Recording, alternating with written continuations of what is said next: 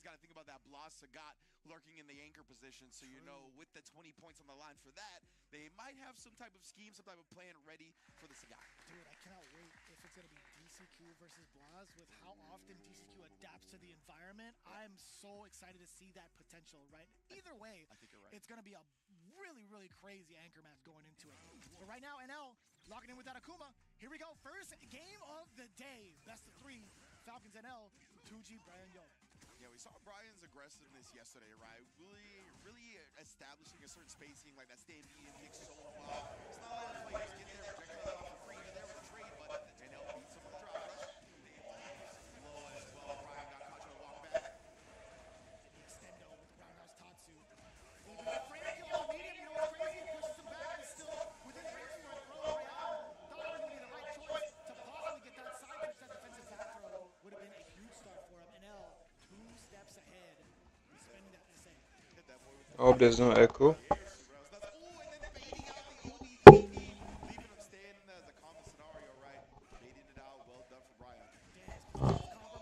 Testing. Yo, I'm even missing this much, but I'm trying to fix this. One explosive return. Brian with the perfect 2 bars to his name, by the way. NL still willing to throw that fireball. I thought Brian would possibly be a little bit more aggressive with that level 2 and possibly stuff it out within certain ranges. Perhaps, right? Yeah, it's definitely something we got to look out for continuing the match. Right now, though, NL is trying to establish his own tempo of pace. You saw how quickly Brian Job just speed ran his life bar. That time, though, the perfect spacing trap. You saw Brian try to press back with the crouch medium just outside the range. Oh, he wanted the sweep, he wanted the walk back, but NL didn't give it to him. Hold burnt out in the corner. Wait a second.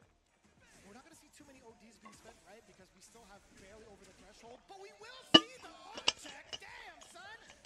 Brian, my man had 3 bars. NL was like, yo, I'm going to let this rip. He's like, no, you don't. Yeah, it was literally just as NL got done buffering, too. He hit the sweet spot. Exactly. Oh, and Dead. this time, this might be even sweeter spot. He's got the double drivers cancel. He's got the level 3. Brian Young snatching victory from the jaws of defeat. What a way to come back in that round and set the tone for this match. What rookie team? These guys are playing like they've been here. It's crazy, man. Like, they are so composed. They are so collected. Like, rarely any nerves coming out from the 2-game side that we've seen so far. And not even like from the visual perspective, the physical appearances, right? They do not look phased at all. Yeah. They're playing the way that we're used to watching them play. It's been so difficult to tell whether or not they actually feel any type of pressure coming into this league. Legit, no fear. Brian Job woke up with a crouch slide kick, right? He caught it down the big sway anti-air. You see the damage you get off that bad boy? Exactly. Ridiculous. I had to get off my seat for that one. Kick the goofy out of him. That's crazy. And you get the pin. This guy is insane. I feel like them should have done an EXF fireball there. DJs at high competitive level anymore. So seeing this is definitely a breath of fresh air. Yeah, it's so sick too. It feels a different pace, like a far more aggressive DJs than we're used to seeing as well. Like, Gian is so good at picking his spots and playing calculated, right? Brian Job does it in a different way with the aggression turned up. Let's see if that kind of aggression could come out from the side of NL. Adamant Flame getting extinguished with a big punish counter coming in from Brian. Oh. A throw bait. You could build yourself Been terrible. real soon. One more opening and it's going to be lights out for NL. NL has made comebacks from him before. It's going to come by, possibly a whip punish, possibly a counter hit. Can DJ sneak in a fast enough button? And those lights are just as threatening as some of the heavier normals.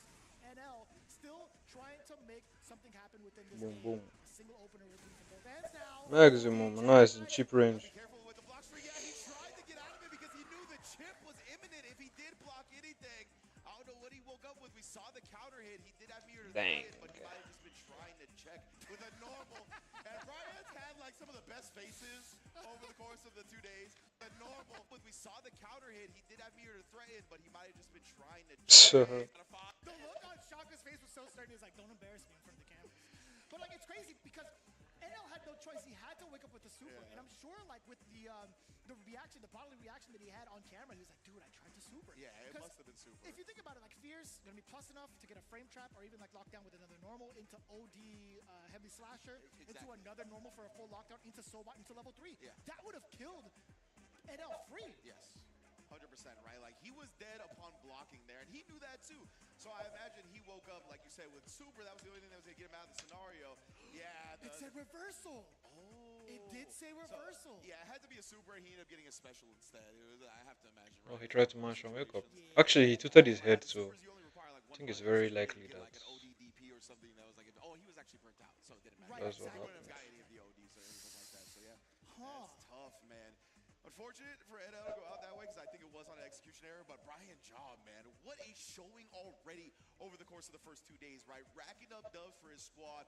You said rookies, first timers at SFL, they don't look like it whatsoever, man. And with the way they're playing, they're never going to be rookies again here. It's so wild to say, like, when we prefaced the interview from 2G saying, like, you know, we assigned certain characters to certain players, that goes by the wayside. All that homework goes out the window if you're on the away side. Yep. And they're already showing that they are more than ready for anybody that gets thrown towards their path. So Oil King is going to be the one coming up next. You had talked about it. You know, we didn't get to see Oil King too often in the previous day.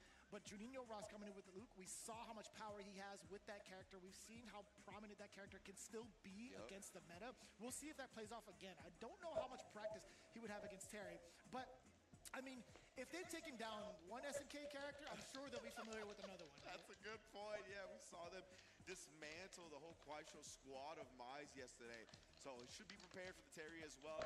And yeah, Juninho actually was a big fan of his interview because as you mentioned, he was a little timid. He was like reluctant to give himself props, but it's like, dude, this guy is so good. He's one of the best Lukes in the world. He's managed to change people's thoughts on matchups when they play him up against the Luke, right? I saw Grant Todokai talk about how he thought Bison had an advantage till he played Juninho Ross's Luke, right? Yeah. Like, it is one of those guys that is very threatening, and I love the fact that sometimes the leader, the captain or whatever, isn't the best player on the team, right? Like, it doesn't need to be. You have other knowledge and experience that grants you an advantage in these type of team environments, and he's a great ambassador to the entire South American scene and Brazil and all of that. Like, every time you've heard him talk about it, right? At Capcom Cup, he was talking about pleading with Capcom to eventually bring a major to Brazil, right? I think we all want that. I agree. So it's just so sick to see him here. Obviously delivered yesterday as a part of the 40 bomb to 2 game, and now he's going to be going up against Oil King with another chance to set up a loss for another 40 bomb. Dude, you know, it's just so surprising to see, like, how confident they're coming into this thing. Everybody coming in with no L's under their belt. Can they continue that streak, as you would preface it with? It's up to Oil King to bring the momentum back. When it's on, it's on. Let's see it. Terry coming in against the Luke for player match number 2. Again, 2 out of 3. And Oil King picked the Canadian tuxedo, but it also matches Terry's eyes. I like it. That got real deep. Very, very stylish fella, that. I like that. Oil King. He be doing that kind of stuff. I mean, he was like, he was on GQ. I don't know if that was real. I hope it was. I genuinely hope that was real. I still don't know. I like Mike Ross's version of the GQ cover, where he's holding like the stick so lovingly, you know? Yeah. And it's slight intimidation. Slight intimidation. It's like an invitation, but also stay away. Real bad boy. A little bit just feeling each other out so far in this opening of the round, right? Both players show a lot of respect until then. Oil King making to the target combo right there. Oh, yeah. Huge jump on the sandblast. Already showing that he's willing to take to the sky rise. Something to keep in mind later. Juninho dead. just to pop off. And up against Terry in the corner, brother. Even with only 1 bar, it might not even be necessary. God, dude. This guy's got cannons for arms. Legit, bro. Whose biceps are bigger? 30-inch pythons on the side of That is Terry. for sure. You know what's crazy? I think Luke still has the bigger forearms. Oh, yeah, 100%. That guy's got the most Popeye arms ever. Oh, the backdash out of there. Oil King now in control. Level 2 upon wake up. Junior Ross.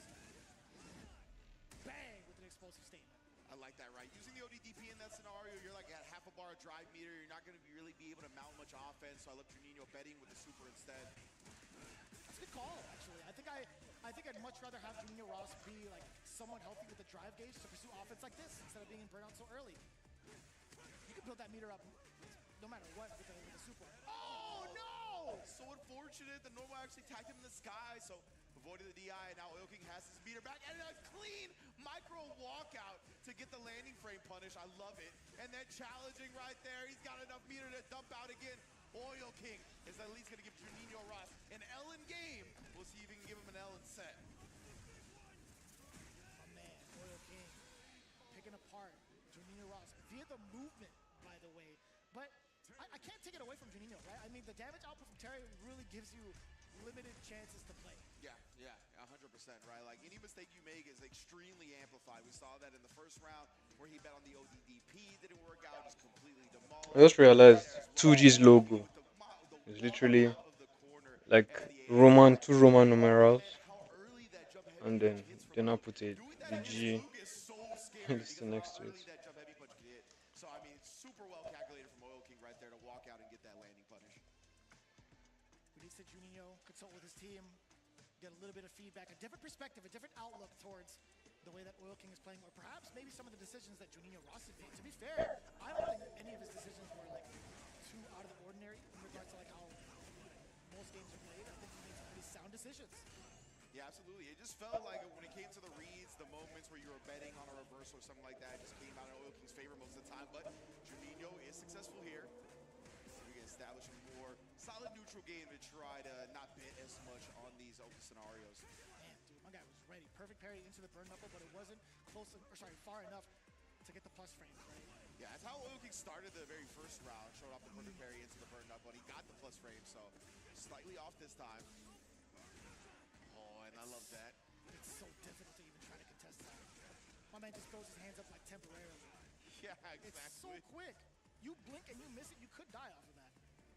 100%. It's one of those things that you really have to train for if you're trying to react to it.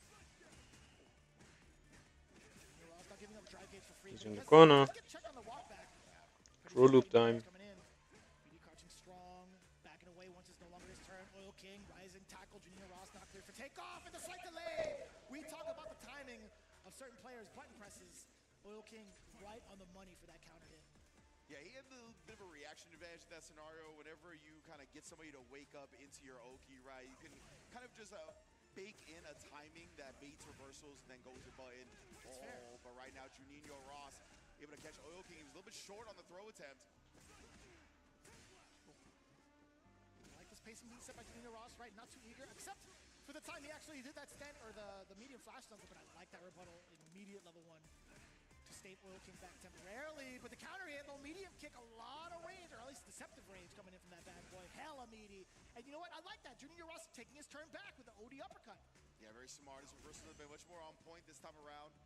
Fighting the reads he needs. Oil King's been able to snipe with that crouch medium kick a good bit. Oh, I was going to say too close. And Juninho Ross recognized it as well. They both have level 3 next round.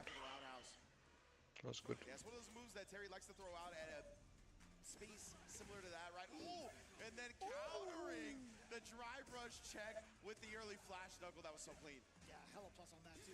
Yeah, what happened exactly? Space similar to that. Oh. And then countering the drive rush check. Like drive rush suppressor, but without the suppressor. Yeah, hella plus on that too. Plenty of time to convert. Autocorrect. We'll still definitely get that. Doesn't have level 3 now though, so. Oh, King went down 1 hit. Plus, but that's why Juninho Ross's back dash is right. Very smart. Low risk option in that scenario. His approach has been pretty calm. Double shot. Standing light kicks. He's been kind of like taking a couple of micro steps forward in weary of like the burn knuckle, in weary of like some of the fireballs. No conversion off of the low. Yeah, I didn't believe in it, right? He had the meter to set a drive rush and not being burned out, so just really think he didn't think that would connect. Look at the pace being set by Juninho already. Regardless of what we saw in the first game, where it was mostly Oil King. He's just looking for that opening. Jeez. And yeah, Oil King tried the DI to keep that target combo safe, right? It's one of those situations where you can press after that and get a punish. Like if you're Luke, you can just let the DP rip. Oil King backing away. He understands. Like he's got very little drive gauge left to get at least like one single cancel. He tried to parry into the drive. Beats the perfect parry into drive rush of the fireball. It's one thing to get ready for the drive rush afterwards, right? So Clean. absolutely ready for that option select. And something to get used to in the meta too. Like sometimes your own habits kill you, and that was exactly that moment. Oil King, he had all within his rights to just sit there and parry and just let it recover. Precisely, right? You've been seeing players kind of juggle back and forth between whether they do the OS or not. It's all because people are starting to press buttons in anticipation of it. So yeah, you gotta start switching it up a bit. We saw that yesterday. And then a snipe at max range yet again by Oil King. I hate that thing so much. The medium power with like why? To be fair, it's just outside of range. Yeah. Look at it again, right? Just barely outside. Even So with that obnoxious. extended, like with hurt box of the parry, still does not connect. I guess that's for throws. My mistake. Yeah. Isn't that crazy though? Like Oil King is spacing this out so well. Also, the drive impact, round the wave, give me the rest of that, nice and easy. Oil King starting things off for game number 3. But dude, I'm rather impressed with his fireball spacing, man. Like for a guy who's played Rashid for so long, I'm so surprised that he's got the fireball game on lock like this. Yeah, just because Rashid's to a fireball game is so untraditional, right? This time though, Oil King blew stuff wrong neighborhood. trying to bait something out, but Juninho being disciplined now. He's been letting a lot of DPs rip, right? That's why Oil King tried to bait it out there. Gets burnt out via the sandblast.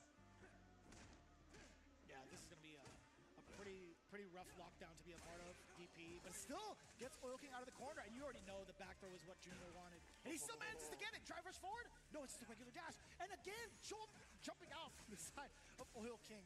Hello. Yeah, I thought Juninho was actually going to like chill out a little bit and not go for the DI and wait for the jump, right? But yeah, it just came at the wrongest time for him. Oil King, though, now is the one with the corner established. Yeah, drive rush cancel out of that as well. Juninho tried to check. A little bit late on that, though. Side hezzy coming in from Juninho, blown up by Oil King with a standing medium. Damn, Can't kill him. this should be all she wrote. If you decide to spend it all, which you will, you cannot. He has to. Save. Because but the problem is round 3 is going to be an issue. Pretty good meter on the side of him. He had CA territory, a single hit plus drive gauge against Juninho Ross could have potentially killed him and taken the game. So I like that. Yeah, being able to spend it. Would have been too easy to die for sure to not spin the meter there. Oil King, this is the second time getting punished off these whiff throws, though. He's just outspacing them a little bit. See if he can clean that up here. If he's just not getting like these little micro walks he's looking for or what. Oh, just a straight dash. Try to check my dash. Take it back to Street Fighter 5. I got chills down my spine. Mandatory skill in that game. You gotta learn how to check dashes or die. That's exactly what it was, man. Oh God, it happened again. Yeah, PTSD, dude. ODDP. Always try to do another counter. What happened? Sergeant just got the lead now. Maybe we'll see a suppressor if he attempts. So sometimes level 3 in last round almost like a cost sometimes. Almost. Because like it become a bit more predictable.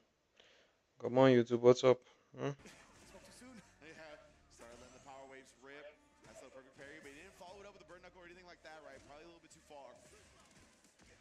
Oh, we wanted the throw, and Oil King checked it. You saw the startup. It's a big way to get back into this round. Juninho, you can tell he's frustrated because that drive here is going to be extremely low, restricted, and you don't want to get put in burnout. Oh, but you are going to. Honestly, not too bad. Oh, especially when you get that back throw. Oh,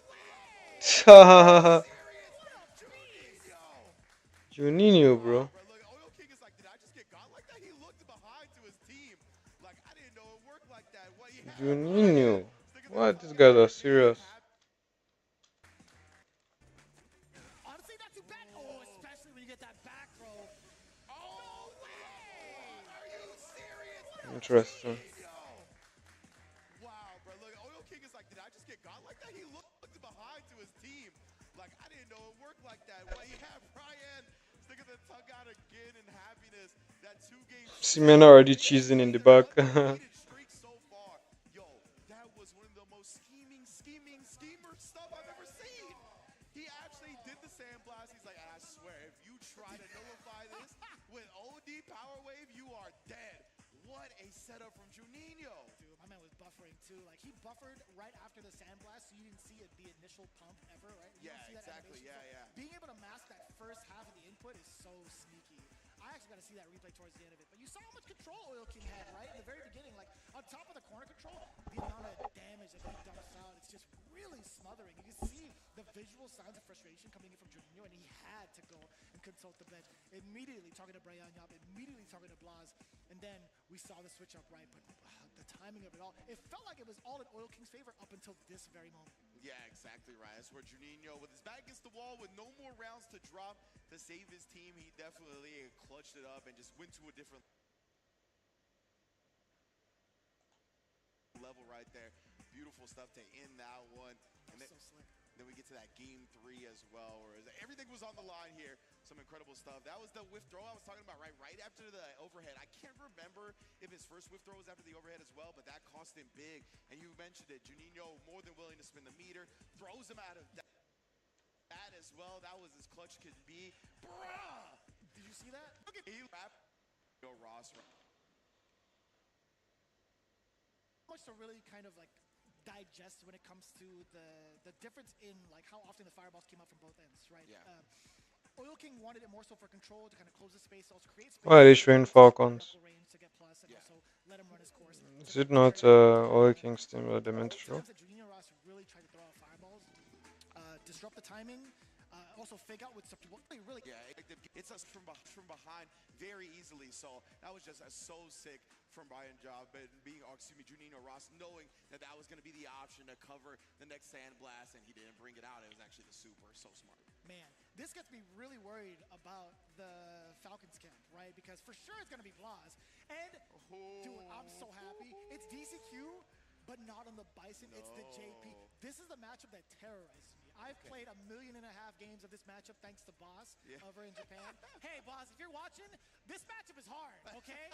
I don't care what you say. He downplays JP every single day, and like to the point where he almost kicked me out of his house during a session. But I will say this. This is the perfect time to see what Blas' Sagat is made of. I feel like this character gives Sagat a lot, or a pretty decent amount of trouble. Yeah, I completely agree with you, right? He's got a projectile game that doesn't just require the projectiles to go across the screen. Due to the departure and due to the spike coming from the ground, he can definitely like play around the Tiger shots a little bit better than a lot of other characters. No! Okay, fine. Sag it. It's fine. We're fine. DCQ's mad good with Bison as well. We're fine. Everything's good. Yeah, I don't think DCQ has Sagat experience like that. We'll see how it goes, and we'll see if DCQ ends up changing if he drops a game here to Blas. Remember, this is the best of 5, first to 3 territory for the whole 20 points. Ooh. And then following up with that Popped him up. He looked back. You saw DCQ already. I don't think we've seen Blas versus Menardi before. That would be very interesting. I've never seen him like look back. What happened? Both players looking to the side, so might be trying to get something handled here in a second. But DCQ definitely. It's production. The Bison. I know I want to see the JP because I do think, like with the range of his normals and the way he's a lot of merit to it. But we know Bison has a lot of anti-projectile tools as well, right? The Psycho Crushers, the level 2 and whatnot. And he also has a way, I think, to kind of frustrate Sagat a little bit in the air because of like that heavy DP reaching so far. He might be able to tempt Blas into doing that a little bit with the head stomps, the Devil's Reversals. Exactly. Stuff like that. I like that call out too. I mean, Bison having some pretty interesting ways to reset the timer against like high Tiger shots. Pretty solid thing to kind of notice. But as you would notice, in regards to what had happened in the matchup just now, like DCQ obviously had a little bit of a technical issue. Yeah. He does forfeit that round for Blas, so he's going to be up 1 round in the game, right? Not necessarily giving. So DCQ had the issue. Okay. But to go back to what you were saying, again, I like being able to try to outpace Sagat's with Bison in terms of like his long-reaching limbs. Yeah. But at the same time, if you really consider Sagat's ranges, I feel like he could highly contest that. Like even if you whiff like a scissor kick in front of him, or if like you're out of range for like a standing heavy punch. Granted, Sagat's walk speed is not the greatest; it's definitely below average. It's still kind of like scary to think about to even try to whiff a normal in front of the Big King, right? Crouching heavy punch is such a great party starter. We're already starting to see the pressure being played out against Bison off of the Tiger Nexuses from the side of Blas. So there are some really big things to consider, really big weaknesses to highlight, but with the damage output, who knows, it could go by the wayside of me. Yeah, I'm really interested in watching what range these players play in this matchup because, as you mentioned, right, for Bison to get tested in that range of like the crouch fears and the long normals of Sagat, sometimes you're gonna have to rely on like the scissor kick or the Psycho Crusher, something that is forward advancing on a hitbox, right? Doing that could be a little bit longer startup than you want going up against the Sagat. Not to say that those big ones are fast, but they're gonna be faster than some of the specials. So because of that, like I want to see how the timings play out. Is he gonna get counter hit going for these scissor kicks? Is he gonna be able to get some punish counters going as Blas tries to reach out some normals, right? It's definitely going to be interesting to see how this matchup fares. And we'll see if it changes, right? Both of these players have a plethora of characters under their belt, and this is a best of 5. So if somebody drops a game early, even after 2, they can still switch. It's true. It's fair. I am kind of curious to see like what kind of, we're talking about the ranges and stuff. I want to know if like, if Sagat's crouching jab is far enough to punish someone like the heavier scissor kicks, because it's -5, -4, -4 in that order, right? Light, medium, heavy. I'm actually kind of curious to see like what happens if he gets a punish counter crouch jab, if he's still able to connect into heavy punch Tiger uppercut, because I've definitely seen that as like a poking tool with standing light kick as like a punish counter into it. I know that's possible. Okay. But I really want to know like, just if that's in the arsenal of Sagat, if he's allowed to do crouching jabs. Someone can correct me on this. Please feel free to do so. I can't remember off the top of my head, but if you are able to do that, That is substantial damage off of a scissor kick punish without the use of drive gauge. Yeah, and we saw, right, Blast is all the routes for Sagat. We saw that yesterday, right, where he ended up burning himself out with the drive rush cancel to bait out an ODD POS and then still killed while in burnout from like 55-60%. But we are getting back into the match now. Like we said, DCQ going to forfeit that first round, but get a huge jump in to start this second round. Oh, plenty of recovery on that bad boy, right? 50 frames total for the low Tiger shot. The only reason why I know that is because everybody was talking about it, and I experienced it firsthand. I'm like, oh, gotcha. Yeah, you're right. Like you could jump the hell out of this bad boy. Oh, that had to be. Tiger can. Yeah, I imagine so, right? And then Flash just ended up getting the super nonetheless. Oh my goodness, straight after the normal punish counter into heavy DP. We talked about, right, Blas knowing that as well. These routes that give you big damage without spending much drive. I think that's a big part of Sagat's game. He's a big drive gauge bully. You always want to have more. That OD Tiger shot is a menace. Oh, but sniped at the very edge right there. Caught the ankles. Caught him moving too. Yeah, a little frame kill beforehand. Then caught Blas trying to escape. Yeah, being able to get the head stop, the OD version, be able to juggle for the light Psycho Crusher. Hella damage when it comes to Bison. Something we've already known. All right, so it could be a rather explosive round between the two. But Blas finally getting the win beneath him to get at least a single opener against DCQ. Now it's back to some of these low Tiger shots. Testing the ranges with medium kick. Excellent, by the way. Yes, indeed, right. That crush strong as well. Recovered just in time. We almost saw that punish counter scissor kick that we were talking about. Sanjab is mad far, by the way. It is 5 frames, though. Yeah, exactly. Oh, and it just goes low on this one. Caught DCQ. Jesus. Seeing that fierce just gives me like terror. Okay! Oh. I like that. No way. Okay. Hotel would be dead. I feel like he might have actually. I agree with you. No, he 100% could have.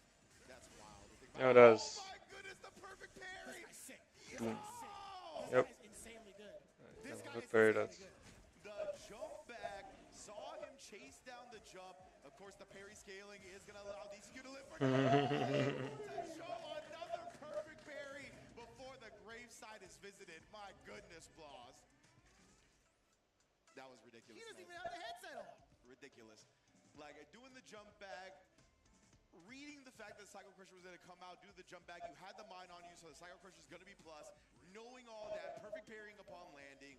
This dude, like, the process is speed. How far he sees into the future is ridiculous. Dude, he's got a supercomputer up in that noggin. 2 back-to-back perfect parries. Check his bloodline, bruh. We don't even have a PC right now. Just check his DNA. I don't know how he's able to process like this. What kind of coolant do you have? Yeah, like, what are you processing on right now? oh, man, of course. Shouts Kakaru, the perfect parry prince, you know what I mean? Like the royal bloodline going there. But Blas, he might have a whole different bloodline that he is a part of. Dude, this is so sick. It's actually so sick to see how he's developed and also how he's performing every single week. The fact that we get Blas on a consistent level every single day going forward, or at least during the phases, I should say.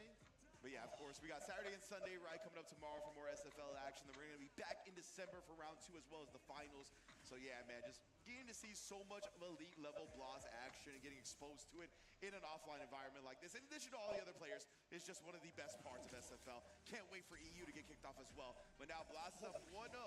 Best of 5 here, like we say. He still needs 2 more dubs. And DCQ is sticking to the Bison for now. Can you believe we have a potential double 40-point ball game for 2G? Dude, 80 points after 2 games. It's gonna be ridiculous. That's more than most teams score within a season. I feel like sometimes. Definitely has happened. Oh my god. I like that. Nice, yeah. Showing off a couple of different looks too. Measuring the distance with medium kick, a couple of hits. Oh, counter hit. Hella plus. Yeah, like that stand fierce. It's gonna be one of Bison's primary tools in that range that God really excels in. Oh, he was still in a block stun from the mine. It's not good.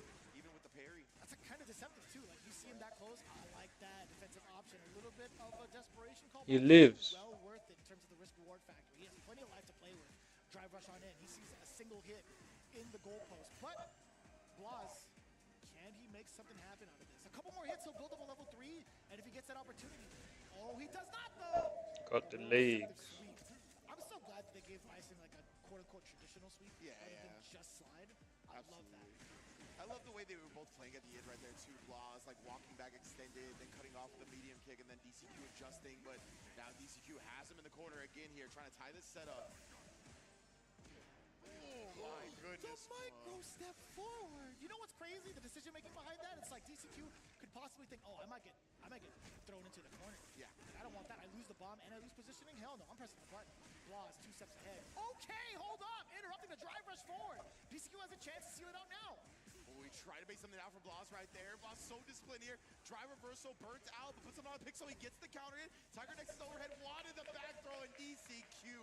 What a jump out into the landing roundhouse to prevent any type of chase. Yeah, he tried to option select or at least pursue with a forward roundhouse, the high step kick. I'm not going to have any sort of invulnerability. Oh, be lying if I said I was paying attention. What the heck happened? Throwing DC reversal, burnt out, but puts him on a pick so he gets the counter in. Tiger Nexus overhead, Okay. A forward to have the wherewithal to push a button right upon. Yeah, just about close to landing. Right, just covering his bases. This is the type of adaptation we wanted to see from the side of DCQ, right? Although Blas had the first round in the first game, there's such a difference in regards to DCQ's demeanor, right? There's been so much. Blas is using that medium kick a lot. He hasn't been ready for it just yet. But since he's using that medium kick a lot, I'd assume DCQ will decide to start with punishing. He's definitely one to prove that he is nasty himself and wants to stop a lot of the momentum players are building. So this is a great pick, I think, from Falcons. It's hard to tell, man, off of that Nexus. You can see overhead towards like the recovery of the parry as well, so little double layered on that one. Here, oh my goodness, the overhead from so far away. Exactly, stuffing the jump away this time. You know, Blas is gonna have stuff now for that after DCQ was managed to escape, and then the back dash to get out of range of scissor kick. How does this dude always know? Those back dashes are deceptive. Dude, the Muay Thai stance with the fingers out while he's in burnout, it's mad sick too. Now the detail they've gone on with Sagat in this game, and the Muay Thai specifically, but that time tried to tap parry, but wasn't blocking low. 5 frame? 5 frame DP light, exposing the fact that's not a real safe jump against 5 framers. Excellent call, by the way. Not going to be his turn after that Tiger knee. Not spaced out far enough. DCQ taking liberties with that now. Letting him steamroll the way that Bison should. The way that Bison was intended to do, I guess. Hella damage incoming. Yeah, you know, not mad about that one. Damn, he had to spin. He didn't look too happy about having to spin that level 3 just to kind of claim that round. I mean, he's got so much life ahead of him. So, I don't know, man. That payout kind of mediocre only because of the fact that it was so expensive. Exactly right. And Blas sitting on 3 meters himself, like with the Scott damage output as well. You can get 2 touches in this round, and not being able to threaten that back can definitely give Blas a little bit more rope to play with. Shall see how this approaches. DCQ has controlled the match so far. The corner. The button timing is coming in from DCQ. Again, the anti-air off of the roundhouse into the Nexus. Back heavy, Tiger knee, you know it, into the uppercut. A little delay, trying to catch the low as well. DCQ, the fortress of solitude. His defense is rock solid. Fort Knox, eat your heart out. Legit, love the DI in that situation as well. Not going to get bullied by the Tiger Nexus stuff anymore. Drive reversal, it still put Blas in burnout, but at least he gets to relieve himself from some pressure, but not for long. The jump on wake up. Wait a minute here. We've seen Blas. He's killed with this amount of life before with no drive. That's crazy. Yeah. That's kind of crazy. DCQ. That's gotta hurt. Oof. DCQ burnt out as well. 3 fireballs should do it. Talked about that light kick punish, right? Ain't that crazy? Man. And you get your drive gauge back, and you're able to sneak in that crouch jab. DCQ trying to sneak in possibly a longer startup normal on the way over. Man, yeah, and that's what kind of Sagat's range baits you into doing, is you go for the longer startup normals because those are the ones that have the greater distance and can kind of try to stop Sagat from that range that he excels at. But it's very difficult to do so, right? If you don't pick your spots carefully, then you just get counter hit or punish countered by Sagat being able to be comfortable in that range. So now DCQ thinking about it a little bit, right? Getting some advice from his team as well. Maybe considering the JP switch, perhaps? We did hear the announcer. We did hear the character's voice lines. I think he is locking in with the Sagat. Sorry, no. What am I saying? That's why I was going to say. Don't worry about it. I only heard the Sagat, so I only know that Blas's character, so I'm not sure DCQ is locked in quite yet. That was my bad. Don't worry about it, chat. Listen. Don't worry. I got confused with Knuckle Dude yesterday playing DJ when it was Sheehan and all that. You know, the intensity, the electricity of the air right now. My fault, gang. I was so eager. I'm like, oh my god, the character got selected. Like, imagine if DCQ pull out the mirror, man. Yeah, that's the answer. Sagat on Sagat violence. Good. I know. The king needs to be shown off. The way they carefully took their headphones off right there. They're like, all right, he doesn't want to hear us anymore. No. He even put up his microphone. He's like, I don't want to hear you. I don't want you guys to hear me breathing. I don't want to hear you guys breathing. Let me rock. All right, we're going to find out. He is locking into the Bison now. He's going to have to take it 2 games straight to prevent the 40 bomb. And Blas, 1 game away from putting 80 points on 2 games account. High key, I actually want to see Shaka play as well. Oh, the punish counter. It just happened. And Blas, 1 game away from putting 80 points on 2 games account. High key, I actually want to see Shaka play as well. Oh, the punish counter into the target combo as well. Very meter efficient. Frame kill with the Tiger Knee, just chasing DCQ down in the corner here. Low medium kick is just so far reaching. I don't even care if it's not cancelable. I just love that tool. Ooh, low step kick. No. Yo. He tried to possibly jump out, maybe backdash. I think it was backdash. I like that reversal. We'll take it. Blast barely does reversals like that. Caught that time right. Trying to swing with the crouch medium punch. The scissor kick punish counter that we alluded to before finally comes through. Instead I have my own. DCQ still trying to measure it out. That exchange too far out, but the low medium kick actually catches Blas on his button timing. How come he spends? Right, was right after the trade. DCQ was just able to beat him to the button. He's got a pixel. Oh my goodness. Survives for now. Shots want to clear the way. He baited out the super. Didn't even risk any type of parry. Blas puts him away meterless via the heavy DP. Damn, son. He got it like that. He wasn't even trying to do like a high step kick to swag out. He was like, I'm here for the kill. It's shoot to kill, never to hurt when it comes to Blas. Indeed, you can see Blas not following up the Tiger Nexus now. Do that DI that we saw earlier. Trying to beat out a response from DCQ this time. Oos. His Tiger shot timing has been immaculate. Yeah, and even the low Tiger shot, right? Like some people are just kind of weary of throwing those out there within that close of a space. Blas, man. Good block. Yeah, the reactions on this kid ridiculous as well. Oos. The range as he gets the command, that fierce is nasty. He has the longest startup too, right? Like good players are gonna react and try to whip punish him, but now we do find the whip punish. DCQ is gonna get the knockdown with the mine. Oh, but the backdash and Blas. He identifies the fact that he's gonna get burned out after this level 3. Let's go for the kill here. This kid's so smart right now. Full drive gauge, fully healthy, pretty decently healthy Sagat, right? Chip plus the throw damage right there. Yep, perfect Predator reaction. Yep. What is he doing? Knocks him down, just to beat out the super, add some salt in the wound, and another 40 bomb comes home for 2 games. That was a drop. To be fair, when that sweep came out, How's the dude in the back with the... he said he's like, I'll be honest. I thought it was purposeful. I saw it for the moment, but I thought it was purposeful. I was hoping it kind of was, more or less. I don't think it would have been offensive, but Blas, that might have been an input error. I will confirm with him later on. Yeah. I hope he still remembers this moment. But if you look at the replay, which we'll show in just a bit, there's that moment he got the sweep. He's like, I meant to high step kick. I swear. Yeah. But I meant to high step kick. I swear. Yeah. But what an impressive start, yo, for 2G, 2 game. Pretty much living up to their name. 2 games of Their go mode on it. He makes DCQ, right? Like DCQ is not one to get flustered like this in terms of gameplay, right? He's kept a really stoic look. He's always kind of kept his composure and found ways to adapt towards the opponents, but I've never seen him kind of get, I feel like, shut down in the neutral, shut down with options. And to be fair, I think it's Blas's attention to detail in getting ready for the perfect parries in certain situations where he knows the normals are going to be coming out. Like, I don't think it's purely reactions. If it is, I mean, kudos to you, man. Like, No, it's definitely not. Like, to me, reactions and anticipation go hand in hand, right? And he's just so locked in on what the main options are going to be for a lot of these characters that he's able to react to these things, right? Like the stand heavy punch from Bison that we saw at the end right there. That's super long startup. You can react perfect parry to it, but you need to be, like tilted his head a little bit, but you need to be anticipating it, and you need to be aware of the scenario where it's likely going to happen. And it just feels like Blas always knows when these things are going to come out. Insane too. Like with his performance, you would think to yourself, like when you first got introduced to these teams, you're like, you know, Blas, he's going to be carrying the team. That is clearly not the case. Again, 2 40 bombers in the row. everybody is pulling their weight significantly in these matchups. Again, Brian Yob, 2-0 against NL. That's never lose. He might have to change the L.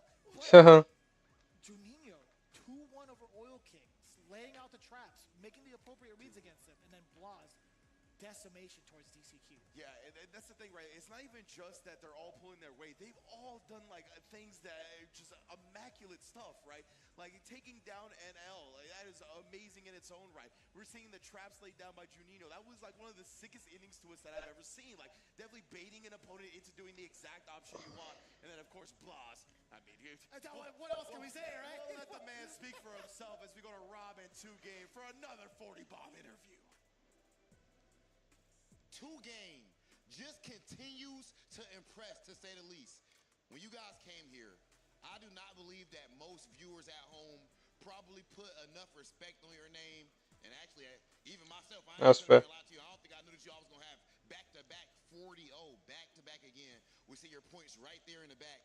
10 points, 10 points, 20. Yet again, you guys did not lose whatsoever. What do you think that these performances are showing about not only 2-game, but the South American FGC and the strength that you guys have?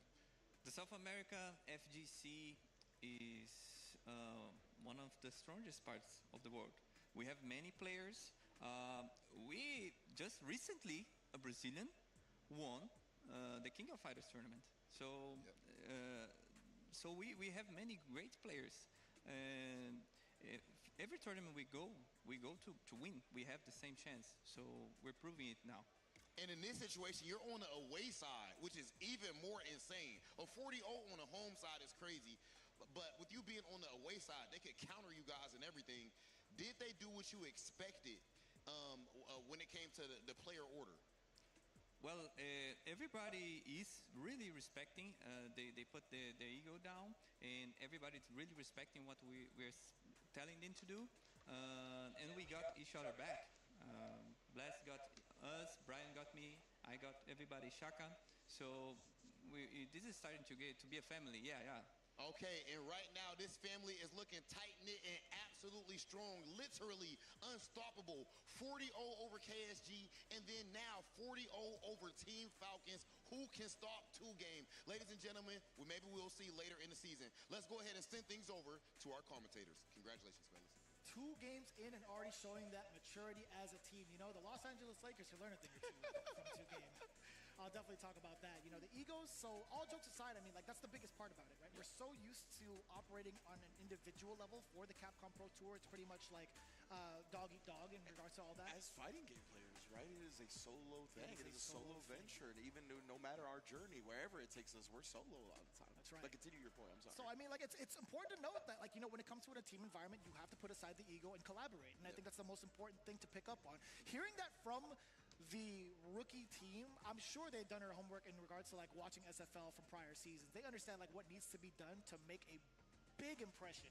And big impression isn't even like the statement to put for these guys. No. They are the top dogs by a very considerable margin right now. Yeah, right. They literally haven't dropped the game, played 2 of the strongest teams here. Like, yeah, like they did this. You know what I'm saying?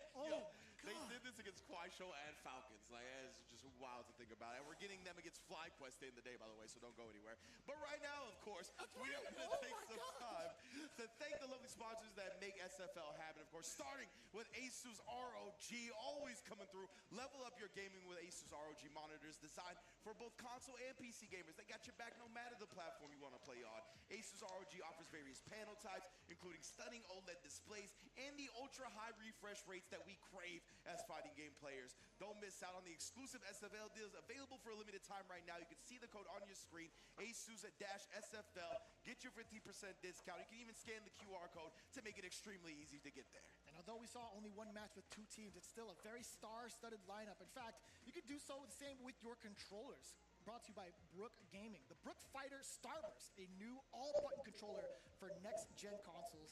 It is an all-button arcade controller designed specifically for next-gen consoles. It supports the latest platforms on the market, including full compatibility with all PlayStation and PS2 games. So it's going to be a pretty big deal when it comes to getting your peripherals ready at any event that you show up to, whether it's your locals, whether it's a major, whether it's a world premiere. Brook has definitely got your back with their current armory. Indeed, and no matter what platform you play SF6 on, they got your back, of course. And you can get SF6 right now for up to 50% off in your various platforms and various deals. You can scan the QR code to check out all the deals going on right now. And if you've been watching SFL, you've been watching SFL Japan, you know this is the place to be. You ain't finding no electricity in any place besides fighting games like this. And Street Fighter 6 is one of the best ways to get introduced to the entirety of the community. So please, if you've been watching, if you felt entertained, pick it up yourself. Trust me, it's only going to enhance your experience. And although this was the first match between these two teams, Falcons and 2G, we have another story lined up for you guys right after this. Shopify Rebellion going up against FlyQuest. I repeat, these guys are titans in and of their own right within the US community, and I guarantee you, you don't want to miss it. When we come back, we got that match primed and ready for you right after this.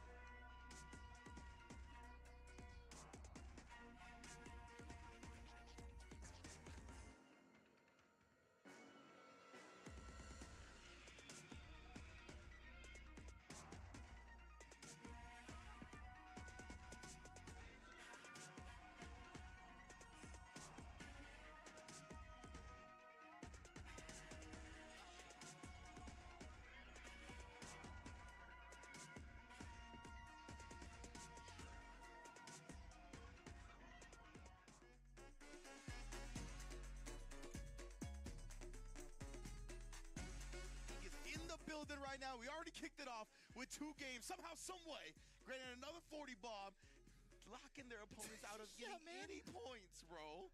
Like, just leaving them to starve. Can I get a morsel of point when going up against 2 games? Can I get a morsel, please? Yeah, no, immediately afterwards, like during the break, I'd run over to production. I'm like, are you kidding? My fantasy brackets. Yeah, exactly. Busted, bro. Nobody's bracket is safe here at SFL. Yeah, man. Like, it's an ongoing theme. I mean, Japan had started off and kicked it off with some of the big surprises with some of the teams that actually fell short last season, and now like some of the rookie teams coming in this year. I'm like, I'm actually kind of concerned for my current brackets, but that's neither here nor there. It's only day 2. After all, we still got much more to develop. And speaking of, we have a developing storyline for you right now. Shopify Rebellion versus FlyQuest. We got Knuckledoo versus Punk in a potential banger of a set. Hell, it might even be Dual Kevin. Yeah, exactly right. Dual Kevin is a lot of the time in that anchor role, but right now FlyQuest is going to be the one in the way position, right? So we get their order beforehand, excuse me. Psycho's going to be able to kick it off. Nephew in the building, rocking that second spot with the jury. Riddle's going to be playing that extra position just in case it's a tiebreaker. And of course, FlyQuest's own Punk the God going to be in that anchor slot where we might see him face off against Knuckledoo. We might see Dual Kevin, or who knows?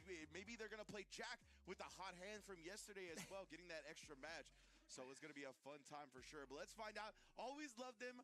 Starting off with Psycho, right? The Kimberly, very potent in this patch. And, of course, even more so in 2 out of 3. Just overwhelms her opponent more often than not. But we'll see which opponent he's got the chance at actually running over in a moment. But first, let's go to an interview with Rob TV and Jack. You are back on Street Fighter League this season. Of course, you're representing Shopify Rebellion. Just had your first match in the clutch, going up against Mickey. What were you thinking going into that, and how does it feel to clutch it out for the squad? I mean, you know, it's glad to be back in Street Fighter League. First off, you know, I kind of missed out a little bit, but I'm glad to show for my team and, you know, kind of hit some crazy plays against Mickey that I didn't think I would be able to do. But, you know, sometimes when the body just reacts, you don't know what you're doing until it happens. So I'm glad I'm able to show the reaction, show I can anti-air DP, show I can actually be hanging out with the best of the best. So it's nice to see. You brought up those anti-air DPs. Yep. Of course, I know behind the scenes, your team has talked about that. Do you think that a win He's like been struggling with it since SF5. potentially even changes SF5 with your position Judy. in the squad? And He is that anti-airs a something crouch that heavy you're punch. Yeah, I think for our team, we're very dynamic when it comes to team order, because we've had wins and losses against many people in the Street Fighter League. So we kind of can mess with different orders, especially if we're home, where we get the opportunity to see what they have. We can actually mess with it and get information. So the fact that we are to win, especially when we're away, helps boost our confidence even more, especially when we play KSG at home, for example. Okay, and you talk about confidence right there. Well, confidence, another word that comes in my mind is trust, right? So what does it feel like to have, like, your captain, Knuckledoo, trust the entire squad like that? Or just in general, what makes you guys trust each other so much? I think that the trust is the fact that we've played each other and we've seen each other play as well. And I think when you have friends or homies that you play with and you understand how they play, you can help them improve while also understanding what they could do better. Because if sometimes, you know, for example, for me, like sometimes my anti-air is a little bit shaky. So my teammates they said some words about my anti-airs and stuff like that. You know, it's for the love of, we want to, of course, win naturally and stuff like that. So it's more so like, you know, you always got to have those teammates that may say, you know, sometimes not the nicest words to you, but it's the fact that they want you to be better. So I think I like that about my team, is that they want all of us to be better. And I think people, especially like Knuckledoo, my man just wants us to just all be better naturally. Sometimes you gotta have mean words if you want somebody to get mean on them sticks, and that is exactly what we just saw Just a Kid do yesterday on Street Fighter League, and we're about to see if Shopify Rebellion keeps up the same energy. Let's go ahead and send things over to our commentators. My name is Jack, man. Oh, man. By the way, let's just make it clear that Jack didn't just get flamed by his teammates. He made it sound like he just got flamed and then fixed it. But no, we actually talked to him yesterday, and we actually heard some of the advice that the team gave him, right? And it was regarding spacing things, play a little bit further back against the Cammy if they're dive kicking a lot, to give yourself that opportunity to anti-air a bit more, right? So it's not just pure flame. Like, it's definitely some nice advice to get him to be better. I mean, he talks about him being the recipient of it. You should have heard him post-match. He's like, yo, I'm going to sleep good tonight because me and Du, we got W's. Everybody else, sucks to suck, man. Like, he was definitely having mean it, right? But Legit. We'll see. We'll see if he's going to get another chance to get a dub right now because Psycho is leading off the force for FlyQuest. And it's going to be the former FlyQuest member, Shine. that's messed up. This is definitely a Fresh Prince Uncle Phil moment. Oh, they didn't want me, man. Fresh That's what it Prince. feels like to me, dude.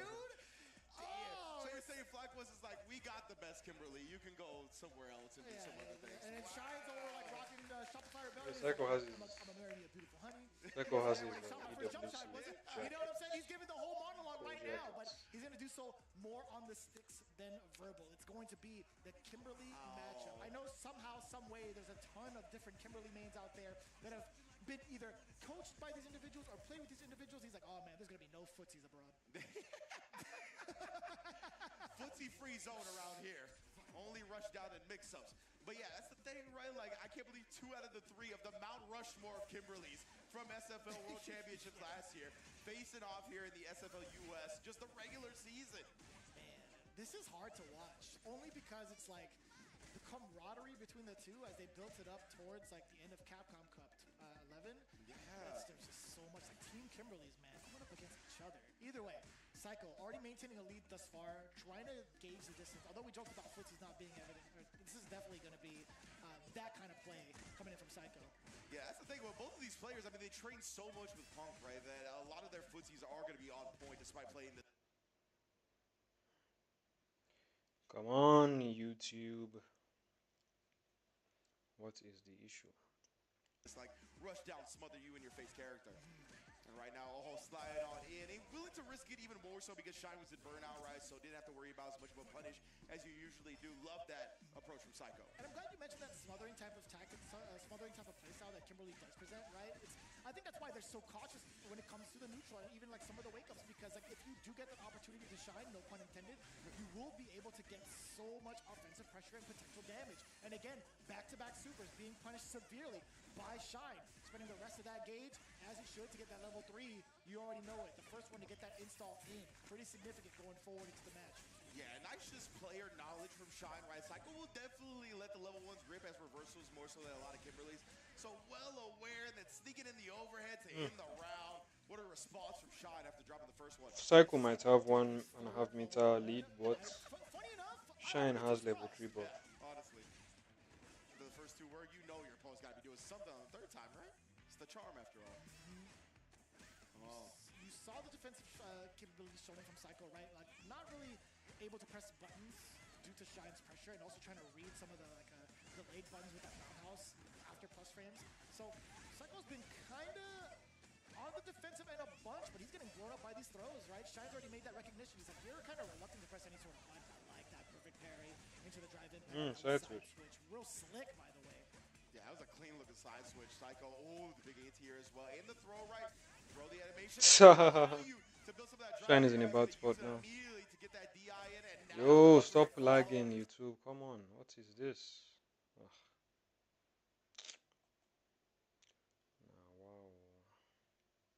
CA, excuse me, and that's going to burn out Shine and put Psycho in a pole position Suplex. in the game. Immediate run stop. Playing that pressure yet again. Knocking on the door a little bit. Being able to cover the elbow drop at whatever angle. Again, Kimberly with that sharp crouching heavy punch, being able to stop a multitude of different jumping angles. It's so solid. I think it's one of the best anti-airs. Absolutely. I love the way Psycho layered that as well. You saw the slight hesitation before the meaty to make sure he gave himself a window to block a reversal. Very smart sequencing. Oh, and then the max range slide as well. You see that little leg kick back. That means Kimberly Finally fall got off him. of it. And now Shine reaching a little bit too friskily. Does get the tech this time, though. And an escape out of the corner. No buttons pressed on the way down, so Psycho actually was intending to hit that Fierce as a punish counter for the recovery frames. But spin that can for extra damage. And also, level 1 bust out. Shine was in like pretty much at the threshold of getting burnt out. So I like that response for the level 1. Yeah, and now switching up on him. Shine had established that Fierce in a run follow-up like that frame traps. So he was able to get a run stop off, but Psycho immediately putting the gas to the floor. We get the drive rush in and check attempt just off the mark. 1 round away for Psycho now. Oh! Huge jump. Wanted the full plethora of damage right there with the overhead reset attempt, but nice block from Shine. However, the parry gets thrown. It's still all of Psycho's world right now. Oh. Defense looking side of Shine, trying to jump out. So ambiguous. So Psycho nodding his head. He already knew. You know what's mad deceptive about that? The character model turned around at the last second. That is messed up. That felt like a specifically practiced type of fake mix-up, right? Where you just show that character animation going the wrong way just long enough for it to register in your opponent's brain, and then you're back on the original side, right? Complete nasty stuff from Psycho right there. And it's honestly a bit more potent against another Kimberly, right? Not only because Kimberly lacks a lot of defensive options, but just in general, as a fellow Kimberly player, you got so much running through. Of game one, it's kind of nasty. And you see, yo, Psycho with a smirk on his face and with a subtle nod, he's like, yeah, I got that one. Yeah. There's no way I would. If I'm not going to be able to block that, I don't think anybody would, to be fair. So FlyQuest getting that first 2-0, the first 10 points on the board. It's really interesting to see like how that's developed too. We talked about that momentum, right? We talked about like how I want to say like how much respect was being shown in that first round to kind of gauge where they're going to be at in regards to like what footsies, what normals are going to be implemented, whether the slide's going to come out to play. Yep. And we see how impactful it is to get that first opening. I think it's a testament towards like Psycho's defense more so than his offense, right? Yeah. I think Psycho's defense was really well shown in game one. On the other side, from the side of Shine, though, it was very difficult to keep up with Psycho's pacing in regards to like how many throws he was willing to do. Yeah. And once he saw Shine kind of get baited by the initial throw, and he's like, all right, well, I have a ton of more opportunities now. I get to roll the dice a little bit more in my favor to get these more of these throws in against them. Yeah, absolutely. And we saw like a very clutch moment where Shine had started to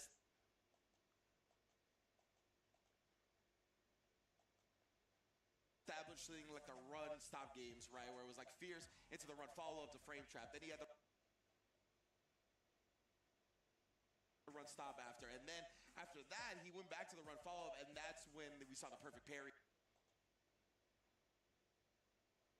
come out from Psycho. Got the drive impact punish, the side switch. A lot of stuff started turning around, and these guys might be cooking. I think Kimberly's on a really interesting path in terms of like at least challenging up against the meta. Although it was a mirror match, it sucks that the two Kimberly players have to face off against each other.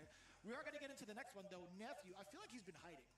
Low key, I have not seen Nephew until today. I didn't see him at all yesterday. He was really chilling. Like 100%. The only time I saw him was like in the background shots, waiting for other teams to play. You know what I mean? But yeah, he is here. He is the one that's going to be stepping up in the secondary position to hopefully give FlyQuest a chance at a 40 bomb now. But of course, Dual Kevin is going to be standing in his way. That's who they decide to send up, pretty much locking in the thought of Dew versus Punk in that anchor battle. Of course, Jack is still looming in the shadows as well, especially after that tiebreaker win yesterday. He is more than a viable option to set up against Punk. But right now, we are seeing if we're going to go to a 30-point decider when it comes to that final match, or if we're going to get a 40 bomb opportunity.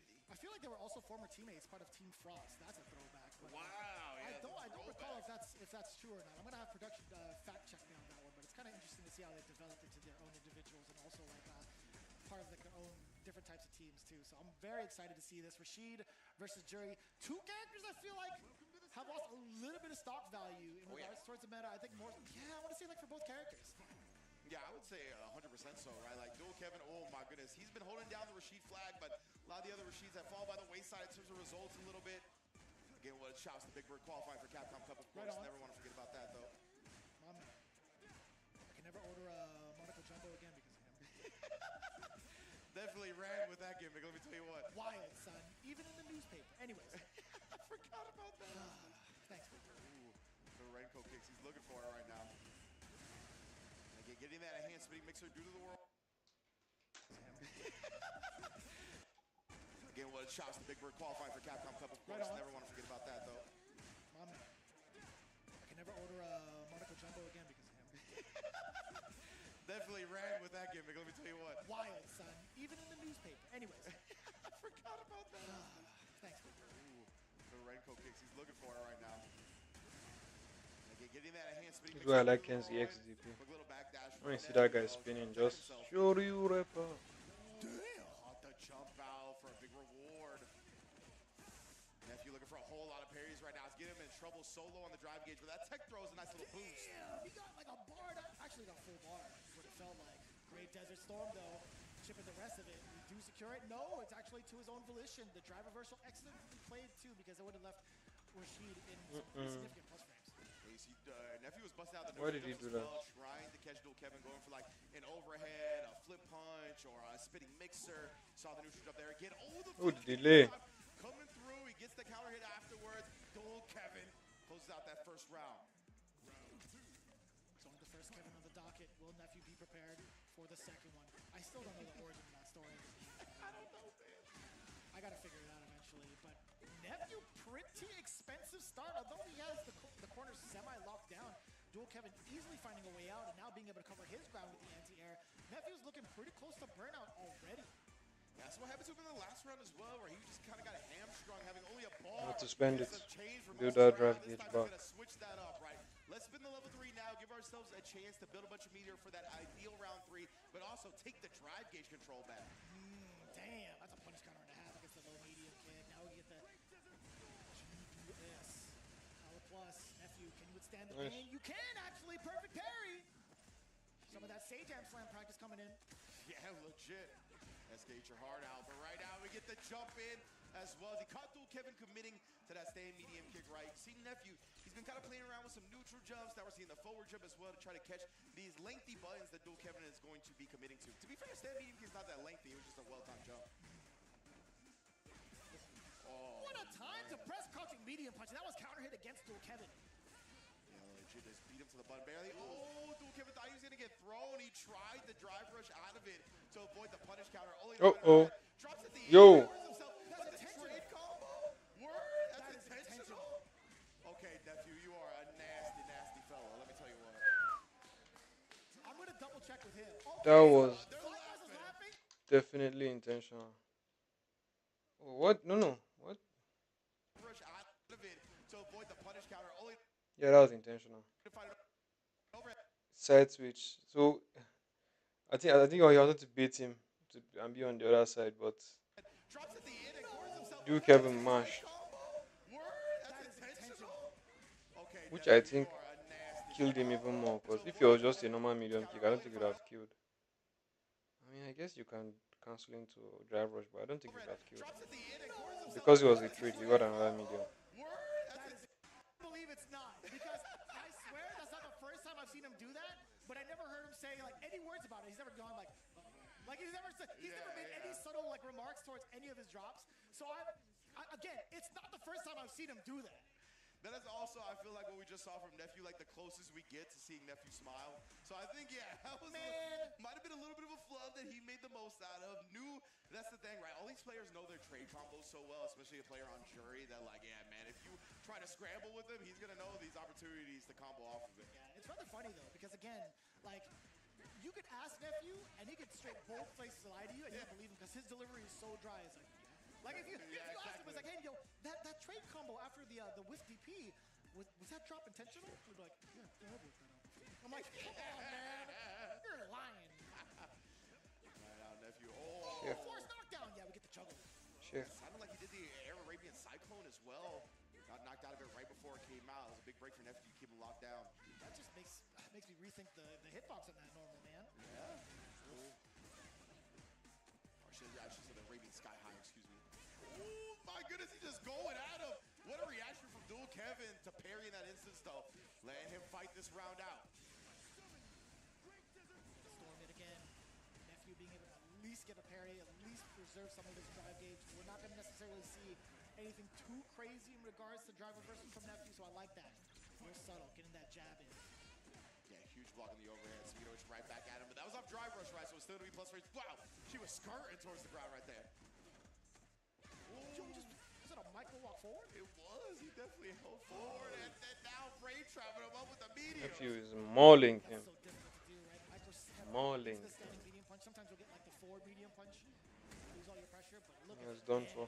Boom, boom. Punish counter, more than enough damage. That's 2 straight for Nephew. FlyQuest on a pretty solid trajectory going into the anchor spot. That is 2 whole games. Damn, 4. I want to say, like, yeah, 4 games. 2 from the side of Psycho, 2 from the side of Nephew, 0 on the board from the side of Shine and Dual Kevin. Wow, man, that is a wild start for FlyQuest for sure. This is 2 really tough teams going at it right now, right? And you can see, let's take a look at the replays here and how Nephew did it. Because it looked like Dual Kevin was off to the races, right? He lost yesterday. It looked like he was about to bounce back. Look clean with it, but Nephew with a super well-timed jump. Kind of maybe baited him into it with a little walk forward before the jump as well. It's a big thing with players, right? Is that like you have just so few moments to actually react in the game names and recognize what each other's doing. So baiting people into doing a button by walking just a little bit first and then jumping is huge right there. Everybody cracking up to the drop. I was mostly looking at like the face that Nephew was making as the drop was getting ready to happen, and there was a slight smirk on his face. So it's still ambiguous. I was gonna say, that means I still don't know. Yeah, it's still super ambiguous, and I hate it. It's so funny. I definitely got to ask him about it later on. But Nephew securing that W, and very sound defensive decision making, revolving around the resources that he has, revolving around the level 2s. Versus Shine really versus most consistent block ever. Defense was really there, like outright punished by the tornado. The revolving around BOD. Now sets us up for our anchor match. We know Punk is now sets us up for our anchor match. We know Punk is the end. Now sets us up for our anchor match. We know Punk is the end. Now sets us up for our anchor match. We know Punk is the end. Now sets us up for our anchor match. We know Punk. Now sets us up for our anchor match. We know Punk. Now sets us up for our anchor match. We know Punk. Now sets us up for our anchor match. We know Punk. Now sets us up for our anchor match. Dwarf Kevin and sorry, what's his name? Now sets us up for our anchor match. We know Punk. Now sets us up What's for his our happening? anchor match. We know Punk. Now sets us up for our anchor match. Range and shutting down Shopify Rebellion. Range and Vicious were bugging. You said El Clasico. My man Juan Choi. Hopefully he's tuning in. But this was definitely of that category, right? In terms of the classics, we have two. Is that Punk's actual of hair? their era, and I feel like, and honestly, I'm curious. Knuckles been like on an upsurge recently. Yes, we absolutely. talked about his like most recent motivations. He had that interview. He was talking about his wife and his loving family. Those chairs in don't look general. comfortable. I had the luxury of being The able to ones talk where to him the a little bit teammates are earlier ago. sitting. He's told me he's dropped a certain hobby to fully focus on Street Fighter 6, and you know, it broke my heart to hear him say it. I offered him a little peace offering. I'm like, how about just a little bit more before you go? A little bit more cardboard. I had a little bit of cardboard for him, and he declined. He respectfully declined. I'm like, you are a grown man, and I respect your decisions. I am rather impressed because this is a new set. Like, it just came out this morning. I gave him a piece of it, and he said no. Damn. He's like, I don't want none of them flames, man. I'm like, you know what? If I open something crazy, yours is your loss. Is that the fruit water that Punk likes drinking? No. Remember back in SF5, you mentioned he likes drinking fruit water. He's like, you want to see me bust up Rob? I'm like, of course I do. Of course I do. Knuckle do. I'm more than locked in here. Putting everything to the side, understanding the importance of SFL. Let's get into the anchor battle. Knuckle do versus Punk. Couldn't have asked for a better deciding match. Both players, yeah, we gotta play patient. We had the best of 5, plenty of games to go through, and now Knuckle do trying to set the pace rather early, setting up the traps. We saw the initial full bait. Punk responding in kind with the OD uppercut, right? Most of the late game gambits kind of shown off now. Yeah, that's the thing. These two players are so familiar with each other, right? You're going to see them get to advanced levels in the very first round. They made so many adjustments to each other over the course of the many, many sets they played. Yo. Just held down just a little bit too long. Unfortunately, because Punk got the perfect parry on the bounce down too, right? But that's the thing. Yo. Couldn't catch the medium kick. He was guy chased him. More than enough damage coming in. You see that? Hesitates so often. I like that. The rest of that, Ryu and Wu, double time, getting the flaming carpet, and also the enhancement coming in from that Kaguru no Mai a little bit earlier ago. Again, one of the biggest things that we do look up for from Mai is how soon she can get into that level 1 position. Absolutely, man. And he's been doing a great job harassing with the lights as well. That 2K is an immaculate starter for Mai. She actually has a pretty efficient like light combos without spending much meter. And even so, like even if it's like not the most damaging route, the corner carry on that bad boy into the Killer Beast thing is just so much. That's why it's really good. The damage isn't quite there, but the corner carry is so strong.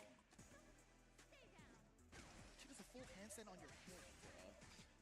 Flexibility. Right now, though, Punk starting to press back.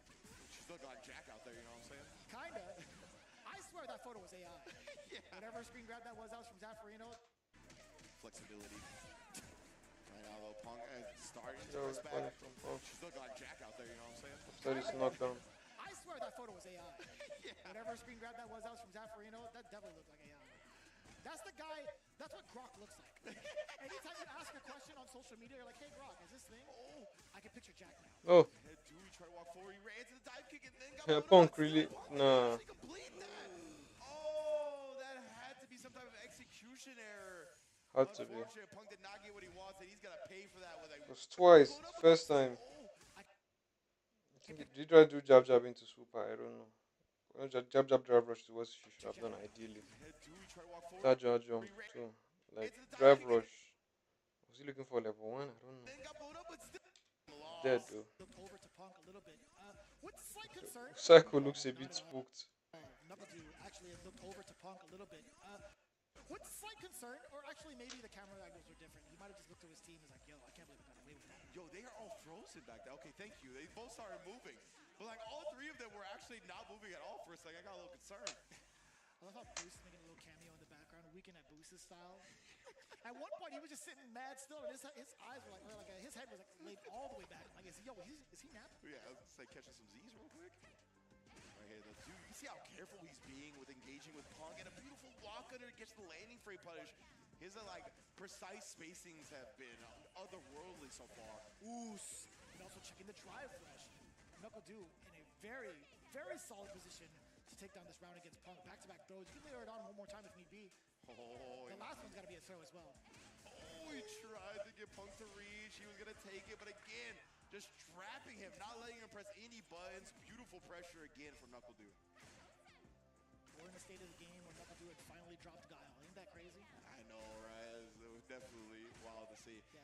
And again, you can see Punk, he's not really challenging like we saw Blas do yesterday where he's trying to hit the fans and these block strings or anything like that. Definitely tough to do so. Dude's not giving him a great opportunity to do it because he's been really peppering him in with those fierces first. Oh, damn, that was an upper if I ever seen one. Oh, and the punish counter. The trademark Punk. Off of the sweep. Engaging with the medium kick from Knuckle. He was really testing the patience of Punk's reactions at that moment. Yeah, and Punk this time out, rather than opting for the sweep, he gets the medium kick for the big corner carry and now dive kicking the button press back. Oh, even off of the hit. One hit on Punk is there. Peppering on a couple of these lights. A little extra seasoning from the fan. Whiffing the throw in front of Punk to see if he would react to it. Exactly right. Just had that jab to cover him afterwards. Now, dude, really trying to maintain this control. Oh, he tried to press. No, he got suspended. The dive kick. It's going to be a bit challenge. Punk beat him to the button. That's worth it. We cannot harp on that enough when it comes to game situations like this. Punk on the board with at least that second round of game 2, excuse me. Now on the offensive. Knuckle what the defensive measures looking like. I like Got that. the OS ready. Punk as well has to OS that. Yeah, well, these toys are so good. Like the way they're like kind of playing around dive kick. Punk using some shallow dive kicks, trying to bait out buttons or anti-airs. This time on the drive rush, crouch comes in. Oh, better that jump. Who has been playing in that spot? Some movement too. Anti-airs. Better your movement. Rush, crouch comes in.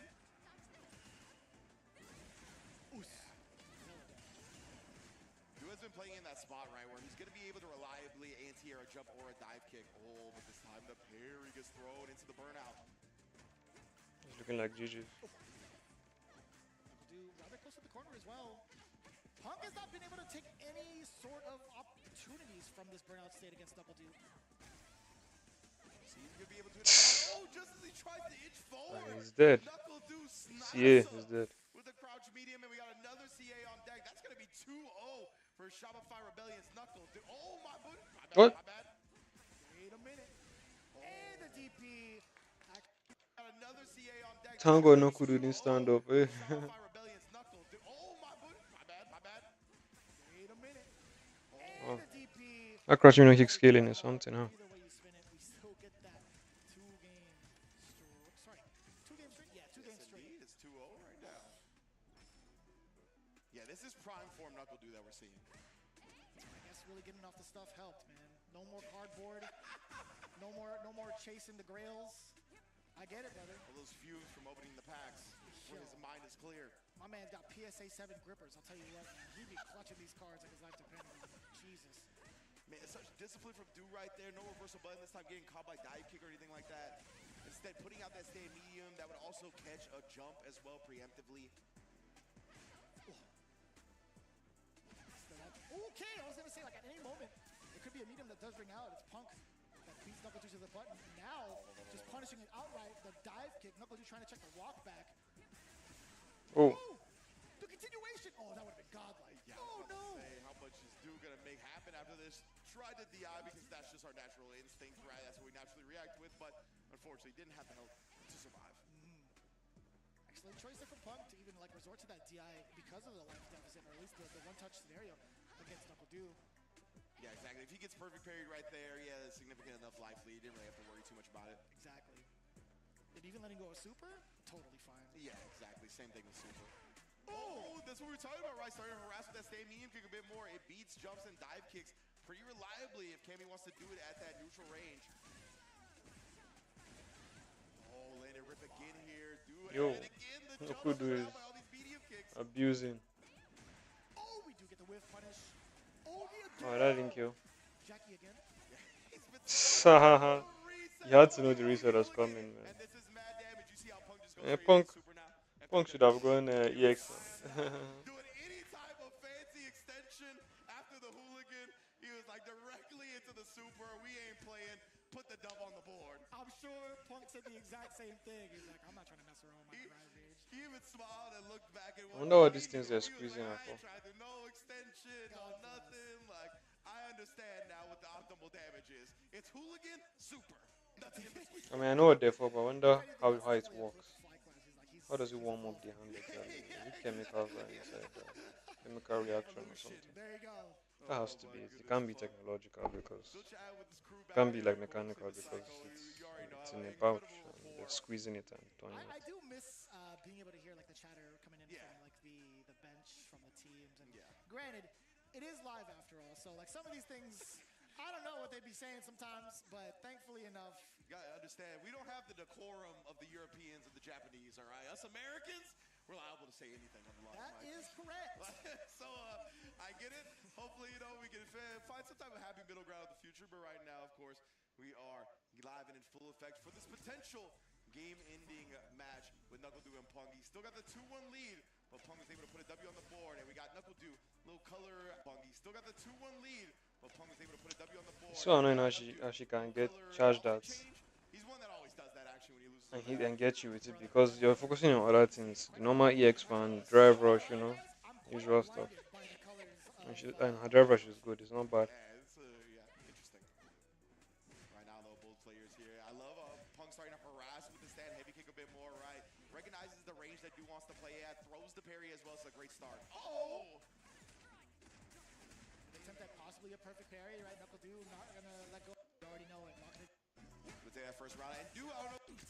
Yes, indeed. Nice stuff from Punk. Let's take that first round. And I just noticed Dew is also wearing pink. He had the chance back, but I kind of like him Punk. just waiting. It was a big deficit. Would have had a lot of burn out here to work through.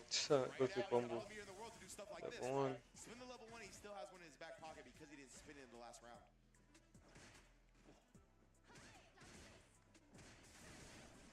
Hella chip damage against Punk, by the way, from the drive gauge. Bruh, the drive gauge is beginning to sack. Oop, you got those.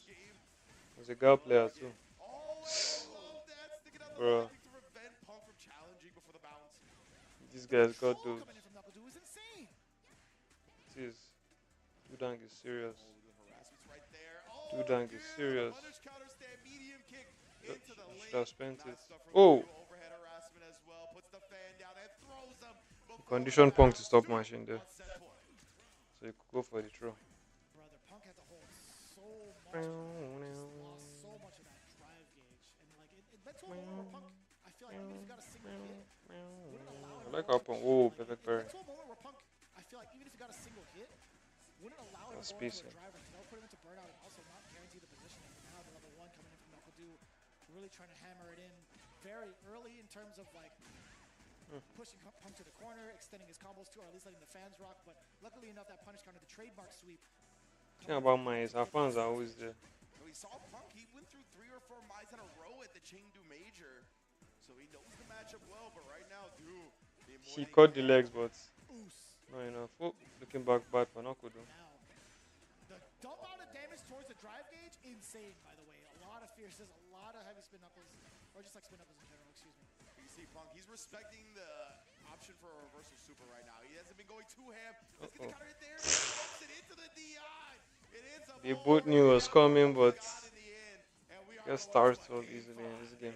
I wonder if that was intentional, to kind of let that rock a little bit because of like how much Knuckle Dew has in the tank. And Knuckle Dew is definitely inclined to show off something as a reversal majority of the time. So it's totally understandable that Punk would actually go for that drop, or that reset, I should say specifically.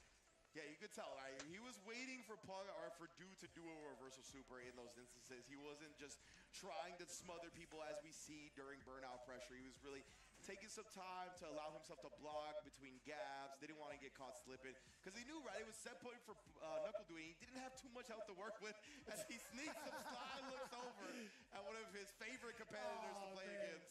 He's definitely, Knuckle Duty is definitely readjusting his seat. He's like, don't be smiling next to me. I don't want none of that.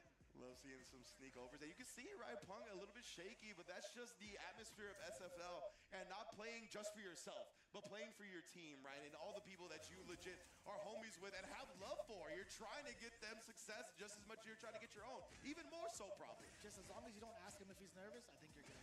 Yeah. Sorry, Sean.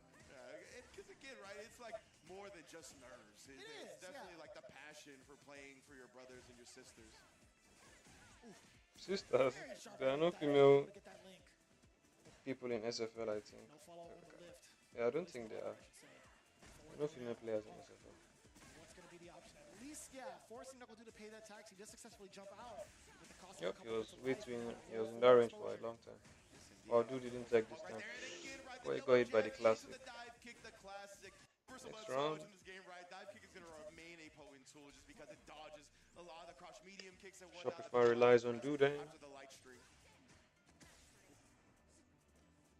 And now what do we do as Knuckle Dude? Right at the deficit. Punk pretty much all the way back now. Looking at match point. New Punk would go for a movement option to avoid the throw or shimmy. What's the pressure going to be like? A couple of lights. Punk actually tried to move out of the way. No Ludo. Indeed, bro. You got to shut it down. Oh, punish counter. I'll tell you what, that fan rolled Combo. out. I'll tell you that much. All right, now though, the trade, no trade combo. Yo, Dude, damn, don't. Ooh! Damn, son. Knuckle, Dude. We got the full Oppression, bro. I'm gonna have to stand up in a second. Boom, boom. And again, both players, bro, showing the respect, right? This is the final round between the two. If Do wins, we go to that tiebreaker match. If Punk wins, that is a 40 ball for FlyQuest. Oh, but the sweep whip punish. See how far we press that heavy punch. So this is why you have to just understand that everybody's a human being. You don't always have perfect spacing. From both ends. Yeah, he charged that fan Oh, a it's little gonna bit take the longer. throw. Caught Punk slipping, but we get the drive rush tick throw. He keeps whiffing. The distances too. With that mediums. With those mediums, excuse me, from both ends. He whiffed it. See, Punk is whiffing too. We do get the landing recovery. Oh. That was a punish counter. I don't know if that's a good spend. Pretty damn close. Forcing himself. Punk has level 3. Yeah, that looked like an execution error from Punk. I think he wanted dive kick, didn't get it. Oh, It's fair. now we're gonna get the throw in. Oh my goodness! And My with a Shirane, national bro. jump to bait out the flinch, and of course the fan My does the heavy Shirane. lifting from there. Well done from Do, establishing the throw first, right? Then making him think he's gonna do it again, only to jump and give him the press right into the bounce down. GG's Dude, dang. Reward him with the booster pack. You know, a little celebration pop-off opening, you know? It's like you won. You can do come it. back to the card You've now. earned it. It's only day 2, but You've earned it. That's a good one right there. But due to that, we are getting one of our tiebreaker matches. Due Our to only that. second tiebreaker where Jack was able to clutch it out. So is Jack playing again? Yeah, bro, just his delivery is funny, but yeah, incredible clutch out from Punk, right? Because he was, or excuse me, from Knuckle Dude, because he had Punk down 2-0. Punk built it back to a final round. There was so much momentum on his side for Dude to show the composure of the world-class champion that he is. Like we talked about, right? It really feels like Dude is back in prime form here. Felt like he was struggling a little bit in like season 2, couldn't really find himself. But now, with some incredible performances at these last couple of tournaments, so far has not dropped a set in SFL. It has been an extremely impressive performance from one of the best in the world. And I wish we had seen like the little glance over Yeah. like right after that. I'm sure both really feeling the pressure. But again, that pressure coming in from Mai is nothing to really sneeze at. I mean, it's just so ambiguous towards what she can do, like what opportunities are presented. Like she could do an overhead to clip you, extend with the fan. She could do a slight delay on the low. Hence why you saw a counter hit, right? You saw a delayed button coming in from Punk. Yeah, exactly. And he was so delayed, right? Like he was trying his best to do like the best delayed tech timing where he wouldn't get hit by some dash-up button or anything like that. You didn't even see any of the animation from Cammy. She just stood up and got counter hit because that's how late he did his option. But, man, yeah, that was just a perfectly just a balanced approach from Knuckle Dew, of course, and it's just so tough defending against Mai in those scenarios. But we have arrived at the tiebreaker to decide the winner of FlyQuest versus Shopify. Jack and Riddles. Stepping back onto the battlefield, going up against Riddles, who made his SFL debut yesterday with a double perfect, right? So this I don't see Jack beating Riddles. I mean, I didn't see Jack beating Mickey, but I didn't account for Mickey getting nervous because he clearly got nervous. Right, there should be an opportunity here for them to kind of score this, and it's not to like necessarily. Which was surprising at first because he didn't have the nerves. He didn't get nervous in Evo. He got third, destroyed Angry Bird and multiple players, top players. But it makes sense now because this is a team tournament. The pressure is different, and I don't think he has experienced something like that before. So it makes sense. Ouch. Riddle's already off to the races, though, being to the button first. And then, yeah, canceling that drive rush. We talked about that target combo was very unsafe unless you do something behind it. And I like how he prioritizes the positioning more so like the damage output. Yeah. Like going into that combo ender with the burn knuckle initially. This is just so much more substantial in regards to controlling Jack and then trying to cash out. But now speaking to cash out, getting that level 1 to trade. Oh, my goodness, what a trade combo. Slightly early on that option, though. Allows for Jack to get the throw. Caught a break here and then gets the counter hit. Caught the check, I think. Tried to check, but he was still recovering from the fireball during the startup of that drive rush, so very difficult to check in that instance. Oh, nice check. Luckily enough, it wasn't what?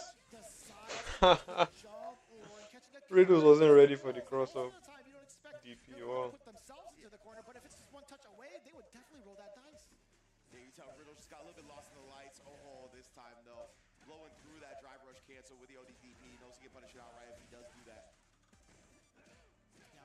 Lockdown that we'd seen prior, right? Although it was a very similar start, Jack still managed to take a round, but now it's going to be punish counter, city population, Jack, Riddle, emptying out the drive. Are you okay? What's that? Question, she's definitely not okay. No, she's not. Okay whatsoever. Riddle ties up that first round here. I'm interested to see if he busts out the target combo DI, considering we've seen Jack punish it now with the DODDP. DI is one of the ways to counter that option. Side, not for long though. Bust out with the OD rising tackle. Now we get the side switch. Riddles trying to maintain control at least with the ground wave first. Now we get that throw. What's the pressure situation going to be looking like? Jack finds a way out yet again. Level 2. We get that drainage on the drive age, perhaps. Yeah, he let it rock a little bit, right? To drain that full part. And then Riddles committed to the drive reversal right there, paying for it dearly. Only one on the overhead. Wow, nice attempt. Was that fierce? Yeah, it looked like crouch fierce. Oh, let's react to the crash. He was looking for it. I don't know if he just felt it in the air that was the moment Riddles was going to do something because that felt like. Let's see, how did he actually react to it?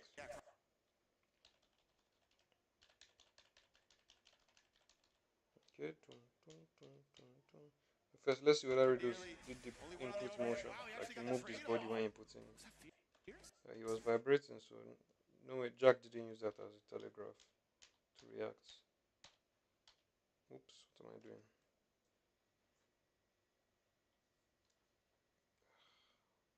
Oh, yes. It looked like, crouch. Let's see.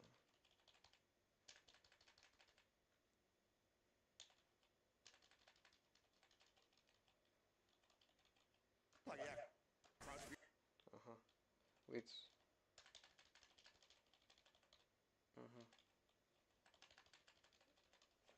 Go back a bit. 1, wait. 1, 2, 3, 4, 5, 6, 7, 8, 9, 10, 11, 12, 13, 14, 15, 16, 7.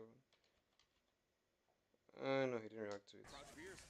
You can't react to 16 frames in this game. You can't. I don't know if he just felt it in the air that was the moment Riddles was going to do something because that felt like such a quick reaction, but either way, Jack, man, so locked in. You mean you're not going to put me in for the first 2 games or the anchor? You're actually a KuaiShou fan.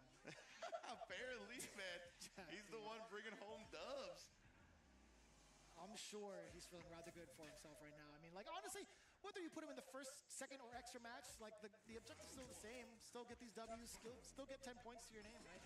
I think there might be some valuable reconsideration going forward. You always Jack 10 just. points to your name.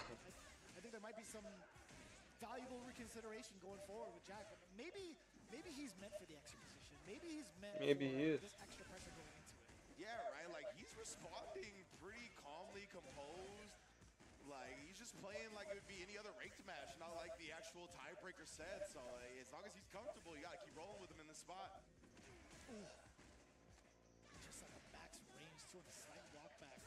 Oh, they dashed into the projectile. Jack had Too convincing so far with how oppressive, or sorry, like how many hate that openings thing. that Riddles has had in the first couple of rounds of game one. It looked like it would have been in favor for him, right? The damage output was clean. The corner control was pretty, I want to say consistent. we saw some massive damage come out on the side, baited Jack into doing exactly what he wanted, but the bounce back has been immaculate. Oh, you already know. Arrow. I think he wanted. It can't be what he wanted in that Actually, I don't know what he wanted. That's what we talked about, right? Opening the door for these massive What's combos. that? Whoa. Even mid-screen, getting some huge damage for the resources. Not spent. good. Although he has to be a closer, right? That's This not good. should be Because he had the momentum. Letting Riddles get his mojo back is a bad That's been idea. the biggest thing plaguing Riddles right now. Is like, can he be a closer of some of these games, right? Although he has perfects, he's been rather impressive. Although he's got the damage output and the lockdown, he just hasn't equated to any sort of game. Our move, man, is like reuse solar plexus. Okay. Makes you press Yeah, most likely before it gonna even commit done to a coming out. back throw, Nice. right? Thinking that Riddles would try to throw him into the By corner, but DP. instead just frame trapped him up. That's big facts, man. A little bit of a screen shake of that burn knuckle. Being able to take his turn. Definitely at liberty to do so. Uh-oh. Too early. And the Boom. punish against Boom. the throw, or at least, sorry, against the whip Boom. parry. Boom. Riddles got all the resources closing out right there. Again, you saw Boom. a slight hezzy just Boom. in case Jack Doesn't have the fell with 2-pin something. delay One buttons. throw away, and that's exactly what it's going to be. Riddles here, tying up the set, forcing a final game for the entirety of FlyQuest versus Shopify Rebellion. Man, best of one here. Shopify Rebellion looking on. Oh, dude, we're going to put on that. Oh, actually, going to talk to the mic a little bit. Kev's like, that is not working, brother. He spoke directly into like the headset. It's like, he's like, is it in here? Yeah. Dual Kevin was like, yo, the speaker's right below. He's like, you know what? Don't worry about it. It's like Zoolander, like the files are in the computer. He's just like, look, trying to bust open the headset. Like, where's the mic? Right now, though, some quick words of wisdom. We saw that yesterday as well, right? After Jack's first loss in the tiebreaker match, he went back and consulted with the rest of Shopify Rebellion, was able to bounce back from that dub and take the entirety of it. So the words of wisdom and advice have been working out. We'll see if it can help this scenario. It is all on the table in this best of one. Riddles versus Jack for the entirety of the set. I love that. It's a back-to-back really close sets between like, the anchor match and up until this point, right? It's a real big nail biter between those two teams. But they've been thriving under pressure quite well. Rather impressed with both. Counter hit coming on through. Riddles getting caught with the approach, and also dude when he just gets clipped multiple times over. Jack, potential steamroll. Boom, in boom. effect. Indeed, right. Good block in the overhead. That almost probably would have been the round if it did connect. Now Riddles trying to establish some of the power waves. Get a little bit dangerous as Jack was showing the jump in. Possibly too far to even try to get a punish counter, perhaps. A little reluctant to even try to come down with the button. Uh-oh. Good call. That was actually for life, by the way.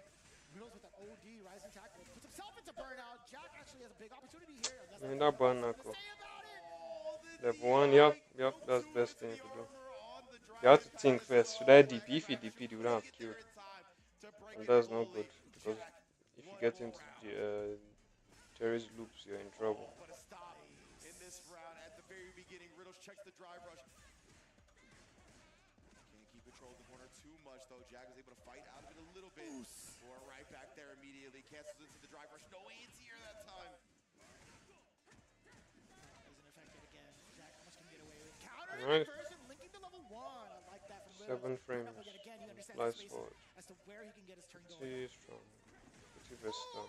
Jumped over, not enough, but it's Yeah, good. we haven't seen that option represented Because too much, honestly. the held lead All is the not back in action looked like Jack's put by the favor. Renko, Boom, boom. and now Jack's going to have an opportunity here. Starts smothering him in the corner. Drive rush cancel as well. Riddle's not flinching at the face of all these buttons. OD back, sorry.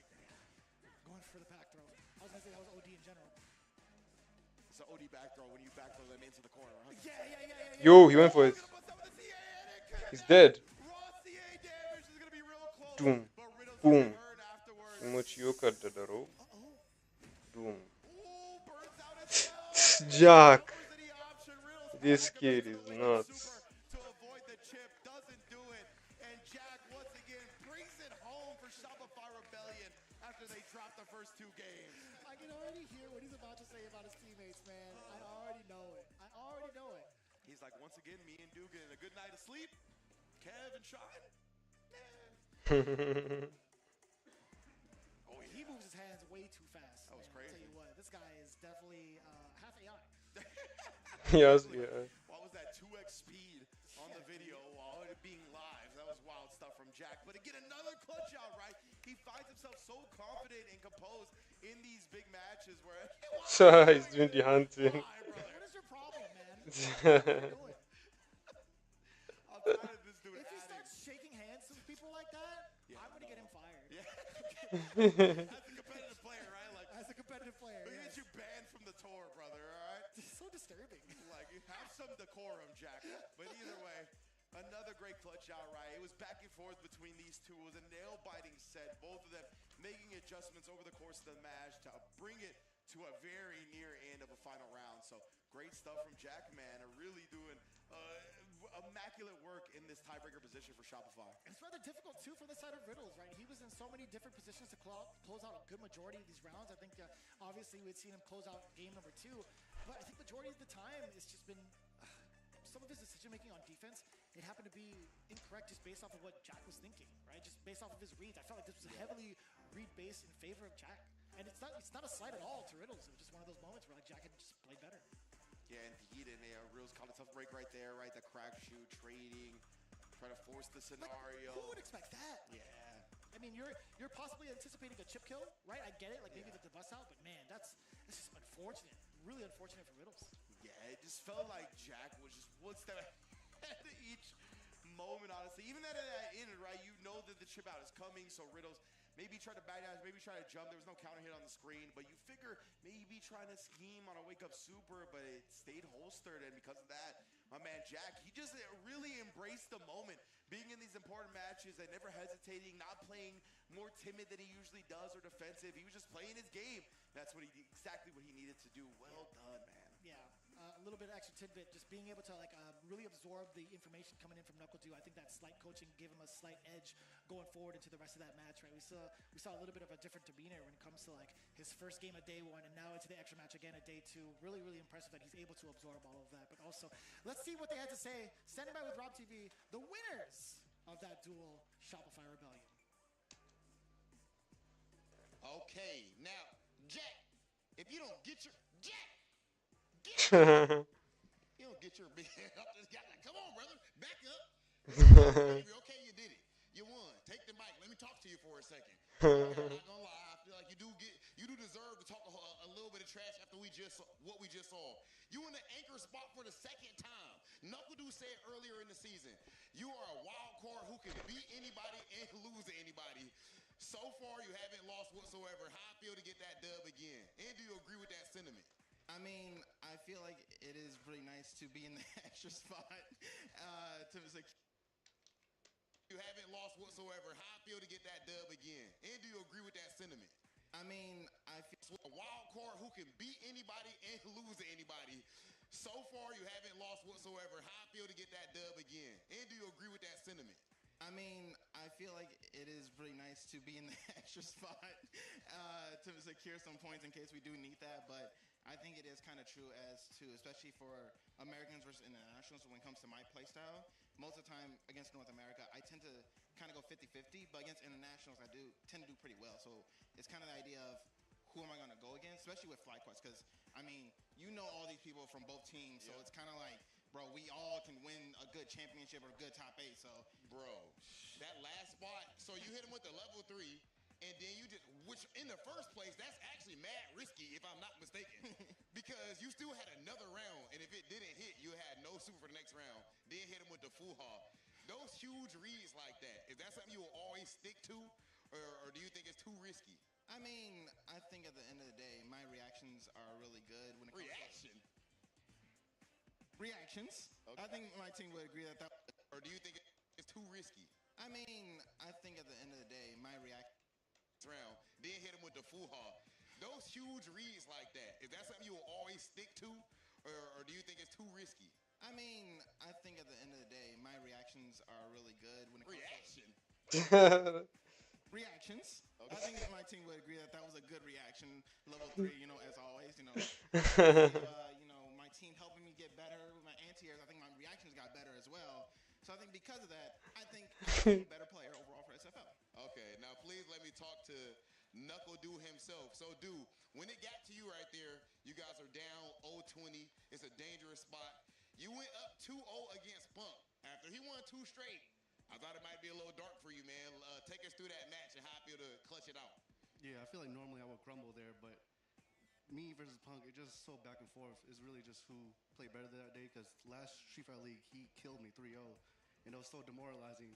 And I even asked Kev, I was like, yo, do you want to play Punk? I just want to see if he wanted to play him. He was like, no, you can play him. I was like, okay. So, yeah, it worked out in my favor. But, yeah, it's really annoying playing Punk when you're up, and then he slowly climbs back, because it's like, all right, what the hell is going on? Oh, I'm so sorry. No, What the heck is going on? Canceled. Yeah. Just got to keep my composure. Yeah. Okay, Team Shopify Rebellion clutching it out in the end. And at this point, the best anchor that we've had, at least in the extra slot, has been just a kid here on Street Fighter League. Ladies and gentlemen, Shopify Rebellion, let's go ahead and send things over to our commentators. Did you see what Jack did towards the end of the interview? I didn't. I missed it. He went right up to Rob, stood next to him, and he went like this. Wow. He was measuring him out. Wow. He hit him with the "you too small." That's what, Too dude. small? Everybody's small compared to Jack, dude. Yeah, facts. It's not fair. I was literally, how tall are you before this? Towards the end of the I interview, didn't. I missed it. he went right up to Rob, stood next to him, and he went like this. Wow. He was measuring. Just a kid here on Street Fighter League. Ladies and gentlemen, Shopify Rebellion. Let's go ahead and send things over to our commentators. This boy is not serious. I was literally, how tall are you before this? He was like, yeah, I'm like 6'3". I was like, oh my god. Why aren't you a basketball player? He's like, I played football. Either way, where are the sports at? Anyways, The virtual violence is what gets dealt out at the hands of Jack. can't which we trust wouldn't- AI, man. We wouldn't have it any other way, of course. But yeah, man, what a clutch out right there. That was hilarious. A great team interview.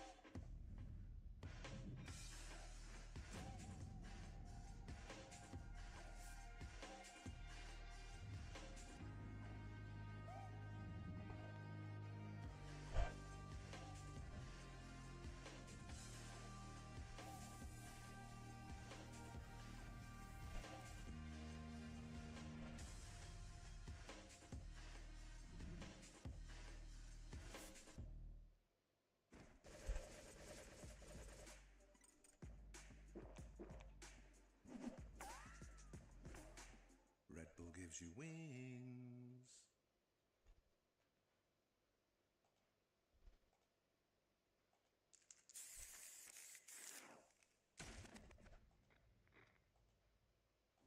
Workaholic Director of Siren Holdings Research and Development Department.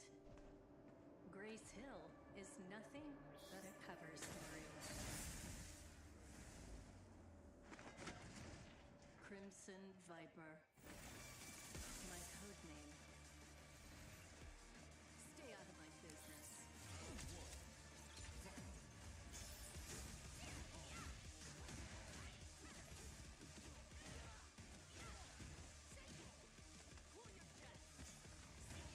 Could you just, give up now?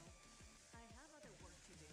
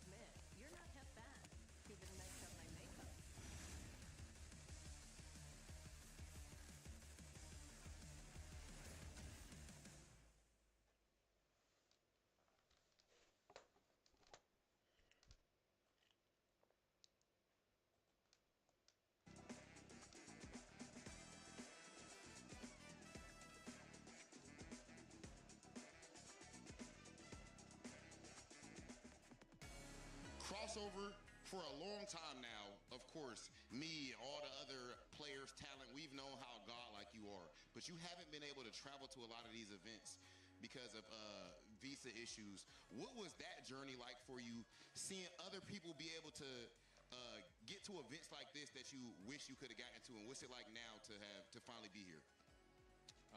Actually, it feels very good because it has been like a very difficult battle for me because I've been battling the visa issue for like eight years now.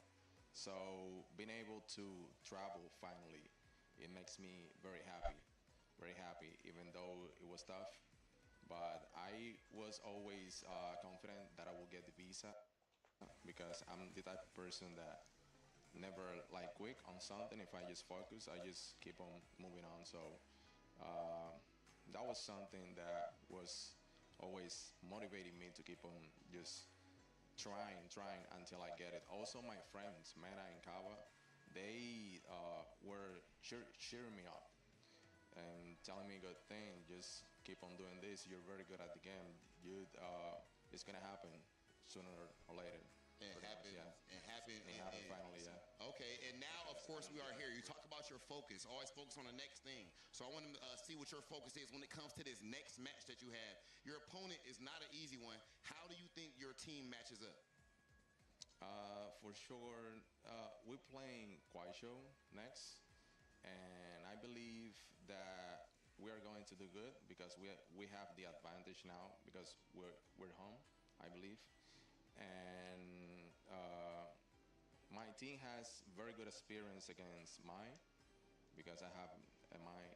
So, and I feel like I've been studying the players, this team, a lot, and I feel like that I will do good against them. But my problem with the game right now is not with the players. It's that I'm trying to figure out what character I need to pick against certain characters. Character matchup. Yeah, so you didn't see my Bison now, but I feel like that with Bison, I would have done better.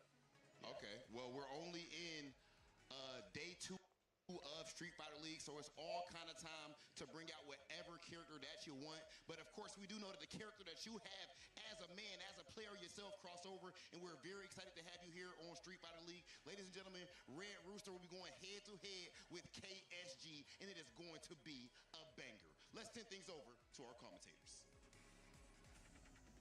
So excited to have crossover here at SFL, man. Just sick to see, right? Yes, indeed. Breaking ankles made that along mark towards the himself. way, man. It's going to be a good time. Yes, indeed. That was a cool little ventriloquist act you just had right there. I didn't was see your practicing mouth a little move. bit. You know, I had to make sure to cover my chest up a little bit so you didn't see me Professional moving. move. Yeah, a little bit. I had to make Yes, indeed.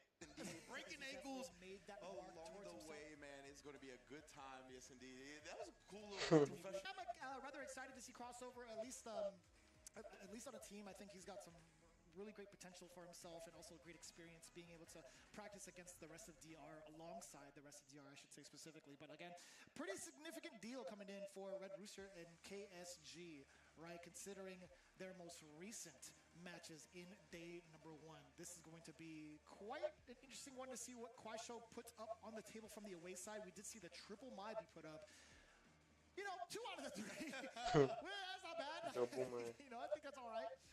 And yeah, but it is, again, another change Zen that we is going saw first. originally, I think, kind of originating from that first match, right, where we saw Zhen in the tiebreaker slot. He didn't really get to play at all, and just in general, the Mize got shut down a little bit, and we kind of theorized that we'd send Zhen up a little bit earlier going forward, and he started off their second match yesterday, where they ended up doing much better than the first match, and now here he's going to start off again in that primary point position with Xiaohai actually in the secondary slot, and VX Bao in the anchor. Wow. I'm actually quite surprised to see Mickey down below hanging out with the Cammy. Yeah. I wonder if it's one of those things they'll put him on reserve in just like a couple of more games to see him kind of really shine in the second half so that he doesn't get like as downloaded, or at least to get himself like even better acquainted with the rest of the league. But as it stands, crossovers coming up first. And his Mai as well, by the way. He's made the full-on switch. I totally forgot. And I think that's why they set him up first, right? Because he's like, all right, do you want to play the mirror? No? Okay, then you're going first. That's really the only option we have at this point if you're trying to avoid the mirror. So he's going to be going up against Zhen. So we talked about, right, Jen has a lot of eyes on his squad, so he's going to be well prepared for the matchup, in addition to Bison having some merits in this one as well. So it's going to be an interesting flow, especially with VX Battle in that anchor position over Shanghai. We'll see how Red Rooster decides to, who they decide to set up and match with the different players. Funny enough, we have 4 potential Mai's in the running, right? Not only crossover, but also Chris Wong has a pretty solid pocket Mai, as we saw in the Chengdu premiere. Nice. Immediate perfect parry from Jen into the scissor kick.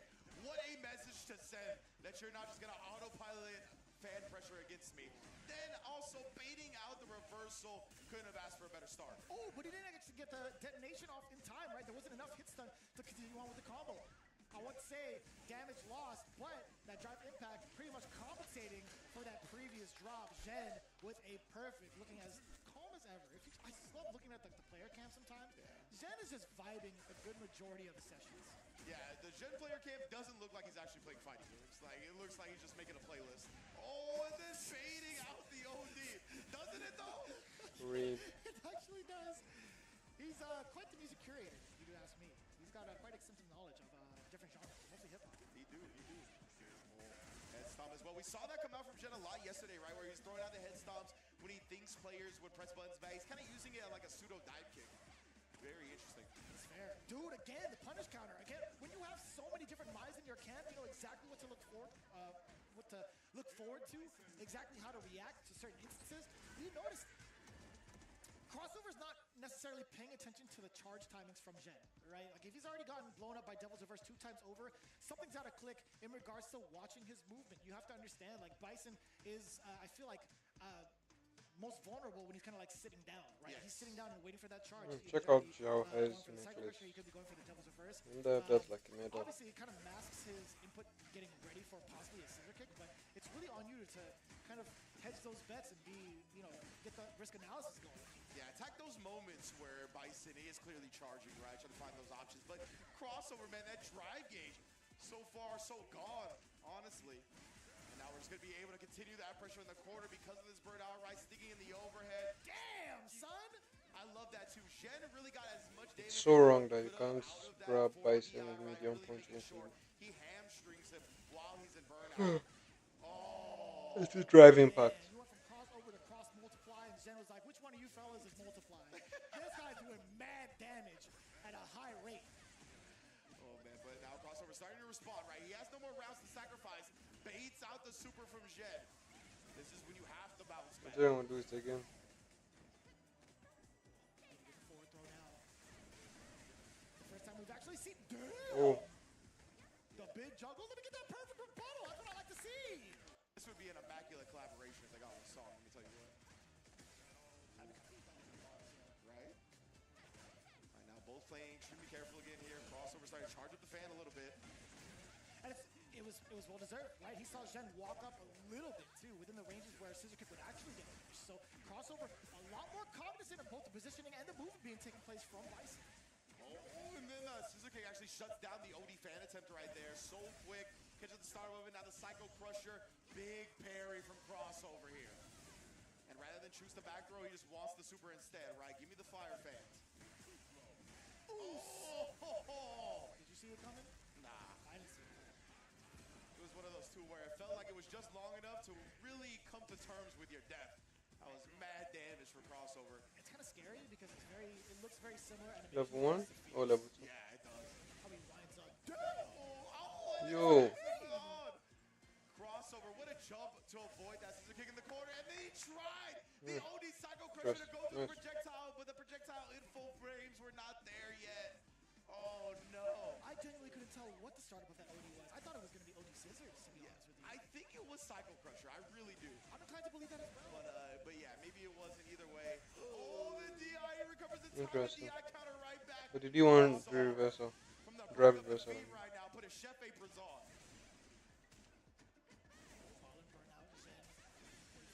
Beg for your life. Actually, not too bad from Jen. No, it's Does not. force a burnout, clears a lot of that space out. Okay. Very nice on There. Now it's going to be the tougher part, right? Not having much to defend against, and again. The guy doesn't know. Now it's going to be the tougher part, right? Not having much to defend against, and again, Crossover neutral jumps the scissor kick to put himself himself on set point. I like this recovery. I like this composure. Coming in from crossover. The medium punch does find the connection. Immediate level 1 activation. Let the fans do the talking. It's not real. This second time that I tried it and I didn't. Stuffed out. Low medium kick now for Jen. Let's implant that bomb. Let's push Mai towards that corner. Yeah, he just needs the cycle crush to come out just a full couple frames faster. Unfortunate scenarios for Jen. Oh, that's little walk under, get the landing frame punish though. He's back at it. Oh, she said peekaboo? That's a crazy one.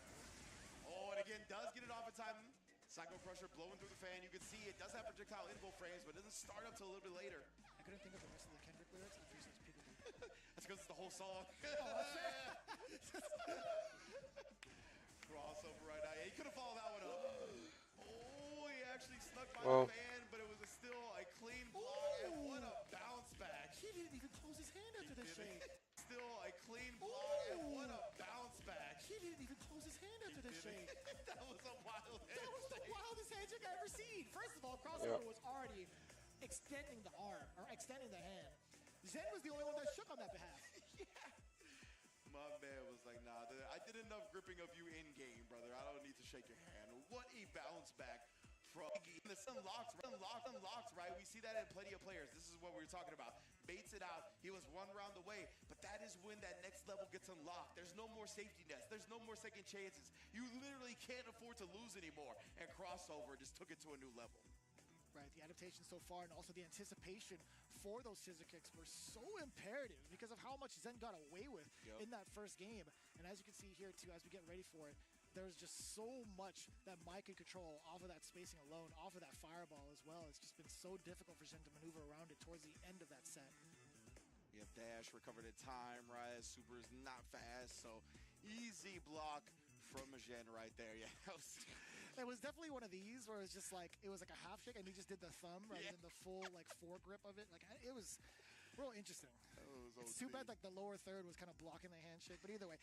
Red Rooster 10 points on the board, and what started off pretty shaky against them crossover, really well played in adaptation.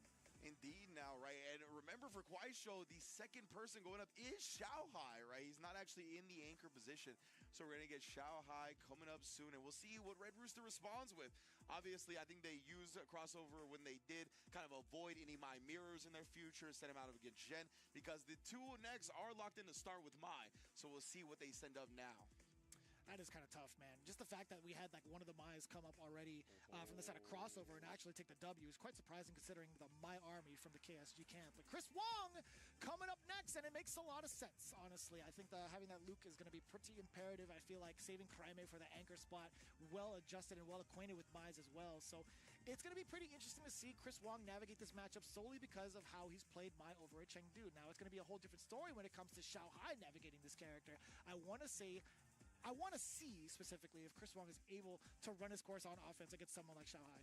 Yeah, indeed, right. And there's been some theory crafting in regards to the Luke versus Mai matchup, where Luke's definitely got some merits in this said matchup right up against Mai, has some tools that could provide her some trouble of dealing with, right, just in general, like being able to sandblast, having some forward advancing movement in regards to his specials, whether it be the tackle, whether it be the way he can manipulate his spacing with flash knuckles, just in general, and the damage output, of course, really helps when it comes to cornering Mai.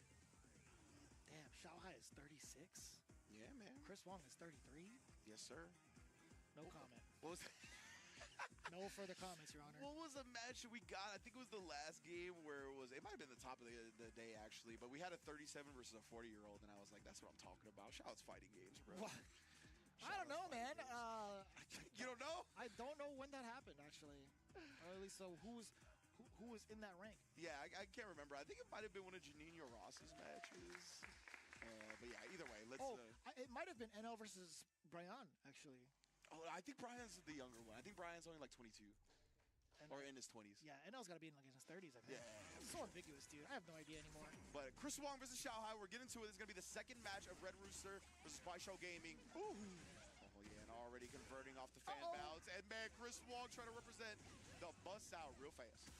It's so unique that, like, Mai's punish counter starter off of medium kick still leads us, like, so much damage. There's a lot of plus frames on that bad boy. She could have, standing fierce after that? Yeah. Kind of nasty. Uh-oh.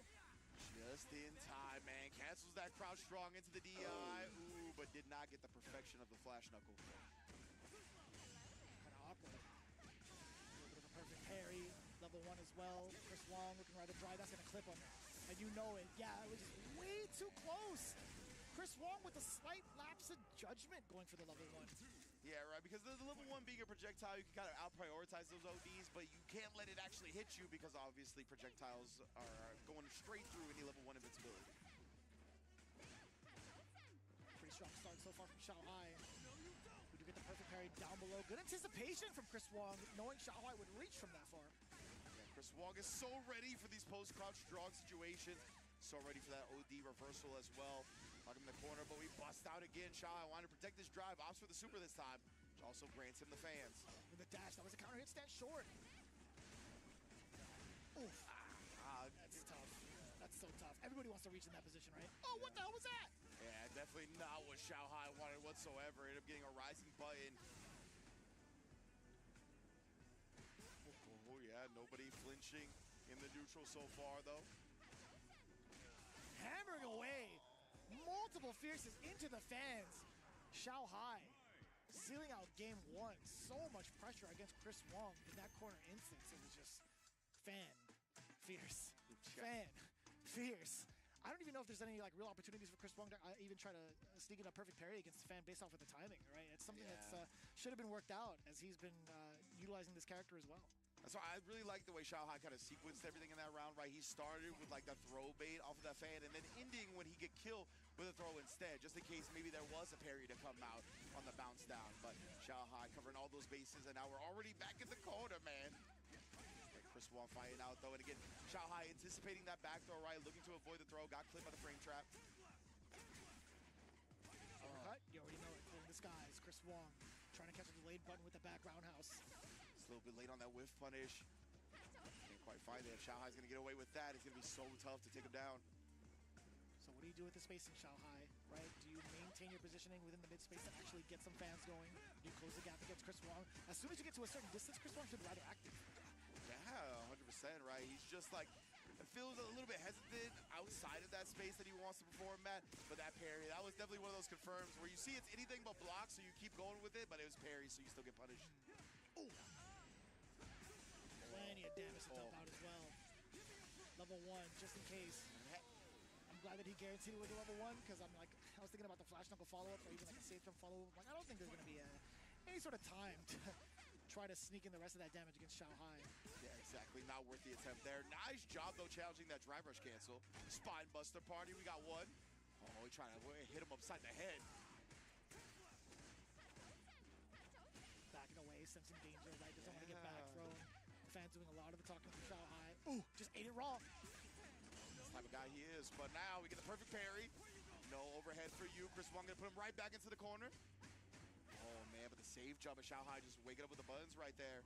Trying to bait out a parry most likely. Ooh. I like that. Crouch jab going right into the level 3. The objective, burnout, mission accomplished. Xiaohai, what do you do with it? Boy, really going to his next grade A concert. We all grade out. And now, again, a forward throw. Xiaohai looking to build this momentum. And the speeder caught him reaching. Now put him a strike or throw away from death, or just a chip out from the fans. Best believe. Nice calculations from Xiaohai, going with the elbow instead. Damn. Mathematical.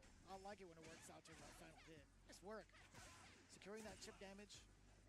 Not getting susceptible to that level 3. What a whiff punish. Level 1 activation. Xiaohai, let the fans rock.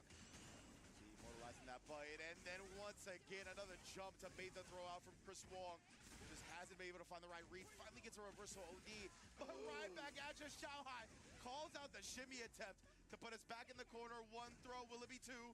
Oh, he tried to fake him out. He wanted to do ODDP, thinking the drive rush was coming, but the throw is there, just delayed. Xiaohai ties up this set for Red Rooster. Or excuse me, for KuaiShou game. Hello. 2-0 against Chris Wong?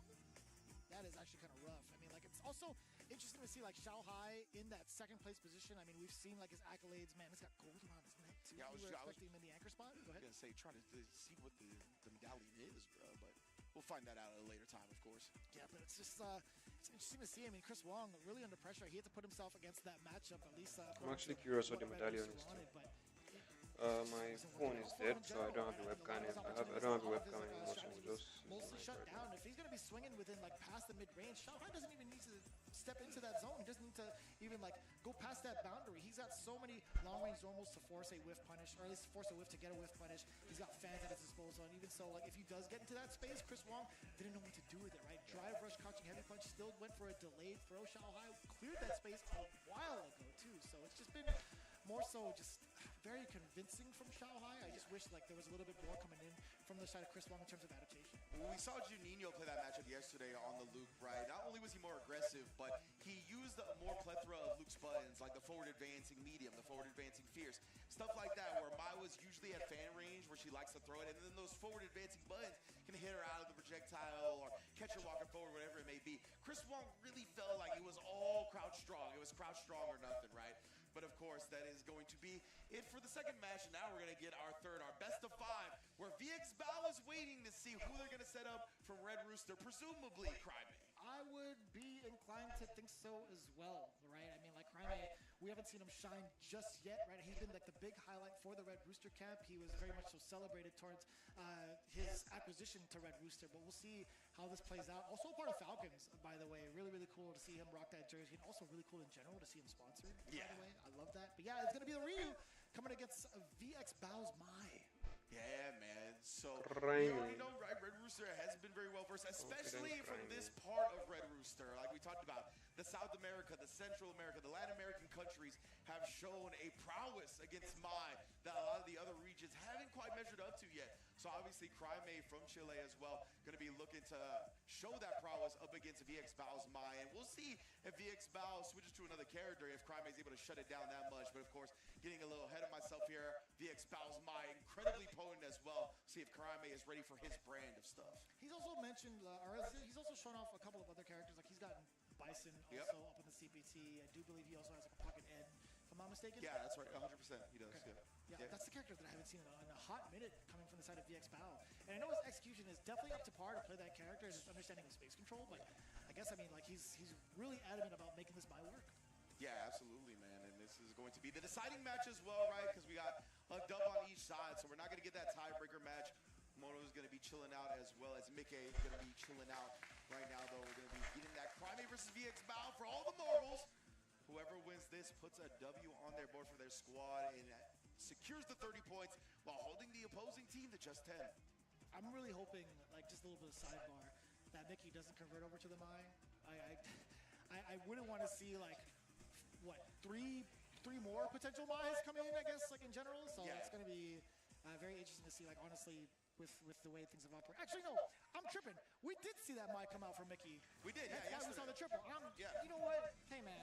No, I thought you just meant right now, especially because, like, Mickey, I think he's so married to the way Cammy works, but we'll get to that the next time he plays, because right now, VX Bao starting off hot and heavy. We got the perfect parry into the drive rush overhead. You already know it. And then we're going to bust out with the OD as well. Crimey cornered here. Great job not flinching, though. You saw him try to press back with that fierce. Crimey finds the mark with that button so often. On the streets, dude. That's the part. Yeah, that's the fair. most used normal on the planet for that character, to be fair. Oh, hell of damage incoming. Rocking the socks with the standing roundhouse. Love the attack on the drive bar as well right there. He tried to load it up interrupted before Soda Plexus. Might be a little bit too happy or thirsty for that button, and again waking up with something. Finally got it VX Bao just stayed persistent. Starting off with the OD fan, rather expensive. The full conversion. That was a counter hit after all. We do get to level 1. Now it's using the OD fire button to clear the screen, even of the fire fan, right? You got to use an OD to match that. Oh, back-to-back throws. VX Bao. Bit of normal from Crimey. Oh, he would again. Yeah, trying to bait out a reversal again from VX Bao here after the Hashigeki with the He looks like pulled him upwards. He's just gonna give him a perfect instead. After the Hashigeki with the Denjin, but man, again. Yeah, trying to bait out a reversal again from VX Bao here after the Hashigeki with the Denjin, but man, he didn't give it to him. He's just gonna give him a perfect instead. VX Bao, what a way to start this. Really shutting down the rookie rather early, but in 3 out of 5 territory, there is that potential for Crimey to make that comeback happen. Didn't necessarily find the success he was looking for in day one. Hopefully he gets to shake it all off and represent himself well into game number 2. But there's just been so much going on from the side of VX Bao that it's kind of like disallowed him from even getting started, right? Like standing heavy punch has been like the main starter, as we talked about a bunch of times over. And even his pressure after drive rush has been thwarted pretty successfully, pretty consistently. Yeah. 100%, right? Even the Hashigeki right there. VX Bao had established so many reversals to start the match that once KuaiShou got an advantage again, he kind of gave that up thinking another reversal was coming. So great just establishment of certain conditions from VX Bao to start the match. Oh, you're going right into the corner, but this is mine now. Oh, whoopsie. Buffer. But no, been punished. It's unfortunate for KuaiShou, lands some damage, fall by the wayside here. That's the thing, right? VX Bao is just really prioritizing staying outside that fierce range. Does get clipped by the overhead, though. And now we're starting to snowball. Oh, what a time to throw out that counter medium punch, sensing danger and suppressing VX Bao at the perfect moment. Man, you can just sense all of these elite level players, right? No buttons were present to that exact moment from either side. Both recognizing the range that they're looking for. Good block on the overhead, too. A little bit of a fuzzy guard being shown off from KuaiShou. Jumping out of the corner, has to pay that tax. Getting smoked with the with the DP on the way out. And the whole way that started was getting that fierce whip punished again. And it just has not been there for KuaiShou so far. Nice hesitation, but he dropped the combo. To be able to reset into a throw, does get the counter hit this time. Oh, he's gonna empty the meter, right? Put all the damage on him. Get some drive meter back as well. KuaiShou is in full control. So wild, like Ryu not the type to really front load all of that damage, just preserving that meter with those final level 3s, but still not being able to close it out just yet. The burnout does happen. I was gonna say, are you in Hashogeki territory? Not just yet. That was nuts, man. How quickly that drive meter from VX Bao just got deleted here. Nice from KuaiShou, right? Footsies with the fireball. The buttons were coming. Uses the fireball once he's outside of that like primary cold water range that is from drinking. high, catching Not him up, everybody else covering. is trying to Well warm done to bounce back. A huge difference in demeanor also. I mean, you're looking at like the way he's pressuring Mai in the corner, the way he's pressuring VX Bao, which is rather ambiguous. Also, the button press timings, right? Like there's been so many instances where he's caught counter hits against VX Bao. Hopefully we get to see a little bit of a change from the side of VX Bao in his decision making on wake up, or at least on like a little bit after what happens on wake up. Establishing the Hashigeki. Oh, he didn't want the back throw that time. VX Bao quickly escaping to maintain this control. Oh, nice job from KuaiShou. Getting the parry out in time. Managed VX Bao to whip the throw. OD fans on the way through. VX Bao actually banking on trying to get a whiff punish. Threw out that crouching medium punch rather wildly. Ooh, that's no hit! What do you mean? What did it clip? The counter hit, and then the OD to out-prioritize VX Bao, because as you can see, he was below 2 bars, right? So most likely, he's not going to be throwing an OD projectile. Well read from KuaiShou. He was smiling it up. You can see his personality come out in some of these smaller Ws. Going into the next game. Damn! The plexus! Counter hit again! That's like the classic, right? Ryu's drive rush range is actually one of the shorter in the game. So if you just do the jab right there, you get outside of range, people try to react, they just run into the solar plexus, and they run directly into their grave. KuaiShou 2-1 now, up on VX Bao. There we go, we're starting to see the range drop to the next game. Damn! The plexus! Counter hit come out in some of these smaller Ws. Going into the next game. Damn! The plexus! Counter hit again! That's like the classic, right? Ryu's drive rush range is actually one of the shorter in the game. So if you just do the jab right there, you get outside of range, people try to react, they just run into the solar plexus, and they run directly into their grave. KuaiShou 2-1 now, up on VX Bao. There we go, we're starting to see the laughs come out from the side of KuaiShou a little bit earlier ago before we cut to this part of the camera. But like, yeah, man, we love to see him confident, we love to see him having a good time. This is the type of potential that we were looking forward to. However, VX Bao, now even more so on the hot seat, down a single game where he felt like he had a lot of control going for him. His timing has been blown up numerous times over in this point. This solar plexus catching him off guard, crouching medium punches catching him off guard, and it's the Ed pick coming through from VX Bao at the last minute. Yeah, I understand, right? We talked about it. These players from this part of the country or part of the world that KuaiShou is from, extremely potent against Mai. So VX Bao is going to try to put the longer range normals on him with Ed, present a different kit, see how it goes. He's already trying to establish those normals, the stand medium kick and the crouch heavy kick. Ooh. Let's see if it amounts to anything though, like VX Bao.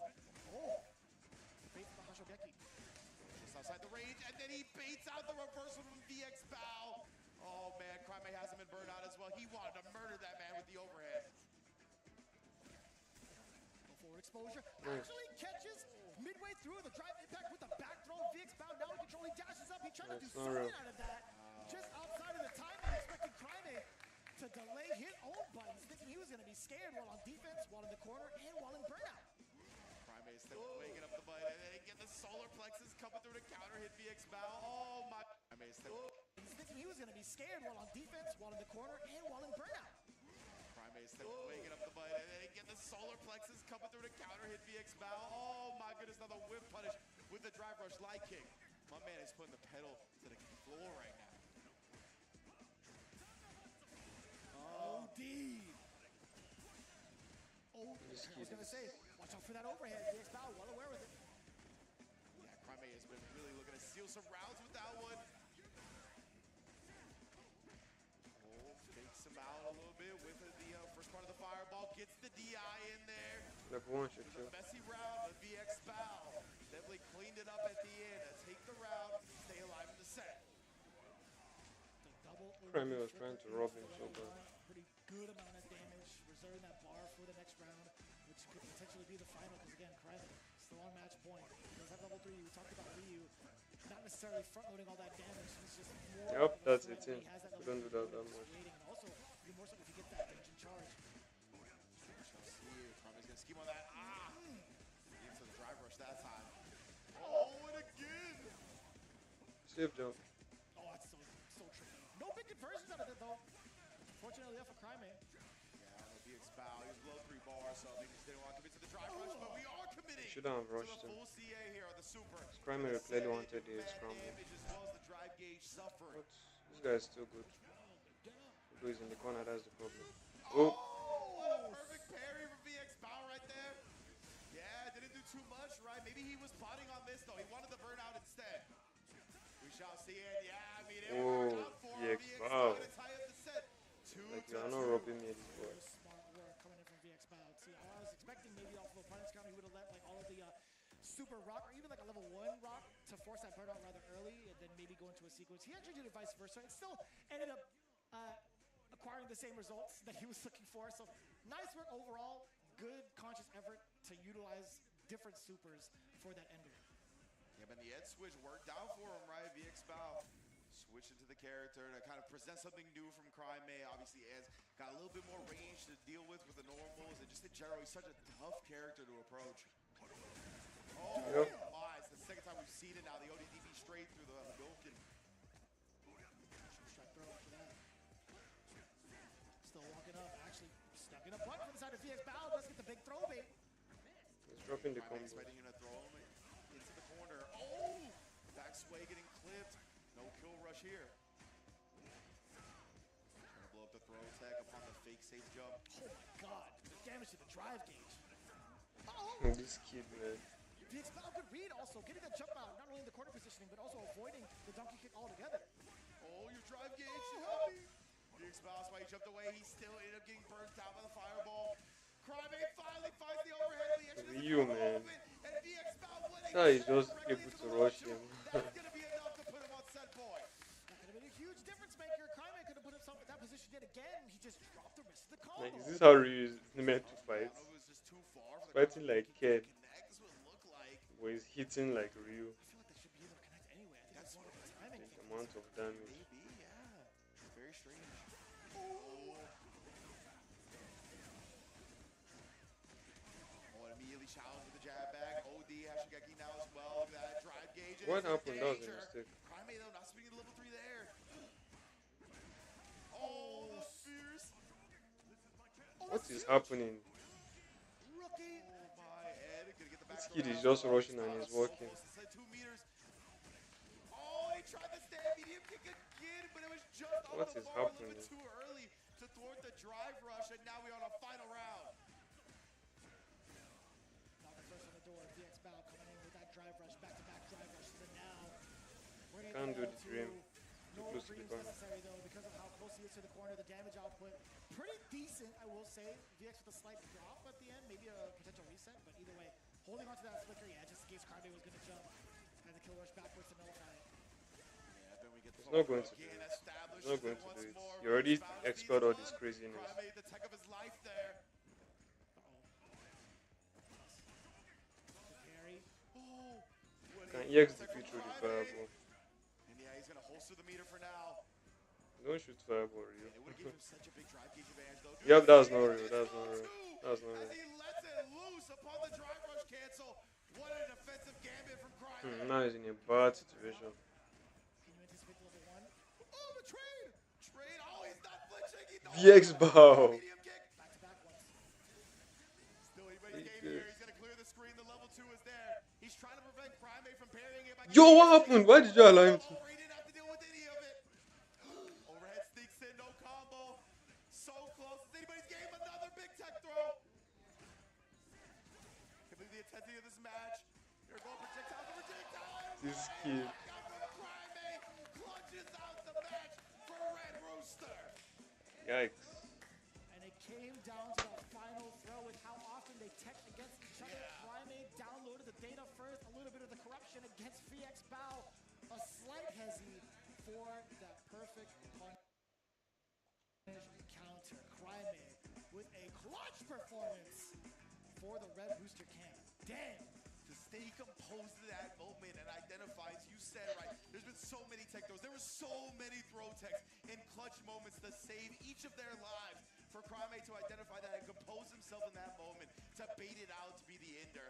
That was incredible stuff right there. This was a nail-biting set. Probably the closest set we've had all SFL so far. I don't know if VX Bar lets him walk on that. 100% inclined to do so. Again, VX You Bow can literally walk him to the corner all I he want to say like wanted. a pretty convincing round as Buddy. within that first game. I should say not convincing round. Convincing. Final game, right, where we saw so many clutch moments. The stand medium kick directly into the level 2, and then Crime sending the full CA upon the drive rush cancel, knowing he's going to be able to blow up that pressure.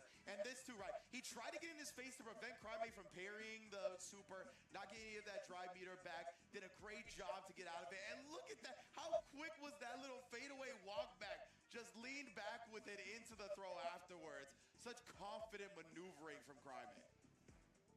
That's a big W on the board for Red Rooster and a big confidence booster for Crime right? We wanted to make sure at least like one of the rookies, or one of the other young rookies gets like fully acclimated and situated to Street Fighter League. It's unfortunate that it's at the expense of VX Bow. I think he did a phenomenal job of switching from Mai to Ed and really putting that pressure on, but it was so damn close. Yeah, it was, man.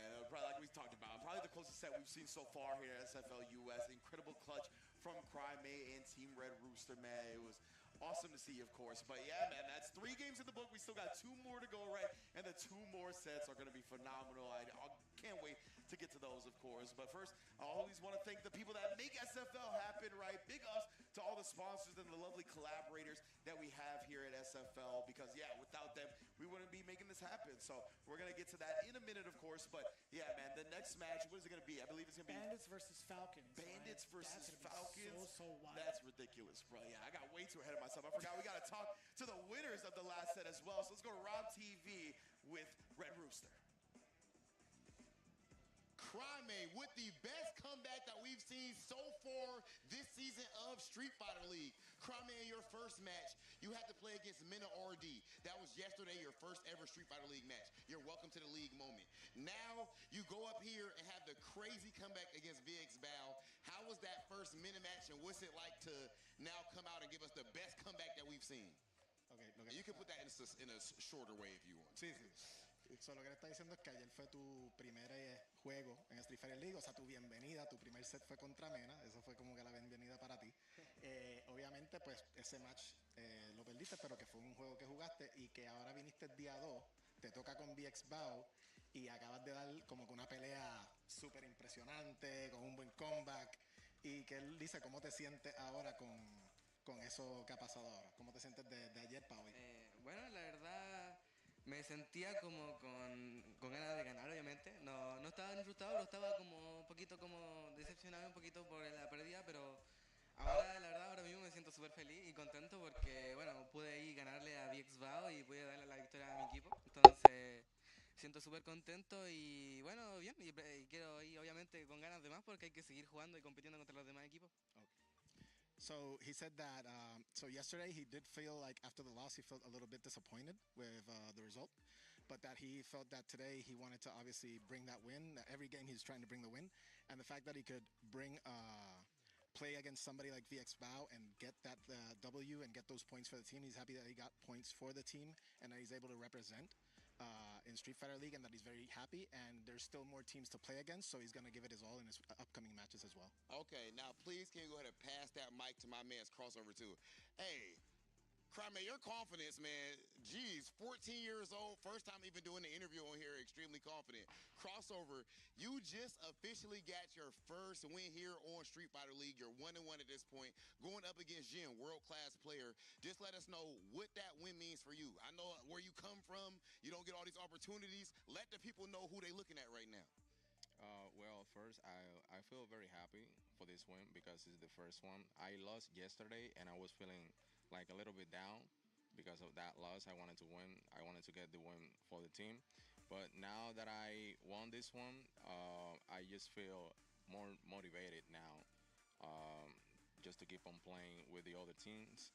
But yeah, now I have my confidence is up now. So well deserved. Every other team should be careful right now because my confidence is high, and when I'm like that, I just kill everyone. Okay, talk like that, and as you can see, they backing it up. The confidence all-time high, best comeback that we've seen up to this point. Team Red Rooster. My confidence is up now, so just to keep on playing with the other teams. But now that I won this one, I just feel more motivated now, just to keep on playing with the other teams. But yeah, now I have my confidence is up now, so well deserved. Every other team should be careful right now because my confidence is high, and when I'm like that, I just kill everyone. Okay, talk like that, and as you can see, they backing it up. Be careful right now because my confidence is high, and when I'm like that, I just kill everyone. Okay, talk like that, and as you can see, they backing it up. The confidence all-time high, best comeback that we've seen up to this point. Team Red Rooster, the best iteration that we've seen to date on Street Fighter League, and is only going to get harder. Let's go ahead and send things over to our commentators. Wow. I love that confidence coming into it, getting their first big W of the season. Granted, it is only day 2, but still, KSG now facing 0-2 in this part of the season, man. I gotta say, what's gonna be the internal changes going into the rest of these matches? Yeah, we already seen them like just once, right, with the Zhen change as well, to try to kind of throw him in there and not just throw the plethora of Mize out there. But yeah, man, it's tough. I want to kind of pick their brains about why we had Xiao Hai in the secondary position rather than the anchor position this time.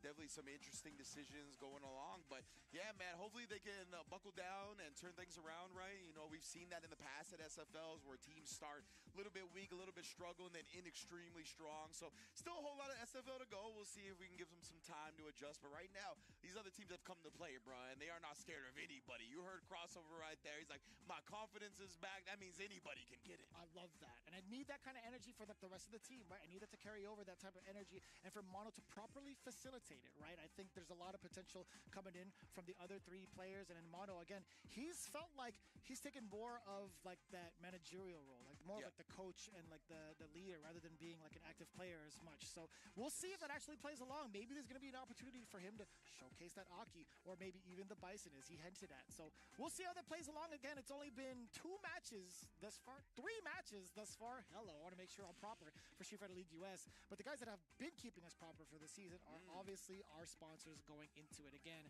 as we get ready for the 3rd game, we got to make sure to mention Asus and also being able to elevate your viewing experience with the Asus ROG monitors featuring stunning visuals, ultra-fast refresh rates, and ergonomic designs. They're perfect for gamers and professionals alike. Visit asus.com to find your ideal display today, as well as taking advantage with that code ASUS-SFL for a 15% discount. Lovely indeed. Of course, to pair along with this monitor, you're going to need peripherals to play on. That's where Brook Gaming has your back, including the all-new Brook Fighter Starburst, a new all-button controller for the next-gen consoles. It is an all-button arcade controller designed specifically for your next-gen stuff like the PS5, Xbox Series X, and everything more to come. It supports the latest platforms on the market, and you need to pick it up now. So big ups to Brook Gaming holding us down with converters, controllers, fight boards, whatever you may need. It's in the armory, baby. Shout outs to Brook. And when you play good, you also got to look good. That's where Tenno has you covered with the officially licensed Street Fighter merch designed by the FGC for the FGC. You can see it right there, too. My man Bryce looking mad clean. And also, rather impressive that the Sagat embroidered crew neck, it is brand new. It is indeed embroidered with the detail of the Super Turbo Sagat. Looking real slick, but also definitely my aesthetic when it comes to the Akuma Heaven premium crew neck with that gold on it. And there's definitely a lot of bias towards Akuma, and I don't blame them. Really a badass character. I love the fact that they have a lot of these designs coming through, but honestly, we see the restock coming in for the leg day. You can't skip that. Come on now. Exactly. Be sure to scan that QR code down below for all of the goodies from both like legacy artwork, or at least from like the classics, all the way up into the new stuff too. I know they still have like their football jerseys rocking some of the characters as well, and even different IPs in terms of fighting games. You got to check them out over at Tenno. Yeah, man. We're going to give you guys a chance to do that, right? So, again, lovely. Thank you to all of our sponsors. Go check them out. Brook, Asus ROG, as well as Tenno. While we take a quick break here, then we're going to get back. What is it again? What is it? The Bandits versus who? The Falcons. Oh, my goodness, bro. Bandits versus Falcons is going to be our next match, right? You see that the away squad is going to be the Falcons, meaning they're going to have to tell our order first, and Bandits is going to get that big chance to counter and pick whichever players they want to send up for the matchup. That is going to be a lethal set. Mena, Chris T, as well as all the other ones, Kaba and Boost, going to be stepping back into the field to face Falcons for that first match of the day. You're not going to want to miss it. We'll be right back.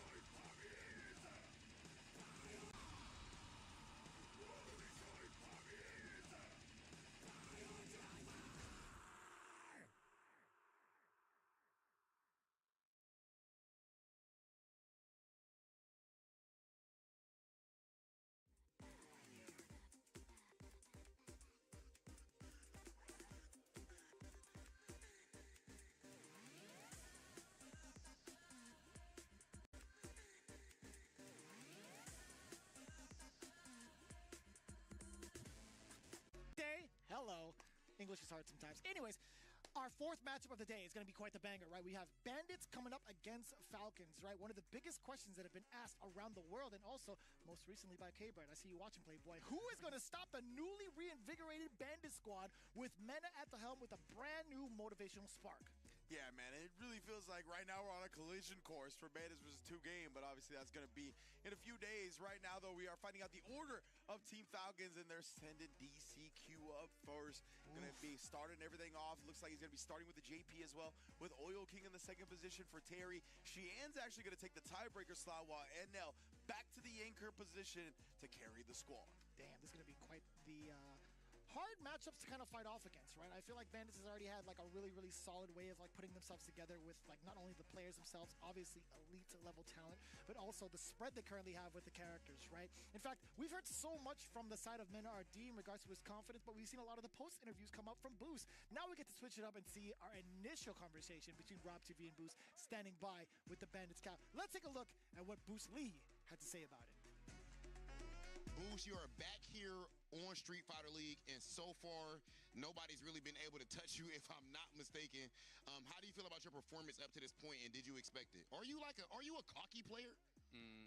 No, I try to respect my opponent, because in order to understand your opponent, you first have to respect them, respect their ideals. The game's a battle by ideologies at the end of the day, so understanding them is the first step to creating a game plan that you could win with consistently. Okay, and when it comes to you creating these game plans, I wonder, are you somebody who goes deep into studying strategies even outside of fighting games? Are you like one of the Art of War, Sun Tzu type of guys? Yeah, I do that for every video game, like even single player ones, like statistics, like patterns. Okay. Stuff like that, animation recognition.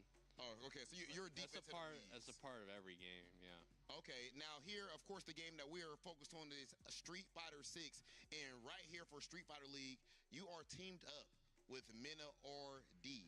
What is it like for the first time teaming up with Mena RD? You guys seem to approach the game in very different ways, but how is he as a teammate? Yeah, it's great. Well, last year, coincidentally, we on Cloud9 actually helped Bandits get into the playoffs because Shopify and Bandits were pretty close between 5th and 4th, and I took an anchor match off of Shopify, so that helped nudge them into 4th. And then they beat us in the playoffs, like, convincingly. Yeah, I remember. But, yeah, we already kind of had that connection from me helping them out. But I actually don't think we approach the game in that differently of a way. It's just that he plays a bit less because his execution is, even on his off days, it's just so good that he doesn't really need to focus on playing. But I actually don't think we approach the game in that differently of a way. It's just that he connection from me helping them out, but had that connection. I remember. But yeah, we already kind of had that connection from me helping them out, but I actually don't think we approach the game in that differently of a way. It's just that he plays a bit less because his execution is, even on his off days, it's just so good that he doesn't really need to focus on playing. He can just have a strategy. Like, he's so good at, like, you could tell him to do something and immediately he'll do it. He won't have an issue where, like, his brain and his hands will be there will be conflict.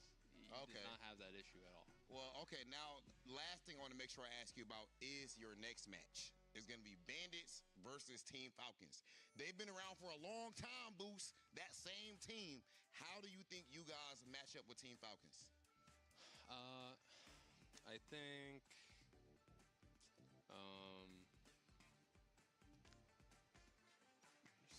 it's going to be, Bison, DJ, not my, JP or Terry or Sea Viper, one of those characters. So I trust that between now and then I got time to review notes, go over some things in training mode and replays, stuff like that. And be able to pull out that dub. And I could practice some of the matchups between now and then as well. Okay, I definitely like your chances boost up against anybody in the world. Ladies and gentlemen, the man himself, Big Boost Lee. Let's go ahead and send things over to our commentators. I'm telling you, man, putting Boost and Mena's minds together is a very dangerous combination. What's up? Everything, man. Yeah, everything's coming up for Street Fighter fans around the world. I'll tell you what, man. Bandits coming through with someone like the calculator, Boost, being able to... That's what it is, man. He's processing speed. It's very meticulous. That's such a sick nickname. Oh, man. You've been doing SFL Japan for a while. I can tell with that nickname. Yeah. But we, of course, are at SFL US. Having all kinds of fun here. DCQ versus Kaba is going to be the first match between Bandits and Falcons, right? So obviously Falcons being the away squad sent up DCQ. You saw the order previously. He's been the player they've chosen to start a lot of these sets with, right? I think just a great tone setter, extremely confident, always goes into every match thinking he's going to bring home the dub. And Bandits, actually to a surprise for me, going to be setting up Kaba to try to face off against the JP to start with. Right on. Very excited to see how this is going to be played out, right? DCQ having a little bit of a bitter pill to swallow as he had to fight off against 2G's Blaz a little bit earlier ago. Hopefully, he's able to pretty much recuperate from that going up against Kaba. Whereas from the side of Kaba, like we haven't seen him necessarily show off his prowess just yet in regards to like his first matchup when he faced off against Red Rooster.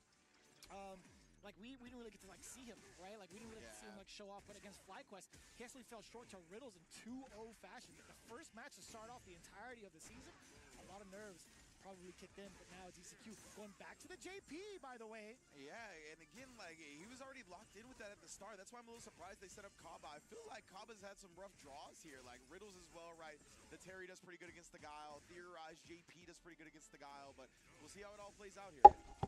Thinking how it goes here, trying to get Kaba to react, maybe drain some of that drive meter via parry bait. You say Kaba is getting bad matchups, but I thought they figured out this JP match already. We expect between two heavy projectile characters. As much as I agree with like the pacing being slow in terms of the exchange of like the two characters, like the speed coming out from the fireballs from DCQ is definitely at a pretty high rate, right? He's throwing a lot of these fake outs to see if Kaba's going to react to them, and then every so often he'll throw a real ghost to kind of disrupt potentially a Sonic Boom or even catch a startup. But even so, he's throwing out so many different avenues. He has the spike, he has the He's getting to the corner. It's really been like a battle of projectiles, more so from the side of DCQ. He doesn't have to worry.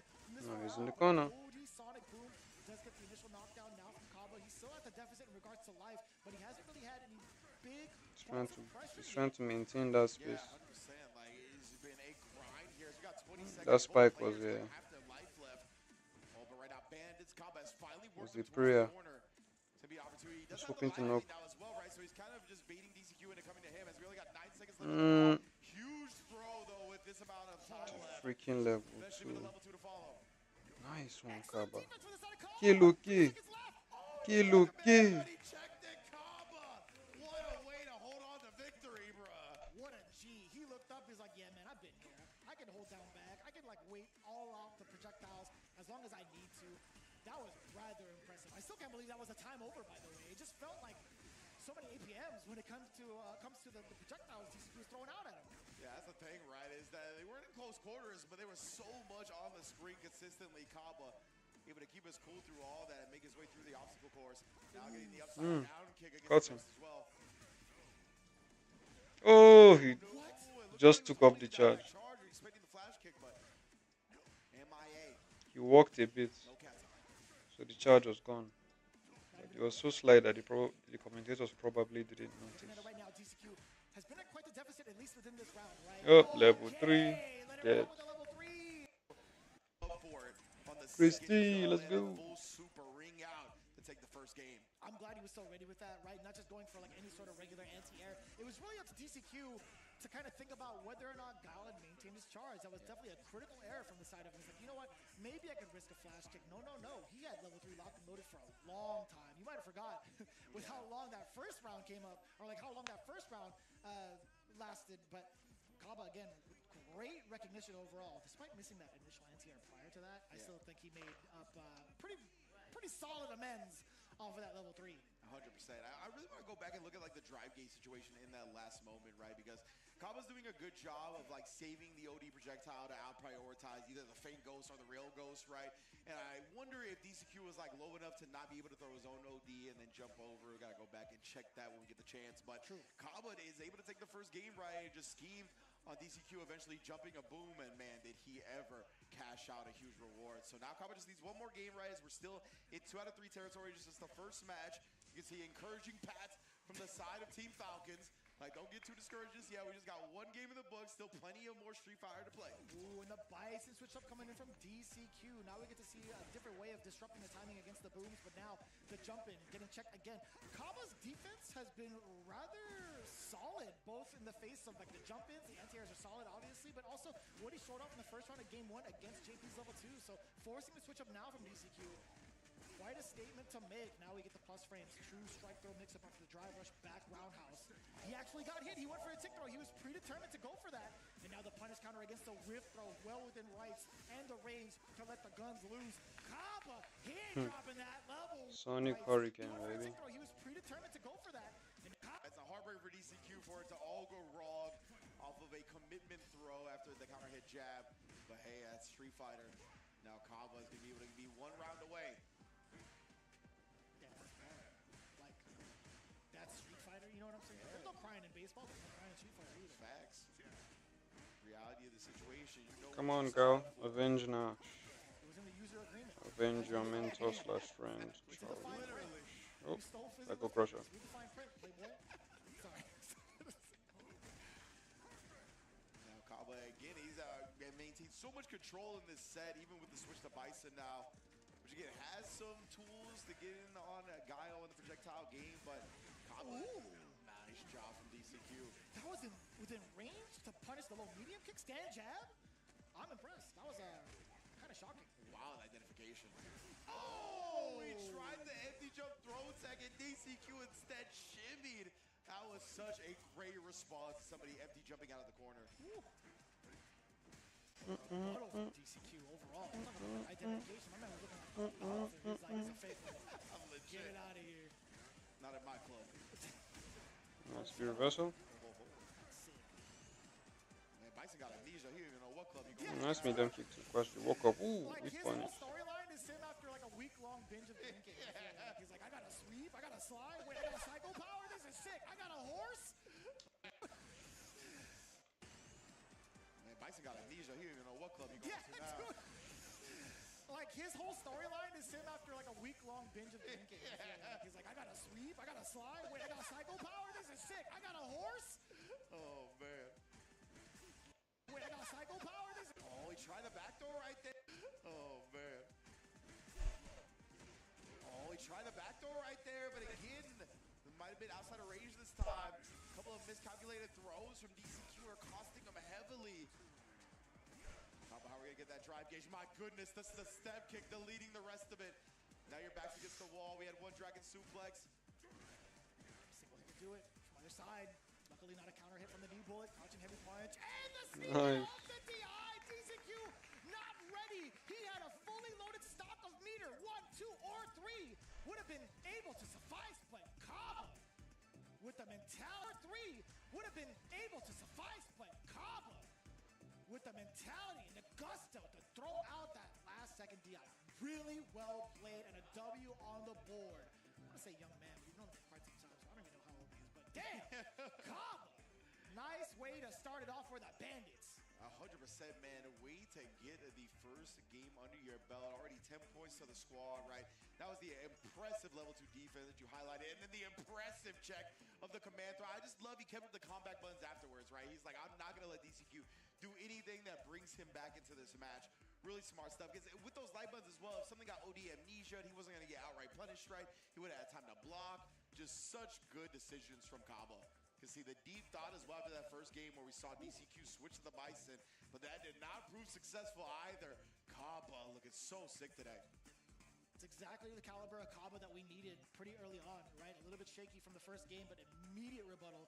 coming through with this performance overall. Like, not only was his offensive pressure impressive, but also like the preventive measures he's taken against DCQ has been so on point. Just calculate the amount of times he's had very successful anti-airs, both the flash kick with the supers, with the normals, right? Pretty high percentage overall to cause DCQ to falter in that corner.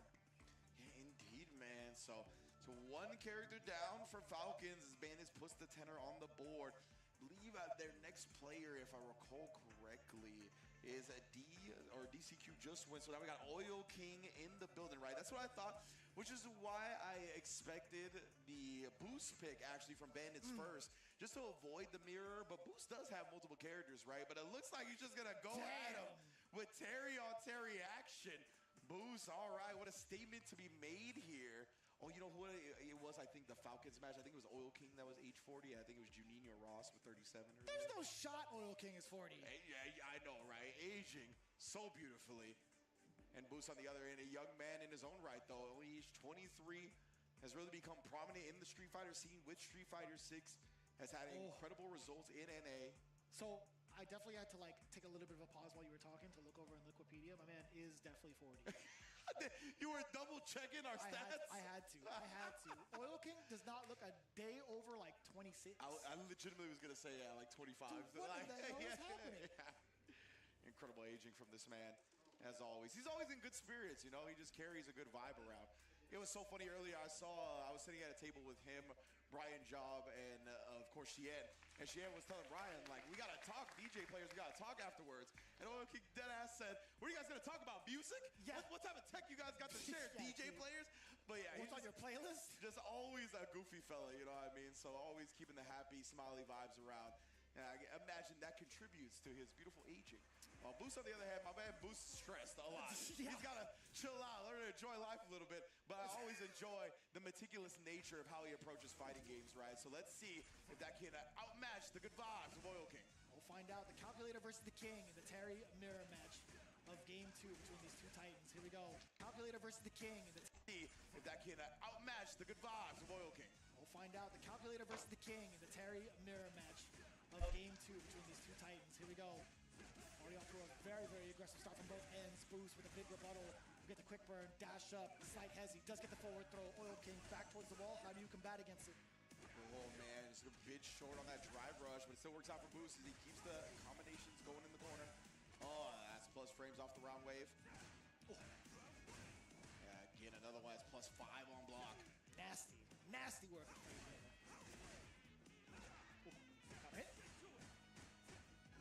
Quite convert off of it from there. Had the level 1 available, but didn't want to let it rip. Totally understandable too, right? It wouldn't have been like a really big switch up in regards to like the drive gauge damage, even like the life deficit or life change up, I should say. Yeah.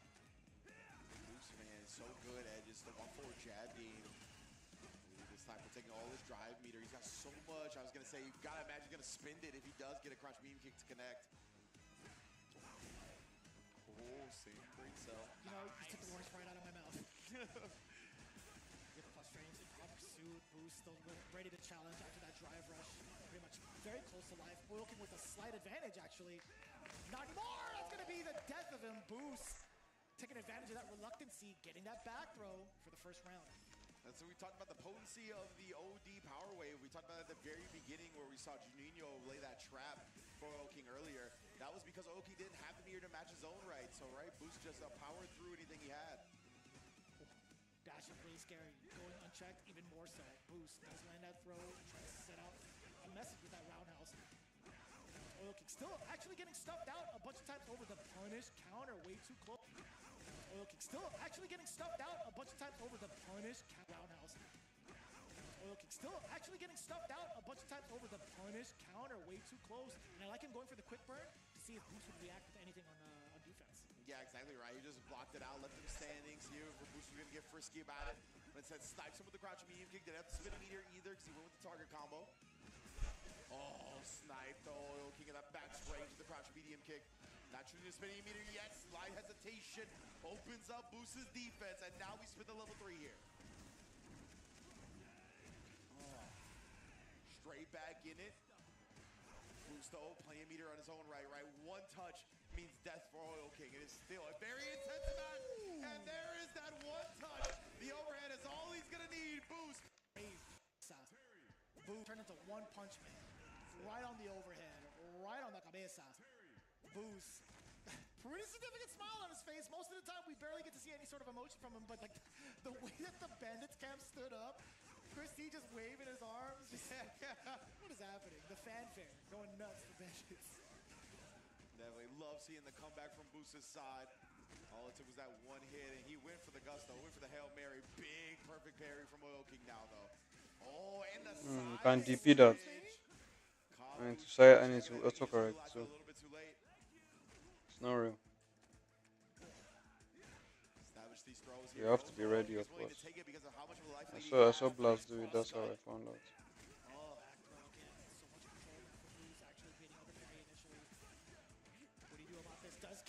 He should have drive rush cancelled and killed, but see.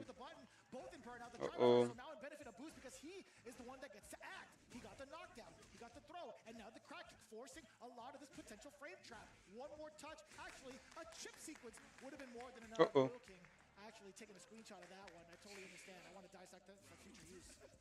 Man, yeah, I love that right before that sequence, before that last knockdown. He used the round wave, right, just in case Oil King woke up with a level 1 or something like that. That would have shut that down because of the projectile property. Oh, and then Boost cutting the drive rush short via the power wave. You can just try to manipulate with Oil King's expectations. Ooh, just at the edge of that low medium kick. Oil King now being able to shot. Okay, maybe not. And that time, though, Boost was already committed to the power wave, though. No big damage, but again, another backdash gets clipped. Oil King as well. No more backdashes to be had from the side of Oil King. He has to play it straight up as a ton of frame traps are going to be coming in from the side of Boost. A lot of chip damage. You saw the backdash initially to create some space for Boost. Really taking those liberties with the burn knuckle while Terry's in burnout. Yes, sir. We are going to make sure that we catch some of these DIs. Oil King regaining his drive gauge as well with a huge bit of damage. Yeah, big time play from Oil King. The response, OD to clear the screen again. We talked about that. This tug of war over drive gauge, determining who gets the OD fireball. Oh man, he tried to whip punish. And he tried to drive rush through it. I'm pretty sure he did like the parry into like the drive rush, right? Some of your tendencies to go for some of these option selects do bite you in the end. Yeah, 100%. That held power wave again. Same frame, and this time Oil King adjusts for the crack shoot to go straight over it. I like that. Something we haven't seen too often. Counter hit. Boost timing, getting caught with that grab. Oil King really not being able to take any sort of advantages while having Boost in that corner. Yeah, whiffing the bird knuckle for the side switch right there. Boost. That clip, Oil King was staying so consistent with those long range lights. And a backdash! Backdash, bro. He keeps doing it after the medium kick. Consistent with those long range lights. And a backdash, bro. He keeps doing it after the medium kicks too. And that's when Boost is just sending the drive rush. He knows the backdash is coming. Knocking on the door a little bit, still plus frames off of that Fierce. Also maintaining his control by getting ready for the rising tackle. A single throw will do it for Boost. And Oil King thought the same exact thing. Boost with the hezzy via the jump, securing another thing. Boost with the hezzy via the jump, securing another 10 points for the Bandits camp. Looking unstoppable right now. And that's what I talked about when it comes to the jumps and Bandits camp. Looking unstoppable right now. And that's what I talked about when it comes to the jumps and attacking the moment of recognition, right? That's why you walk a little bit before that jump. So you just plant the seed in your opponent's mind that the walk up into something is coming. Whether it be looking to throw nuance, complete boost. Just the general, man. I love his nuance. Let me hear what range says. He analyzes very well. Something is before that jump. So you just plant the seed in your opponent's mind that the walk up into something is coming. Whether it be buy-in, throw, whatever it may be, right? He just walked up just enough to catch Oil King looking to throw and then jumped out of it. Beautiful stuff from Boost. Just the general, man. I love his nuanced answers to players. This is why I love watching the guy, right? We saw how many times that backdash just got completely exploited, right? Oil King kept backdashing after these certain instances, whether it was after he got him to block stand medium kick, after certain ranges with power wave, and Boost was just sending drive rushes, figuring that the backdashes were coming.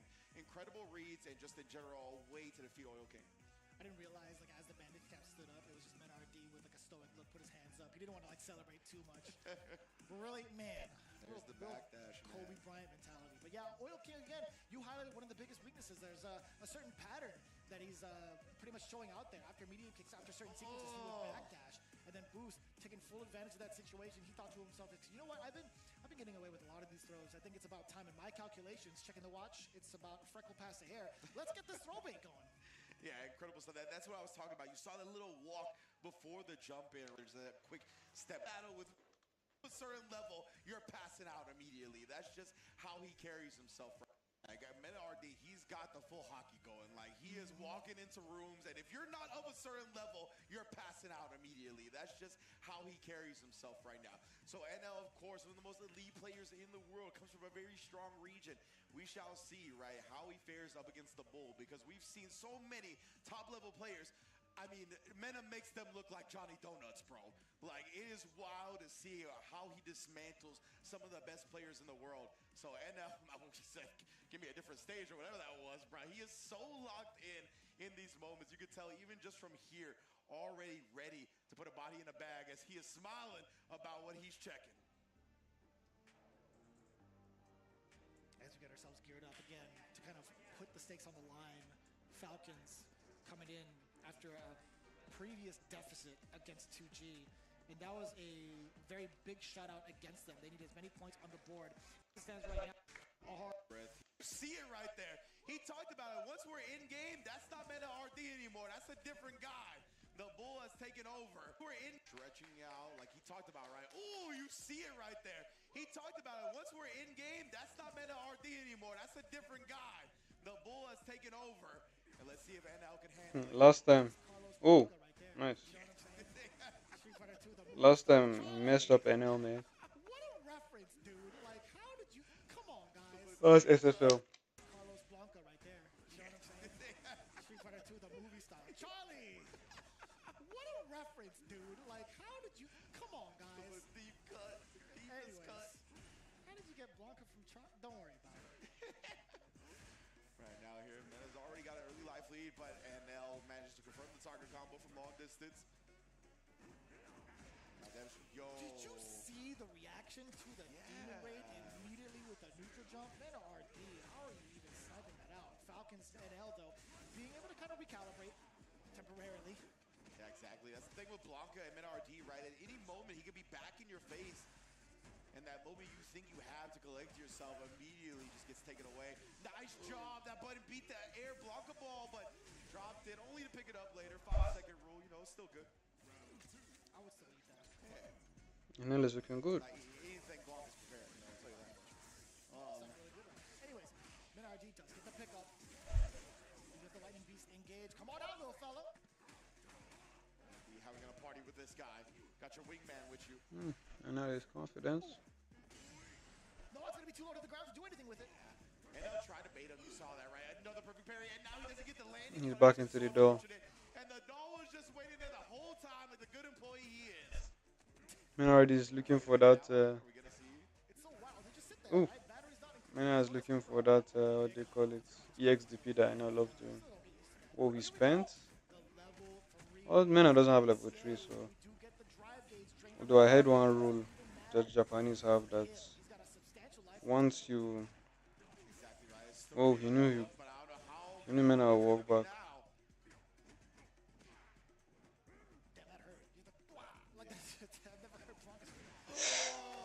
Man. Too clean. Well, like I was saying, Japanese people say that once you, like, as the person that wins the first round, you're obligated to enter the third round with a level 3. I don't know about spending that EX. He got a lot of damage from it, but he was low on draft gauge. Not anymore though. Within range for control, by the way. The up ball as a response past the drive rush cancel. Little fella, we are going to get that drive gauge depleted, but it's on NL. This guy dogs. Sound all crazy. Powered crouch as well to avoid the fireball. He would have got chipped out if he didn't get a perfect parry. Excuse me, burned out if he didn't get a perfect parry on that last one. That's allowed him to build all this drive gauge back. Spins the lightning beast. NL just took the chip, but you're in the corner now. To the DI. That was quite a time to do it. He's so dead, Akuma. Oh, now he has the momentum. And that was looking very good though. Kaba is talking. The DI check while NL had a fully loaded stock of butter in the refrigerator. Yeah, so surprised, man. You gotta season your food, bro. Throw some more butter in there. I like that. Yeah, so surprised, man. You gotta season your food, bro. Throw some more butter in there. I like that. Buttering up the pan. Let's see if it's going to be applying for NL right now. Damn it. Our food's just waiting outside the door. That's true. Oh my goodness. Meta RD with the payback this time. Baiting NL to that crotch medium range to whip punish him up. Oh, punish counter on the air ball. Nice job from NL right there. Recognizing the regular air ball. Obviously did get toned Nice. down. Oh, roundhouse landing frame punish as well. That was a nice damage. Whoa. That was a nice walk back. Like anyone knew. Interesting. He knew. He just walked back. This is the range where the hop wouldn't give a side switch. Enel is getting serious with all these delays. Oh, yep, that's the Akuma stuff. That was one of the sickest things I've seen. Well done from NL. Really delayed dive kick to bypass the roundhouse anti-air. My man had mad hang time on that. Shit. You got the jump man. Air Akuma. Sounds terrifying. When are they gonna give him air demon, bro? Jump it, he just jump demons you. I mean, like, we had that with Oni. Like, why not bring it back? True. Yeah, Why not bring that back? Oh, good blocks there. Might be the cross up, and NL was prepared for it. Has anyone ever tried that, actually? Maybe it's a secret move. I'm totally He's dead. Right 1-1. now, he sends it. The big fear. I think he notices that Mena likes to walk into that crouch medium punch. Mena has done it like 3 times now. I think he caught it there. Maybe it's a secret. No, I think he like tries to do crouching lights. Yeah, he tries to do crouching medium punch again. Collected because of it. Yep. Oh, he's alive.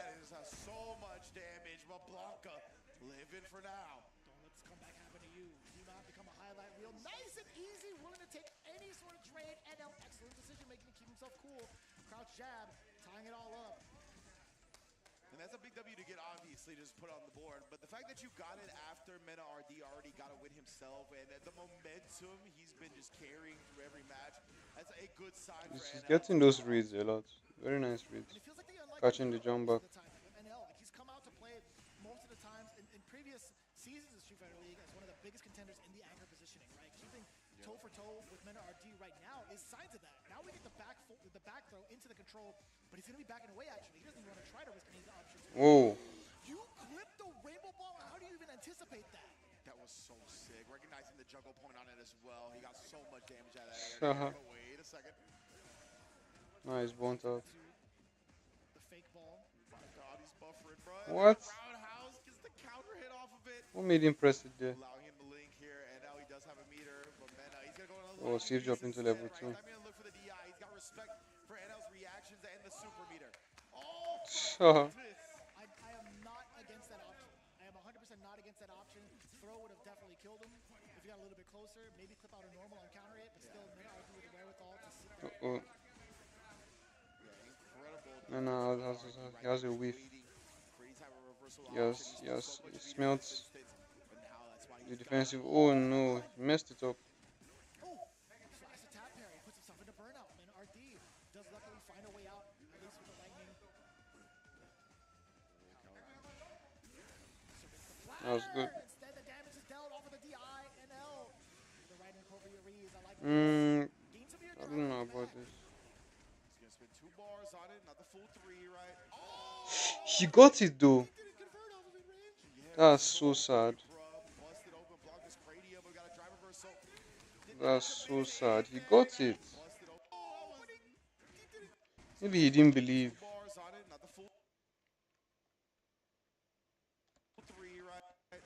He did a walk forward.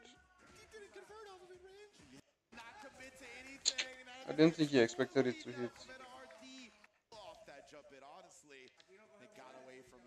Shake that one off and have that short-term competitive memory. Damn, that was such a deep jumping fierce, right? Like, even if it was perfect parried, I don't think he had anything to really fear. Yeah, 100%. I think he just commits to the normal until he sees the spark or until he sees the screen freeze. Yeah, a little strange. Was able to escape NL, but has the corner already trying to make up for it in this round. But man, these reversal blocker balls, they've been really catching NL's Wow. strings on these like sequences for the block strings in the corner. Drive rush initiated now. The ender of the roundhouse Tatsu throws incoming. No, he's gonna knock on the door a little bit. Back away. OD Blanca ball. Menardi forcing some space against him and his competitor. Oh, the OD again.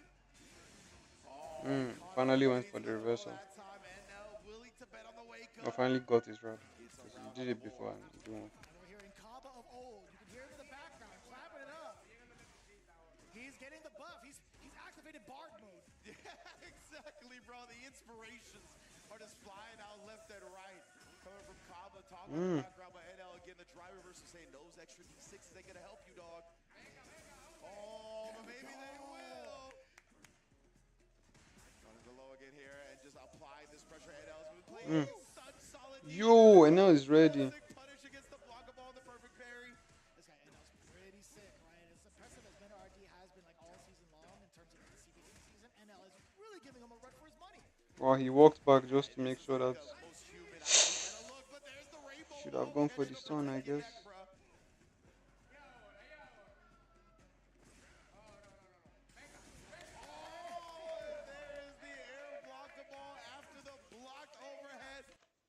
Oh, what did I press? No. I pressed on 0. Doing the shimmy and shake on. Crouch medium range. Normally drive rush initiated now. The OD again. Right, as impressive as Menardi.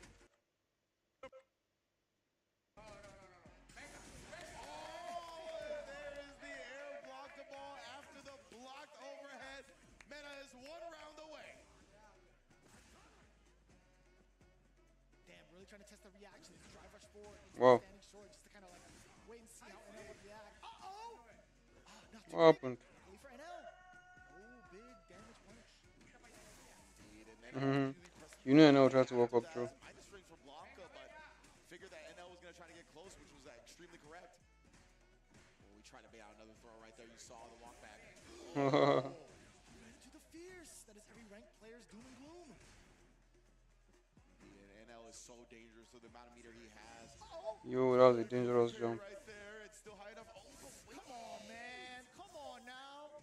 Man, some drops from NL has been such a heartbreaker to see. Now the lightning beast just keeping shadows. Another great perfect parry on the Blanca ball. Oh, I like that. It's gonna be a Blanca exclusive. I can't remember if it's Trying to get the lights on so that NL miss a perfect parry. Oh, wasn't ready. Up in there with the drive rush cancel into the throw. The lightning beast is gone now as well. Wasn't ready to super in between that. Got him. Boom. Boom. Boom. Crouch medium kick, drive rush, baby. Wrapped in a special Capcom napkin. Wrapped in a special Wrapped in a special Capcom napkin. The blue and yellow cake. Yeah, dude. NL, man, what a response right there. Man, I didn't even delay, just pressed enter. Oh, quick parody, but drive rush was a bit late. Press that crash medium punch immediately. Doom, doom. Doom, doom. Feeling it now. Slight hesitation on the crouching medium punch, though. Hesitation coming in from Menardi. Doesn't even want to try to enforce his will with the button. Okay. Get another parry gets thrown, and Nels did such a good job countering a lot of these moves that Menardi wants to go with. Oh, the leg. He didn't bite. No, he did not bite. Using the rest of his meter and also his range to be able to. Oh my God! Never lose. Match point, by the way, ladies and gentlemen. Yeah, I don't think I've ever seen Crouch Strong just straight up counter hit like that. Now it's working. Oh no. He's going to do it again. Oh. I know he's going to get level 3 very soon.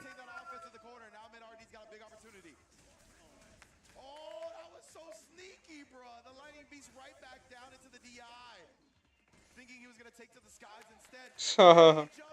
He made him flinch. We're on to a final round. Man doesn't have meter, which is a problem. Oh, that crash medium punch that he keeps pressing.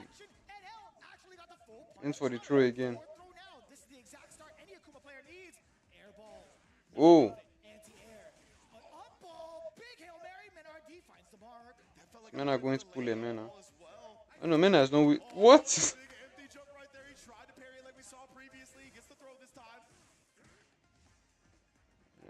needs this level 2 activation.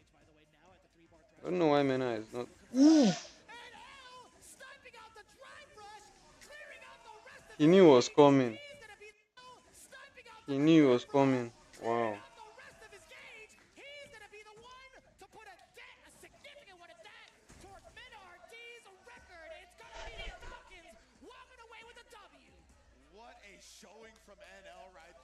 He knew that drive rush was coming. And he went for the medium kick. He knew. Finally put the scratch on him. It forces a tiebreaker match between Falcons and Bandits. Brother, of all players, to put a stop towards the Blanca and actually answer the question we had pretty much prefaced it with. Who's going to be able to stop NRD? NL comes in the most clutch of scenarios, being able to take it after what felt like an onslaught from NRD in the competitor round. All right, most exposed on that. NRD can be on the offensive, and I was actually rather surprised, like in terms of like pattern recognition. This is all hindsight, by the way, from a different perspective. The recognition of not being able to sense when the perfect parries were coming upon his airborne approach. I feel like that's dampened so much, and even from the Blanca balls, although we kind of chilled off for a little bit, majority of the time, all these Blanca balls that have come through, NL's been punishing successfully. Any of the jump ins, he's got the perfect parry odds. Towards the end of the set, that's when we finally started to see MenRD start to throw these attempts, and immediately after that was recognized from NL, he changed up his game, he got out of the way, and also banked on some of these counter pokes. Yeah, he did a great job. He felt more prepared for Blanca than I see most players, right? We saw the sick, like, backdash out of the air, Blanca ball reversal to get the punish. Just in general, it felt like he didn't let many things escape him. We see the sick, like, perfect parries on the Blanca ball, so the jump-in punish. Everything was very well calculated from NRD in this situation. Perfect check on the drive rush. Shut him down to take it 3-2. Well done from NL to keep Team Falcons alive. Oil King, the relief on his face, bro. He's like, let's go. I'm glad he doesn't have to talk about DJ anymore. I'll tell you what. Now we can talk about Akuma. Nice work, man. We go ourselves into a... for some reason, I thought it was going to be like a tiebreaker scenario. I thought it was going to be like the complete W for Falcons. This is indeed the tiebreaker scenario. I got ahead of myself. That was a big W from the anchor spot. But now we get Chris T. Oh, man, the tiebreakers step into Let's go to Tarian. I don't like DJ versus Ken. Repping Falcons and Gaming Gladiators here. The DJ versus the Ken. This should be a fun one. We're back to 2 out of 3 Like DJ can just do. DJ can just be having crazy fun. For their squad. But that's just a testament to how powerful Bandits are as well, right? Even MenRD losing, Boost and Cabo were able to take the dubs and get into this tiebreaker round. Let's see if Chris T or Shien is going to be the one that clutches it out for their squad. How do you follow up after watching those previous 2 Titans just duke it out on the desolate battlefield? It's like, it's hard to. You got to be mad inspired, though, by both ends, honestly. Like, Chris T coming out to find vengeance for his teammate, for his captain. Cien riding off that high from NL. It's going to be very ambiguous. It's going to be very difficult to even call who would get the best over the other. And I love the fact that they're doing a lot of talking right now, Team Falcons is, because, again, we're going back to 2 out of 3, right? You don't have a lot of games to experiment with. So you might as well get the words of advice and what you think is going to help him in this matchup in now. So hopefully he can get that first game dub and maybe ride that to just a 2-0. So I like the strategy from Team Falcons. Again, they've been together for so long, right, at SFL US, year after year after year. They know how to approach these scenarios, including the tiebreakers. Chris T, a veteran of this as well, right? And you can tell how inspired he is. I love that you bring that up because Bandits MenRD earlier was talking about how he wants to get Let's go, Chris. Lane, right? He wants to do this for his squad. Now it's time for Chris T to set up for his captain. We know Chris T to be pretty much a neutral monster. Nice for the corner carry. Very cognizant Boom. Boom. Ranges for like a good majority of the cast, and obviously he's had his gripes when it comes to the meta, especially when DJ was running amok. Oh, you can. Players in Season 2, right? So he's got that really firm understanding of of the ranges DJ can present. However, with the movement, it could be a little bit more ambiguous. Xian's given so many different looks. We started off with Sobot, and now we're seeing a lot of these delayed knees coming in. Yeah, Christie starting to look for the parry. Oh my goodness, she is Dead. No, don't do jabs. Why is he doing jabs? Nice. I don't know why I was doing jabs there. Jabs will scale the combo. But you know, I can't criticize that much because I don't know what kind of stress that's going through these players' heads. Whoa. Very fast drive rush from DJ. Yeah, I love that. Recognizing the juggle point that the anti-air with a drive rush button gives you. I wasn't expecting it to reach. Nice.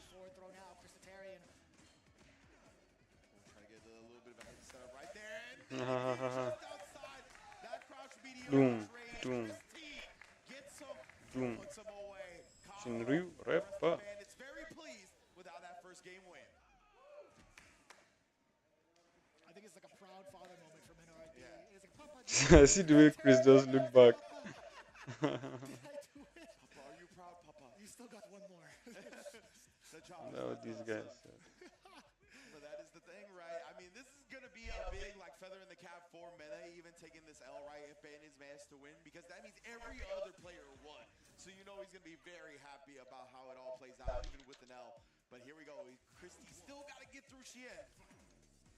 It's not an easy task, even if you only got one game to go. Fireballs down from the side of Christie to kind of prevent Xian. I'm getting kind of wild with the solo. Oh, what did that jab catch? To the corner we go. Christie, it looks like he's delaying the second jab a little bit. Kind of blowing up Xian's button attempts, and now, yeah, the fireball to throw tag looking clean as well. I knew that baby was coming. Christie setting himself up nicely too. Fireball's been doing a lot of the talking for the side. Sure, you can. You get the cross cut Xian temporarily out of the corner, but not out of pressure though. Oh. Oh yeah, Christie is just committing to special after these crouch medium kicks. Some are connected, some are not. Nice run. Guess I was having a bit too much fun now. Say from Xian.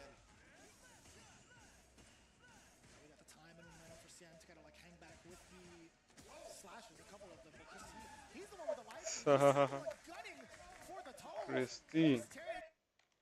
See that? Time and momentum for Xian to kind of like hang back with the Punishing Jen for his preemptive buttons. He's the one with the life lead. He's still the one gunning for the toes. And Christie now on match point. Yeah, man, Christie doing a good job just committing to the fastest possible drive rush, right, and then taking what Xian gave him after. He was just outside of range of crouch fears. Oof. Oh, that one, though, was perfectly in range. And faked him out with that. Actually landed instead of the knee connecting. Wild to see that knee shot. Low forward again. Xian has been mad susceptible to some of these big exposures down below. We get the forward throw. Christie driving up on in there. Yeah, Chris, I think he's like these delayed light strings have got to stop Xian pressing buttons back. So we'll see if Christie tries to get a bit greedier with his pressure strings. Sure, you can. He's got those. Oh, no, again. Yeah, he's below that 3 bars, right? Didn't want to send the drive rush cancel. Facts. Good observation. Little surprise he didn't come something after, but Combo He's dead. Doom. Because he knows Bandits takes it home. He wants to calm down. He wants to calm down. Solidifying the win, putting Xian away. Doom. And that is going to be a 2-0. Solidifying the win, putting Xian away. And that is going to be a 2-0 victory. Yeah. It's like we talked about, right? He got to win his first one. That was nice. Because of the rest of the squad. That was very nice. This time, amazing stuff for the brethren. Cuddling scream. It's as if Mena, sorry, Combo just witnessed the murder. Technically, he was right. Yeah. He did see Christie got Xian in the back. Must have hit like the Yipes suburban girl scream, bro. Like, that was wild. Man, Kama just let it out as it connected, but this dude Christie clean with it. We saw some execution errors from Go, yesterday. Chris. Nothing today, right? Looks super clean from Chris. Well done to bounce back from that frustrating day one to seal the victory for Bandits. How wild would it be if we actually got the behind-the-scenes footage and it wasn't even Kaba that made that scream? Imagine if it was Boost. The idea behind that would be godlike. That'd be so funny. If Boost screamed like that, bro, I need to go see a horror movie with you, bro. Honestly, yeah, dude, that's $1 million scream right there if I've ever seen it. Can we get that studios, honestly. Just put that in the background. Yeah, dude, that's got to take over for like the Wilhelm scream or whatever, exactly. it is. Yeah, that's going to be like the Kaba scream. I like that one much more. Woo! A joyous moment, especially for Mena RD, knowing full well that he could rely on his teammates with the 30-point ball game against Falcons. What a wild showing. NL playing his heart out. Yeah. The fight for his life, facing off against the number 2 contenders technically, based off of the previous performances. But man, what an impressive showing from NL. Cien still not really able to grasp the way he wants to play against these players, man.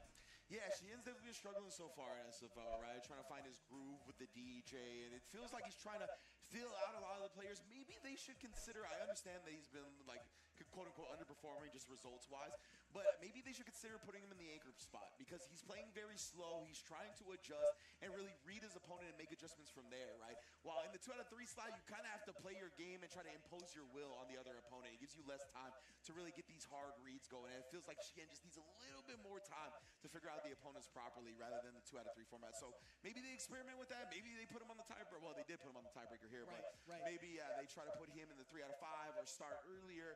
But either way, man, what an impressive showing from NL on the Falcons side, and of course, Bandits, man, all the way around there, picking up their captain, uplifting them, and everybody getting the W. While the person who we thought might not lose an entire set this whole tournament did fall to NL. That is just a testament to how well-rounded that squad is. Yeah, man, I'm really, really thankful to see that NL had the powers possessed to be able to have Mena RD bleed to kind of really turn it over on their heads in regards, or temporarily. But either way you spin it, man, there's so much potential in regards to every one of these matchups, and I'm really, really glad that we got to see it mad early. There is some merit to what you were saying about Cien, which we'll touch up on in further dates. Let's see if that even comes to fruition. In the meantime, Bandits, the big winners in that extra clutch match, are standing by with Raw TV in that interview. Okay, all right. And just like that, Team Bandits getting it done. Chris T in the clutch position, getting your first win here. You only played 2 times. Tell us how it feels. We seen the crazy pop off from all y'all at the end. Feels amazing, man. I'm grateful to Christ for all the blessings, for the opportunity. I'm grateful to Bandits for the opportunity, for my sponsor, Alcatia. I'm grateful for these guys. They supported me from day one, and just incredible teammates to have, man. It feels amazing to play and win. Okay, and let me talk to that teammate right there to your left side for 1 second. Yes, Mena RD, of course, Chris, you already brought up Bandits in general. Outside of the game, right? What can you say that you guys have done to get your mental together, whether it's yourself or even your organization? How have they supported you? We've created a culture, man. You know, Bandits already had that culture thanks to, Gabriel in the team over there. And we've tried to translate that into the SFL format. So we make sure that the team knows how Bandits operate and how we can transform a player into a real bandit. Okay, and as far as being a real bandit, I mean, it seems like almost as if you have a specific process or something like that. Earlier you were saying you try to make sure that your body knows what time it is, things of that nature. Even going into the match, we seen you. I don't know. It seemed like you were kind of waking up, or getting into a different zone. What's going on the sports psychology side of things here with Team Bandits? Honestly, we're trying a lot of things. Me especially, I have like a lot of routines, a lot of things that I do to get in the right mindset. But for my team, there's something that we don't break, and that's the discipline. Every single day, early in the morning, we get together. We talk about this every single night. Late at night, we're still together. So it's just a matter of taking it seriously. And this is serious business, man. Okay, and you guys are seeing the results of it. Team Bandits, everybody is firing on all cylinders. You seeing my man's big boost, all smiles. Chris T with the big dub. Bandits is looking like a force to be reckoned with. Let's send things over to our commentators. Man, building culture, brother. You love to see it. And once again, another excellent promo from NRD. But I just love the messages that were being sent with that, right? And if you follow these guys closely, you know they all very much value each other as people, as game players, as everything, right? Boost is always in Chris T's chat. Chris T's always in Boost's chat. Mena and Kamba have been damn near inseparable since we've seen them, right? Since birth. Yes, exactly. And Chris T has been rolling with Bandits for quite some time as well, right? So you get that easy acclamation of Boost coming in. He has a rapport with Chris already. And it's just so sick to see how they were built. And that was the most Mena RD has smiled this entire tournament after he lost. That just shows you how proud he is and how much he cares about the success of his teammates. That was awesome to see. Yeah, I mean, I love the cultivation of the team as well. You talked about building that culture. Big shout out to Damaso, Nicole, Gabriel, those guys all a part of Blink Respawn, putting on for their scene and also gaining their spot as a CPT premier. Again, a lot of hard work goes into the FGC because of all the individuals revolving around this camp, and I'm very, very proud to see them successfully make it through to Street Fighter League season after season after season. But it's still only two days pretty much in the books with Bandits specifically. We still have one more match to go to, but it's not without being paying good recognition and obviously gratitude towards the sponsors that have been a very pivotal part of Street Fighter League. Recognition and one more match to go to, but it's not without being paying good recognition and obviously gratitude towards the sponsors that have been a very pivotal part of Street Fighter League US. One of them being SteelSeries, right? The pro players have won more prize money using SteelSeries gear than any other brand, and you could take that to the bank as they are the most winning brand in esports history, and for good reason, right? These guys have been rocking their headsets for a multitude of different seasons, whether it's here, whether it's on the CPT. Obviously, they're doing it right. Yes, indeed. You know who else is doing it right? Corsair, baby. They bring in the Nova Blade Pro into the SFL as the official controller of SFL Pro US. You can get ready to witness the fastest inputs.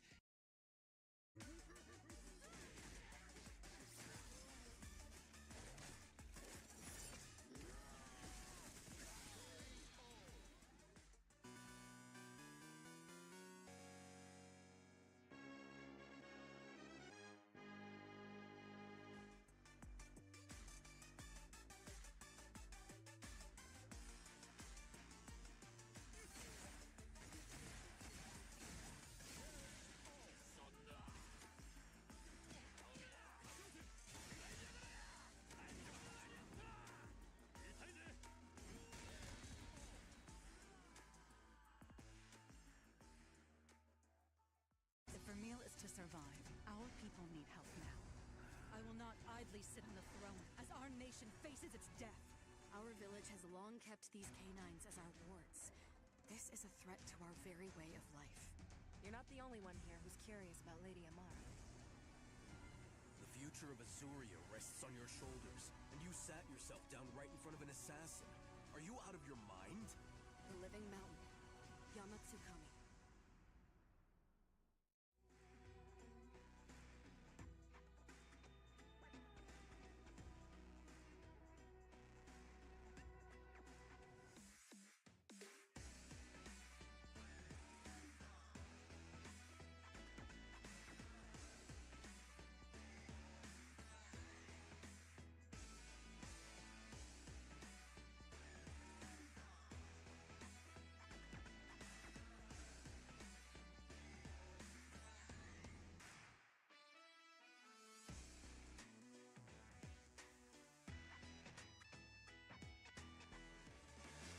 Riddles, this is your first time being here on Street Fighter League.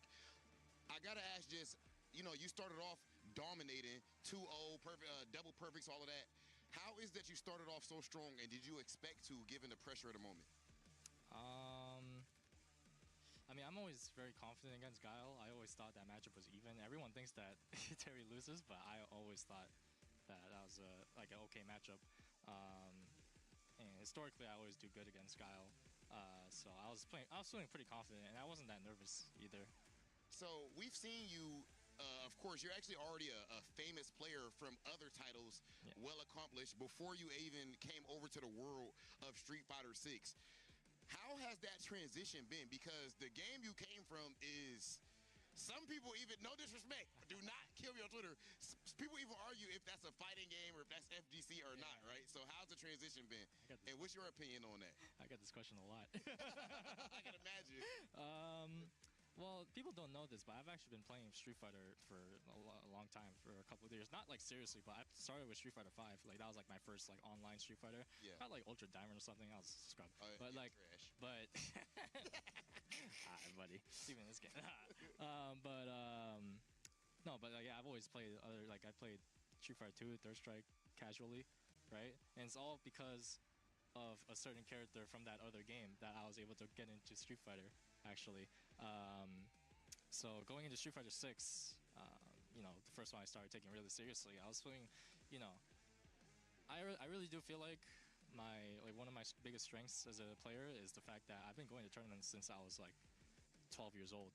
So I'm 22 now. So it's almost been like 10 years of just going to tournaments and having like that type of tournament pressure that I actually feel very comfortable when I'm in this scenario, like in a tournament scenario in person especially.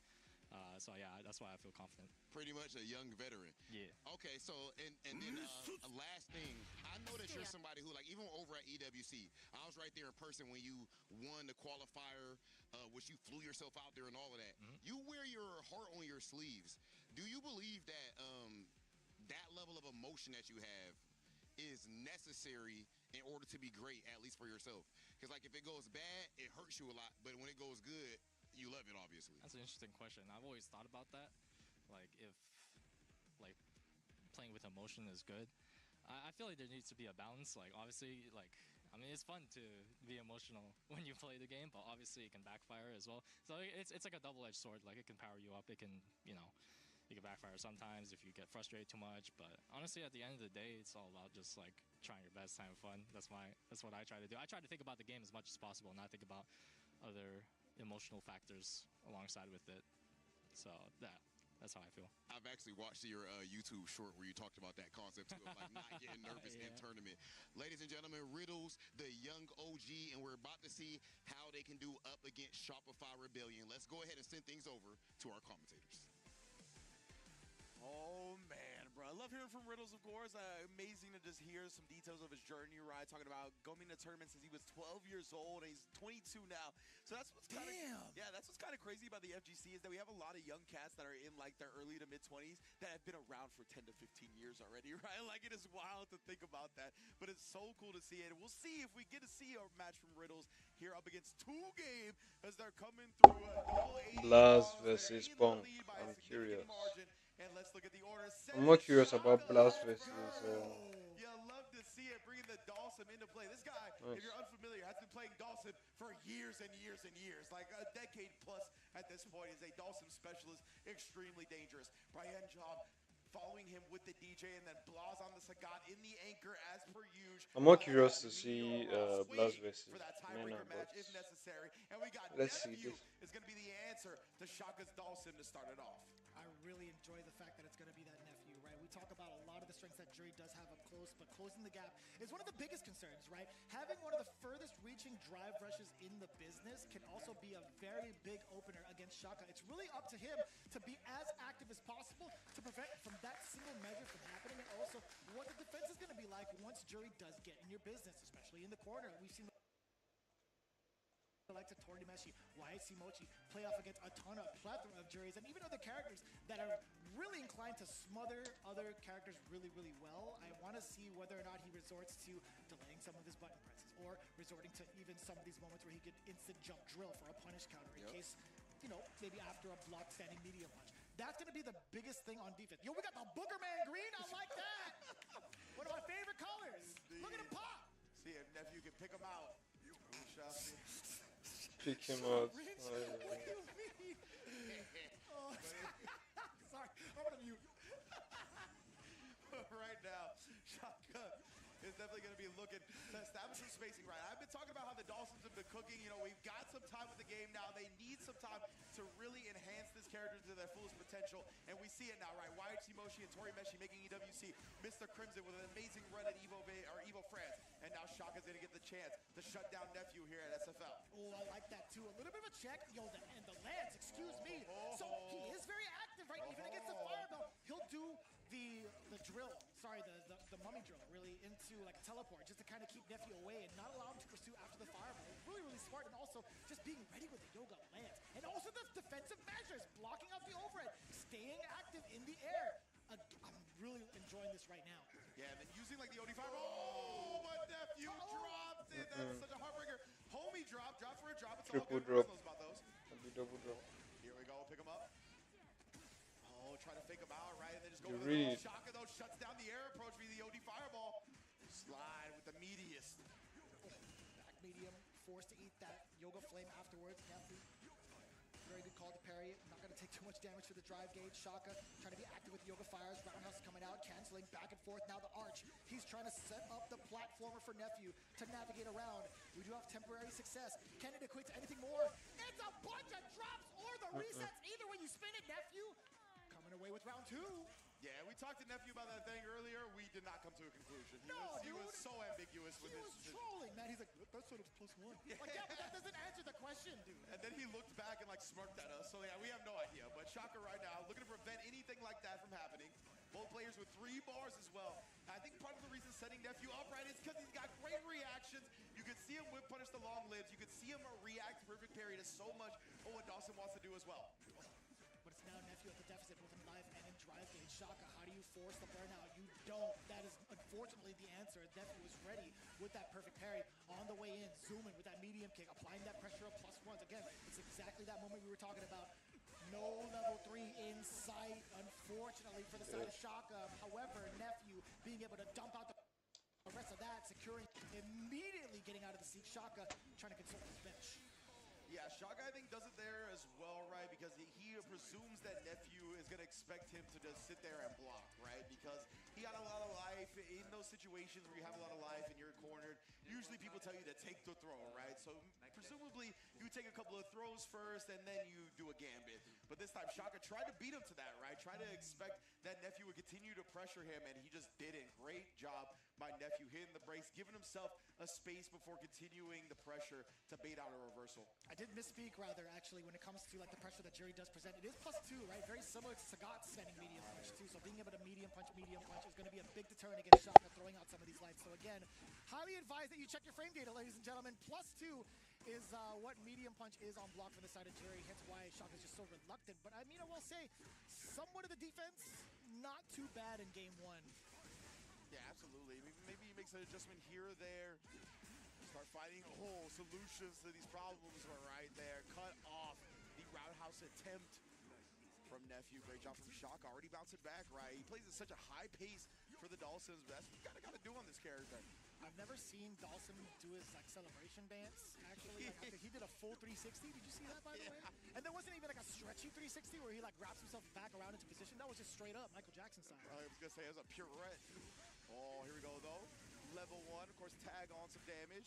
Always talk about that. Dawson's utility when it comes to level 1, allowing him to tack on damage with so many hits. But man, Nephew's been so clean with these whips. Level 1, allowing him to tack on damage with so many hits. But man, Nephew's been so clean with these whip punishes.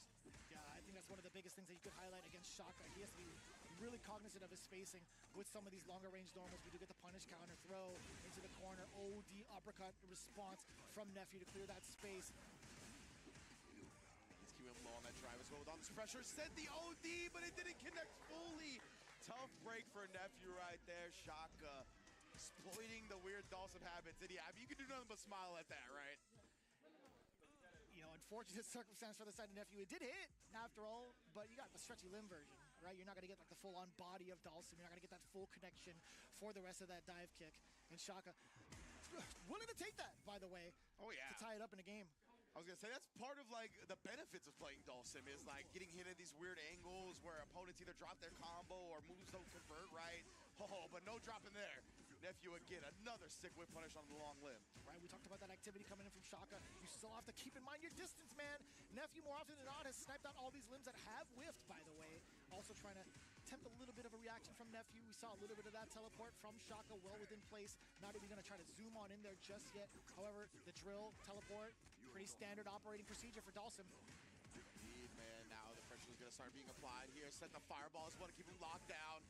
Caught Nephew trying to escape. Oh, that was not supposed to be a fireball, but nonetheless, Shaka gets the counter hit afterwards. Sends the level 1 to put himself. Not supposed to be. Pretty standard operating procedure for Dawson.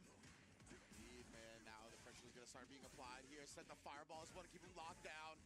Caught Nephew trying to escape. Oh, that was not supposed to be a fireball, but nonetheless, Shaka gets the counter hit afterwards. Sends the level 1 to put himself on set point. Damn, son. I love seeing the double yoga blast. That builds a bad bar from Shaka. His offensive, I want to say his offensive routes have been pretty damaging. Damn, dude, you're whipping that roundhouse again? I know, right? You're whipping that medium punch again? Oh! That time again, that's what we talked about, though, the benefits of Dawson. Sometimes things don't work out how they're supposed to. If you didn't get a full conversion off that whip punish, holding the parry here. That was so slick, by the way. Really ambiguous as what Shaka was going to do afterwards. He pushed Jury out of the way for the rest of the fireball to continue on. And Shaka's winning this drive gauge war. Oh, the OD Yoga Flame upwards. That's off that whip punish, holding the parry here. That was so slick, by the way. Really ambiguous as what Shaka was going to do afterwards. He pushed Jury out of the way for the rest of the fireball to continue on.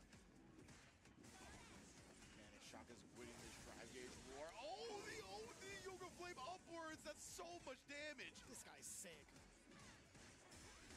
Force the burnout. I like that. Shaka getting the drive reversal, create some space for himself rather than just eat the block pressure. Help me. Oh, now we're in the corner here. The level 1 isn't going to do much help either. And now Nephew, he actually burned himself out though. So no opportunity at a DI sneaks in, but yeah, that fireball's a combo breaker. Shout out to Hado. Oh, level 3 is baited and blocked. Shaka, he's got enough damage. Takes it 2-1 in his debut in SFL as well. 2G's roster is just looking too damn good right now. He has been a big question mark thus far up until this point, but Shaka looking rather comfortable in the matchup. I feel like it can be quite smothering. Excellently played from the side of the Dawson main. Man, they can't lose right now. This character in terms of experience. Hit up. Highly underrepresented. And I think that's a very pivotal point to make, right? You've seen some of these attempts coming in from Nephew. You understand like the basics of trying to contest against Dawson. Like if he with a normal right in front of you, I'm definitely going to be able to contest it, right? With option select timing. But overall, man, the coverage that Shaka had down pat with both the Yoga Blast, the supers, and also the maneuvering, it's been really well thought out against Nephew. Yeah, absolutely. Like being able to get the slide in on that one jump in and squeeze in the OD Yoga Flame in the sky before actually getting jumped in on, like it just shows a level of expertise and awareness with the character that is few and far between. Excellent stuff from Shaka to start it off for 2 game. Pick it up right where they left off. They don't know what losing feels like at SFL right now. Another dub on the board, and now FlyQuest is going to send another combatant into the field to, I believe, face Brian Job. I saw Brian Job getting up ready to be the second player in this match. And they're sending Punk to God. Word? Wow. Damn. They want to put a dampen to their record real quick. Can they do it? Punk, the God, coming up next after a very slight moment against NuckleDu from that Shopify Rebellion match and falling 2-3. If Punk doesn't want to play Viper, I can understand why. I think Cammy having to come to Sagat is a very scary. And Sagat could always obviously just explode you with the amount of damage output and the expertise, the like nuanced footsies of Blaz, right? It's going to be tough for Cammy to just get into range of what she wants to do. And he's got these big high-hitting buttons that can hit her out of dive kick a lot. So I think that's primarily why they don't want to send Punk up against Blaz and Sagat. Rather just do it now and try to put a dub on the board for FlyQuest. And to kind of like touch up extra on what you had initially started off with, like C-Viper may not be ready enough for someone like Blaz with how like studied he is for like a ton of the other characters. So it still begs the question, would Blaz have been able to rebuttal against the C-Viper, right? Would he have enough time in this moment from her release to have that strategy against her? We're not going to know just yet. Maybe it's going to be reserved for the second run back in this in I guess the continuation in December. But setting up Punk, either way, not a bad look. I do like this a lot coming in. He has plenty of experience against DJs. In fact, he played off against one of the main DJs, obviously NuckleDu, in previous seasons. So I think that's going to be something well in the back of his mind. But we'll see. Brian Yob has given so many different looks with this character. We might see a different equation, different outlook. Yeah, Brian's had like this aggression on this DJ that we haven't seen a lot from a lot of people. And already taking those plus frames and establishing the throw early. And it's a calculated aggression, right? He doesn't just like go balls to the wall, just throw it out, drive rushes or anything like that. He really picks his spots well. Nice challenge on the feint air slasher though from Punk. Trying to play the game as well. You see Brian Yob really trying to tantalize like Punk in a position where he throws out light kicks right in front of his face to see if he'll react accordingly. That was unfortunate for Punk right there. And Brian's going to get his first significant hit of the match, which leads to corner as well. So Bob just had a range. Punk tried to shimmy him, honestly. Dude, that's rather difficult to react to. The crouching medium punch being so swift from the side of DJ. But he threw 2 of them in a row. Dive kick not going to help out Punk just yet. Brian does get whiff punish off of the medium kick, and it's a sweep. OD jackknife really trying to send out a message rather early. The aggression continues on from Brian. Waits for the own reversal that time. Punk didn't give it to him. Sweep, blocked, and punished outright. Brian just needs one more pixel. That's why he tries to force the DI. Great parry. Oh my! But the neutral shimmy from Brian. Walking in, walking out, two-stepping on him. 2 steps for 2 game. I get it. You know, Brian trying to initiate with the sunset heel. You actually saw Punk interrupt that outright. The double back roundhouse. You could do like the upper. Help me out. Yes, sir. A little bit. Brian, though, he's been so on point with these anti-airs, and it gets Cammy. That is an impressive thing to do. Beats him to the button that time. Double jackknife over back roundhouse with the feint as well. Still on the same side? How? Definitely would have got me hit as well. I could have sworn Cammy would have landed on the opposite side. Roundhouse with the feint as well. Still on the same side? How? Double jackknife over back roundhouse with the feint as well. Still on the same side? How? Definitely would have got me hit as well. I could have sworn Cammy would have landed on the opposite side. He was holding his charge and he walked back as Punk went airborne. I think he would have easily been able to clear out any sort of approach, even dive kick with the jackknife. Yeah. Even OD at that. He had so much drive gauge to him. Yeah, and I really like Punk as well after that jump in light connects, just going with the crouch fierce right, blowing up the fuzzy defensive delay timing. He knew he needed more than a throw to get that round. True. Oh man, the walk forward jab game of Punk, the best in the business. Trying to expose the lows. You get the throw, minimal damage taken, kind of what the potential damage could have been from the side of Punk had he landed that little medium kick earlier, but Brian cleared the space quite well up until this point. The Sobot does get whiff punished. The lows into the 3. Cleared the space quite well up until this point. The Sobot does get whiff punished. The lows. Decision on Loss gonna completely switch the drive gauge situation in Brian's favor. Obviously gonna bring the life a lot closer as well. The hesitation blowing up Punk. Obviously gonna bring the life a lot closer as well. The hesitation blowing up Punk's delay timing. Oh, the sunrise heel. He tried it. It was just off the mark. Punk picking his spot perfectly right there. Brian had been ill. Out and to predict in that space whether or not Brian's going to go off with that normal, right? It's been like in that spacing where Sobot could be a problem, crouching medium punch this way. Turned away and Juninho was like, all right, whatever. You're not going to listen to me? Fine, do your thing. You get the headsets on, Playboy. Yeah, it was pretty funny. Well, let's see now. Ooh, a big whiff punish. I love seeing that roundhouse connect in a whiff punish fashion too. Just so much plus from that. I think that like emotion that Juninho was saying was maybe to throw more. Well, there you go right there. He doesn't try to start establishing the throw, and there's another one. That could be exactly what he thought of as we get 3 in a row for Brian. I was able to decipher whatever the hell that was. I don't know if anyone's ever told you, but you're kind of a genius. I would have never guessed it. You just pick me in charades, bro. I got you. You already know. We're gonna get you to the Florida house. Yeah, most definitely. Nice job. Yeah, just starting to harass with those stand medium kicks, right? Oh, sunrise, sunset. Either way, the heel gets stomped out again. One of those. Oh, nice jab. I'll say sunrise because it comes from down below first. Yeah, I think because it's sunset wheel for Laura's thing, and I think sunrise heel for him. But either way, we get the burnout on that punish. He baits out the super as well. Brian's got so much meter here, but it's not going to be enough to kill, so he's going to holster it for the next potential hit. Damn, that's so much damage on a double crouch and heavy punch. It's the throw again. He tried to fool him that time, but instead he just takes the plus frame funky slicer because of the burnout, and that's plus as well. He just goes for the chip kill. Brian, beautiful identification early, and he's going to send this to a final game. Damn, both bouncers checking IDs at the door. You saw the quick introduction coming in from Punk. From that stand jab, Brian taking his paces, taking his strides. Now we do get the drive rush in for that throw. And also now implementing the sways, right? Yep. Indeed, starting to look like the sways a lot more, trying to manipulate Punk's expectations that time.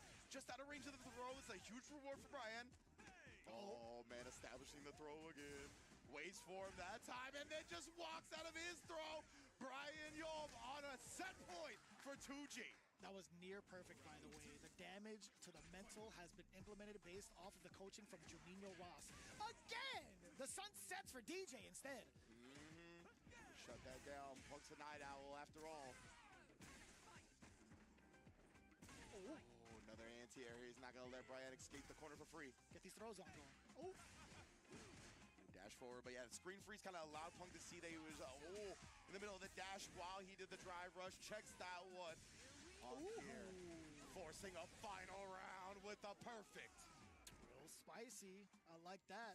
Punk, again, with a lot of that control, backing away as soon as his turn is over. And I like that he gets that uppercut because he is allowed to enforce that dash and into that pressure even more so. But now knocking on the door a little bit. Does catch the punish counter sweep. Very trademark of him. We get the forward throw now. Brian, both actually just staring into each other just temporarily. Uh-oh! Sobot, but yeah, the dive kick gets so high, right? Punk just opted for the throw instead, and he couldn't check the drive rush. Brian now maybe turning up the tempo a little bit. Again, establishing the throw early. Are we going to do it again? Yes, indeed. Oh, my goodness, bro. We know. Oh, he actually hit him out of the dive kick. You are kidding me, Brian. What a read in that scenario. Puts him on death's door here. He's going back to establishing the throw. Can he do it? Waits for a second. Backdash clip, but it was too far. Uh-oh. Oh my goodness, no flinching. If Brian gets his turn. You're right. Oh, and he checks the quick spin. Brian Yaw putting Punk the God away. And once again, setting 2 game up for yet another 40 bomb. There's no shot. There's no shot you score 120 points in the first 2 episodes of Street Fighter League US. There is absolutely no way anybody could have predicted this. We need the statisticians on that. Has this ever happened before? If they do accomplish this, has anybody ever gained this amount of points through 2 rounds of Street Fighter League? Yo, the coach confirming with Brian Yaw immediately afterwards. It's like, you know, I could have gone for more throws. Yeah, honestly, right? Yeah. Like, what was mad impressive was him implementing the strategy in such a short amount of time, and also like the follow-ups afterwards. Like after you have implemented that into Punk's brain in that strategy, it's like, what do you do to counter all the other measures? And he's done so successfully, despite him not traditionally able to get like plus frames off of like Sunrise Heal and allow his pressure. Outside of that, outside of those mini errors, he played it near flawless. Legitimately, bro. Like, I can't wait. I need to see the replay at the end, right? He establishes all these throws. And what is Cammy's main answer to getting thrown on Wake Up, right? She likes to do the jump into OD dive kick. It is a super fantastic answer to anybody trying to go for throw. And I want to see it at the end. I don't know if we're going to get to see it here because I think this is the final moment, where he checked him. But Brian, to get into that point, right, he walked up after establishing a couple of throws in the corner, and he walked forward even more and hit that stand medium punch, knocking Punk out of the dive kick to try to counter the throw again. Like, bruh, that was so sick, like dude. The timing of it, the spacing of it, it catches both options, either a backdash or the dive kick. Yeah, either way, he's covered his ground. Yep. It's so smart. Brian is really putting DJ back on the map for Street Fighter League US, and it is easily no contest that he is probably the premier DJ right now. Yeah. And man, that was such a cool match. And now, I mean, FlyQuest, they are setting up one of their players to try to keep this set alive. Psycho is coming to the stage in the most clutch moment of his Street Fighter League US career so far, because obviously he was at the World Championship, so I don't want to say the world. But of course, the US version going up against Blaz to try to keep FlyQuest alive and force a tiebreaker match. And we've seen Psycho come through for these very clutch scenarios. He's been in the anchor position before, and he's also thrown his opponents off guard. There are a couple of looks that he can give that are very untraditional, very unorthodox towards how his approach of Kimberly is, right? There's been so much control coming in, or not control, but like so many different potential mixes coming in from Psycho. I really want to know if like Blaz has been exposed to it, right? There's so much you could study on paper and via like watching some of these videos from Kimberly, like studying the tapes, but like how much of the practice do you have against someone's playstyle like Psycho? Yeah, I'm really interested to see how Blaz kind of navigates this, as well as Psycho, what he does to try to get his game going up against the Sagat. It's a really bright stage, by the way. Indeed, bro. It's woken me up. I'm seeing everything. Yeah, dude. Bright yellow. He's just taking the throw so far. Blaz going to try to build some of his drive meter back up, perhaps. Another check on the run pressure. Nice. Damn, at the edge. Forward throw. Knocking on the doors a little bit. Try to interrupt Blaz. Oh, boy. Then pressing on the plus frames again, right? We've seen Psycho get clipped by that a couple of times so far in SFL, where he tries to get close, like he micro walks forward, looks for something else, and these players are challenging after that roundhouse, man. I love that he went for like the forward extension just in case he didn't kill for like an extra juggle because of the drive gauge he has left. I can hear Sanchez screaming. He's like, this guy's got gusto! Yeah, you know what I'm saying? And Blaz Blas cornered, but he honestly, oh! That's the one! I totally forgot about that. Being able to clear the space of that Tiger Knee very consistently with that slide. I don't think that's going to be like a factor against Psycho, right? Blas is have to kind of check that off the list. Like, I no longer can really throw out some of these Tiger Knees. There's a lot of startup on those bad boys, and Psycho could just easily slide his way past it. And also Blas committing to the target combo, by the way. Interesting. Expecting Psycho to be so like quick with his response. Gonna press a button after the first that medium kick, tried to catch him committing to that, but now blocked it out here. Now Psycho getting the install here, and again, right, the Tiger Knee and the slide passing like two ships in the night. And Blas, he's definitely smiling it off. He's like, I can't believe you actually got that consistently, man. Let me test you one more time. Oh, you got it? My fault, Playboy. Super sick to see right there. Obviously, that's just a frame kill knee. Gets Psycho to have pressure right upon him yet again. Oh, trade-off! The most dangerous trade! Yeah, you cannot trade with this man, bro. It's a Charizard for a Caterpie. That boy's a guy like Oklahoma City Thunder. Stop trading with them, bro. Uh-oh. That's how they got all those picks in the first place. Kizzy, put the Twitter down. Screw you, Paul George. Damn, son. Oh, but this time slid a little bit too close, perhaps. Betting that Blas was going to bust out the Tiger Knee, but he didn't, and you're paying dearly for that wrong bet, fam. 1-0 for Blas. Trying to slide on in. The DMs are closed against the guy. My man is focused on the battle alone. I like that. Again, the potential damage output that Sagat gets off of single hits is just so daunting. There ain't no there ain't no DMs to slide into for Sagat. You know, he don't use social media. That's facts. He don't even have a phone. Yeah. He relies on his Tiger. The trade combo again here. After he did catch Psycho when he committed to that target combo again. Blas caught him the second time after the first time got punished. Call out, too, towards the follow-up of the Tiger Nexus, knowing that where there is a gap, he is able to press. Oh, and then the OD run follow-up this time does catch Blas check attempt. This time, yeah, he was trying to frame trap him with a regular follow-up, but Blas keeping it holstered for now. Well, within range for a whiff punish. Now Psycho slowly trying to inch his way forward towards Blas. A little weary, though. He's looking for like either a medium kick, crouching heavy punch.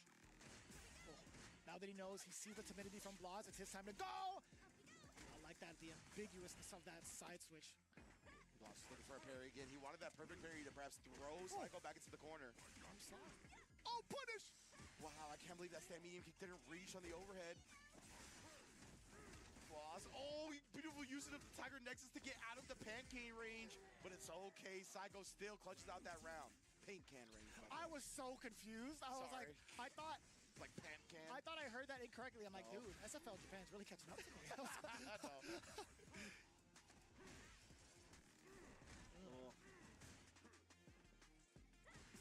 Wow, and then, yeah, giving Psycho enough room to just walk up, press the button. You can tell Blas playing very patient.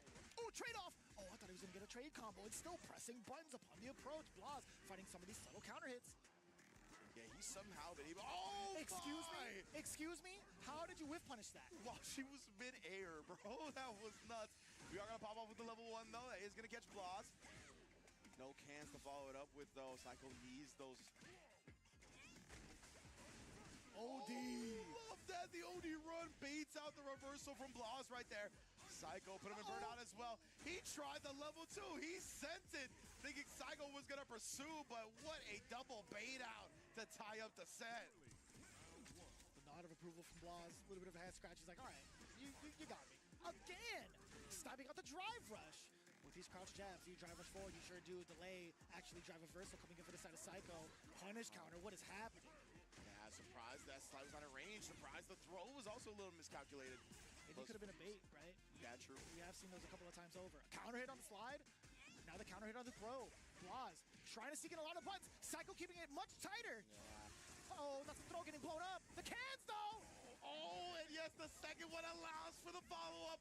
Psycho covering all his bases right there. You don't think this man got insurance? You better learn today. Psycho, 1 round. You don't think this man has the credentials? So I'm He's not even worried. The 2 paint cans?